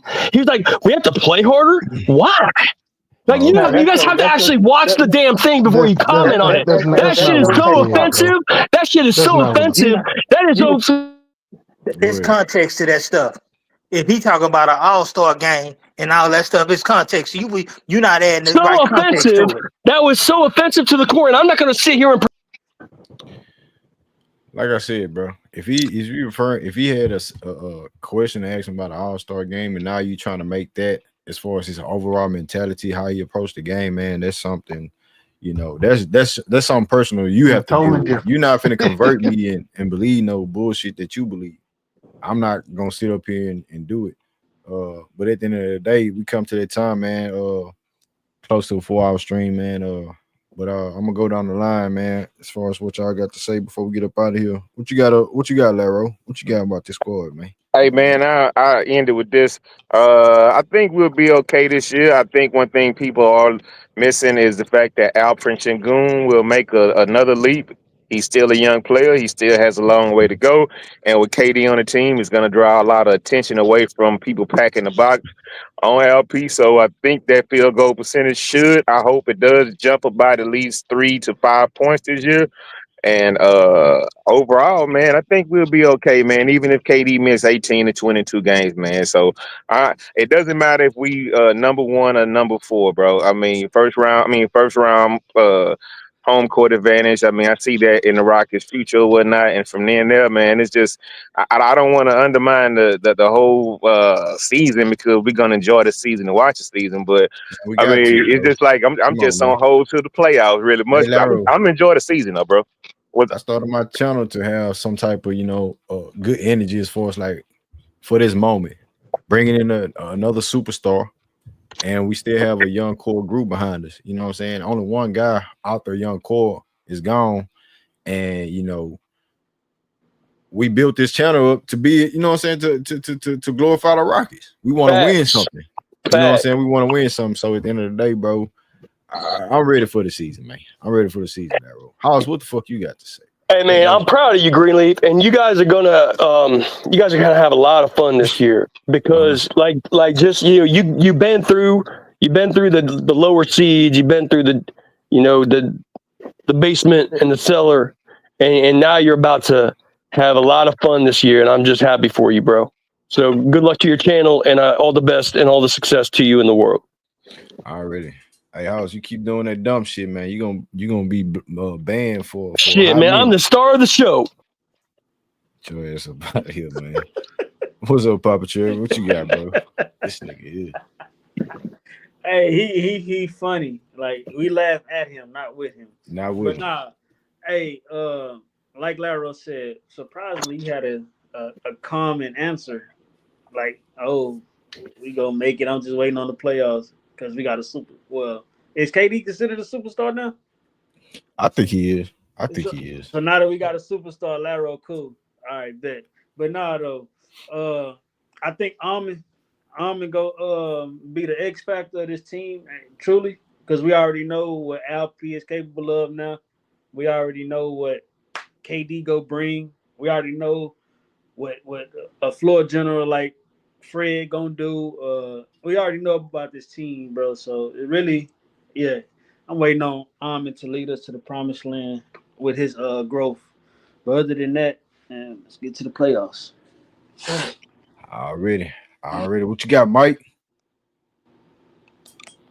Shit, well, you know what I mean? Hey, I'm with everybody else in the group, you know what I mean? Um, just waiting for the season to start, you know. And I personally don't want to know what I'm saying, like, but we just compounding and just dogging players all season, just finding a new whipping boy. You know what I mean? Every year we got to find a whipping boy. I'm tired of that part of it. You know what I mean? Let's just talk about more positive rocket takes, and you know, criticism is criticism. You know, it's supposed to be said, but some of these people be going all the way. They just take it too far to the left. Mm. You know what I mean? Way too far to the left. But you know what I mean? Shit. I'm waiting on the Hey, season. Mike. You know how house get down, man. You know, y'all gotta be prepared for MFs like him, man. You know what I'm saying? You gotta But you know, he prepare your think he the mind. star of the show. He think that's what I'm saying. He think. You know what I'm saying? Everybody don't think like him. Shit. Think he the star of the show. He think his points are valid, man. Everybody got something to say. You know, we in the South. You know, Dre already told you. We got something to say too. But that's my spiel. Hey, already, man. Hey, Dre. Shit, what's happening, man? I just want everybody to give House a thanks because this a Friday night. We probably had another 30, 40 minutes, you know what I'm saying, to go on the stream. You know what I mean? Green like the rock out, but he just couldn't take all that yelling. The House came on too. He got to block him, got to hush him, mute him, do all that. He like, you know what I'm saying, like he's Z-Zap, Green, Steam, and just patience for the stream, and I want to thank you, Hoss, for screwing it up for everybody. We really having a good time, and I just want to say thank you on behalf of everybody up there because everything's going smooth. But on another note, dog, I'm excited for the season. Like you know what I mean, like always. You know what I mean. I ain't gonna lie, I'm always excited for the season. Even when we had Moochie Norris and Shandon Anderson, you know what I mean, and Walt Kevin Wade, you know what I'm Cato, saying, Kevin Kate. I've always been excited for the season. Maurice Kenny Tatum. Thomas. Man, dog, I'm trying to tell you, man. Hey, Jay, hold Man. on. What is it? Hold on, I'm turning the light on. What the light is? I got the head on, nigga. You know what I'm saying? Oh, for real? You feel me? I don't know if I can see this shit. I don't feel like turning the light. But yeah, you know what I'm saying? Grew up in the era, nigga. See, But the you know what I'm excitement is saying? always gonna be there, bro. It's always gonna be there. But you know what I mean? But like I say, but I believe this the first time in a long time where I feel like we have a legit chance. And even with James Harden, I never really felt we had a chance. We had a ceiling, but we didn't have a chance. Because I didn't feel James Harden, he performed well in the postseason. And I didn't believe that he gave it his all on the court, you know what I mean, at all times. You know what I mean? Like I Nah, say, but I can the KD Warriors, though, you know what I'm saying? Yeah, he I folded. Yeah, the team, I would say the yeah, team folded and shit, especially. he folded. He folded. He like But, he but, folded. He folded, but like the team folded, but he folded it too was though, a bro. CP3. Like It was a CP3 injury away because Yeah, I ain't gonna lie. that's why we it brought was. that's why we brought CP3 in because of the Yeah. moment when James Harden had those type of blank out moments, and CP3 wasn't there. And then you get the old James Harden when the lights is bright. You know what I'm saying? Nigga want to take 2 for 12, 4 for 12 from the three. Then and Trevor Reeves 0 for 7 from the three. PJ Tucker 1 for 11 or some shit. And Eric Gordon can't. Now all of a sudden Eric Gordon can't make threes in the second half. Yeah. Or whatever the fuck Yeah, wrong I with. mean, But he James lived Harden had he lived 32 died to by make to make the numbers look good. But we know the performance and what you was really supposed to do. But I don't think we're gonna get that from Kevin Durant as far as no blank out moments. Yeah, he'll never Hopefully, you know what I'm assassin. saying? Hopefully. He a mid-range assassin. I don't expect him to go 0 for 27. Nah, he ain't doing no between the leg dribble, step back, and nigga when niggas sitting on your little left hand, Eagle Dollar and them and all them niggas sitting on your left hand waiting for you to do that shit, or whoever's guard you, and Kevin Durant, at least you gonna operate as far as like getting to your spots like a real, you know what I'm saying, score supposed to, 3-level score, not just no straight line drive type of score and try to create some space type of score, and then if you in trouble, you kick it out to a man, to the open man, but he ain't ready. He thought you about to shoot type shit. Like, nah, KD gonna really work some magic, and the guys around him, Ahmed Thompson, they gonna be doing they due diligence, and cutting and slashing. You know what I'm saying, doing the other things to make up other plays Winning plays. winning plays that other players not doing. You feel me? That's what when we had PJ Tucker and Trevor Reza was doing. Defense make up a lot of your, you know what I'm saying, offensive miscues and stuff like that. Incapabilities. You know what I'm saying? Take a lot of energy out of you. You know what I'm saying? So at the same time, they know how they feel, but they love that playoff atmosphere. Jabari said it, LP love it. Ahmed Thompson, you know what time it is with him. You feel me? And then KD. You feel me? So at the end of the day, bro, I just think we gonna be all right. And I feel we gonna get better with the process. So yeah, man. Future bright. It's bright, man. It's bright, man. But we got some more streams, man. We got some more streams to do. Sorry if I ain't been, you know what I'm saying, dropping them like I used to, but no, I mean you done dropped 4. You done dropped 4 in almost 2 weeks, man. Hey, I'm glad you're back. So yeah. Hey, nah, we gonna pick up the pace as soon as the season, as soon as everything get geared up. Media day. Got them Texans about to get some action. Hey, Trill, what's up with the Texans, man? Hey, man. They said Sauce Gardner is not ACL. They said it's not ACL. Nah, I know. Yeah, he gonna be back by week. They say don't rule him out for week 1, but what? I say that's what the latest report came out on, because we got to get through preseason. But as far as how the Texans looking, man, defense, offensive line, bro. That defense gonna be monster. Hold on, we gotta get them the good before the bad, because we about to end. Like the defense, we looking like a real legit top 2 defense, and I ain't saying we number 2. Okay. It's some spooky stuff going on with this defense, but the offense, we implementing a whole new offense with Nick Caley. So and that's what he was talking about it today, as far as like a offensive tree or something. It was some tree that he said during the interview. I got to keep up with that. But he having his mishaps. It looked like he's struggling, but at the same time, he going against the top 5 defense. And talking about CJ. CJ. Yeah. You know what I'm saying? That's why it's not looking good, because the defense was special last year. The defense was special last year. Let me tell you like this: like anytime you can get 5 interceptions in a game and you lose, it's not because of the defense.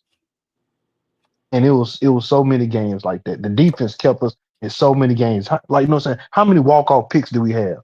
We had a handful. We injuries, but you know what I'm saying? But it's just the injuries, and then the offense inability to run the ball, because the offensive line was non-existent. Not only that, it was the play caller too. You got to take that play caller, and that's another thing. Oh hell yeah, Green, that's another thing. Watch out. CJ Stroud is calling his own plays. Oh, he's making audibles now. Man, for real? At first, he had to go and rock out with whatever the play. You know what I'm saying? Like Gary Kubiak used to do the same thing to Matt Schaub and Deshaun Watson do the same thing too. But yeah, I'm glad. I didn't know that. That's good. That's good to know. That's good to know. CJ Stroud gonna have control of the O-line. He got the control of the play call. If he want to rock out, if he sees something, he can audible out of it. Yeah. So it's just about repetition at this point with getting to know the offense. But it's bright over there too. I'm not even gonna lie to you. It's looking bright over there. Yeah, we twin shining. For real. But yeah, man, I appreciate y'all fellas, man. Real talk, man. You know what I'm saying? I don't know when we're gonna do no stream. You know what I'm saying? Just look out for it. Make sure y'all hit that notification bell. You know how YouTube is, man. Hit that like button. They want to see if y'all really fuck with the channel. I'm gonna get back going on too. You know what I'm saying? So We here, man. We here, man. So y'all hit that like button, man. Salute to everybody that pulled up. You know what I'm saying? Had something to say. But yeah, man. Season opener. Houston Rockets, OKC Thunder, Golden State Warriors, LA Lakers, Houston Rockets on Christmas Day against the Lakers. Man, we up, man. We up. They trying to tell us something, but y'all don't see it yet. But we know. We know. We just gonna keep it humble like they tried to tell us, man. We gonna stay humble. Right? Right? They don't want us to talk Carlos no Correa shit. too. Carlos Correa too. Yeah, Carlos Correa back home, man. Oh, baby. I didn't shit touch my soul when I seen that nigga come back. I was like, oh shit. I just hope it's the same way. Yeah. Yeah. So yeah, So it's good, good man, year shout to out be to a H-Town, man. Houston Shout out to fan. Houston, Straight man. up, Shout out man. to Straight Houston, man. Shout out to H-Town. You feel me? Straight up. We them voices too, nigga. Shit. Mhm. What y'all talking about? Man, it's your boy Greenleaf exclusive. I'm out your family. Peace. Peace. Peace.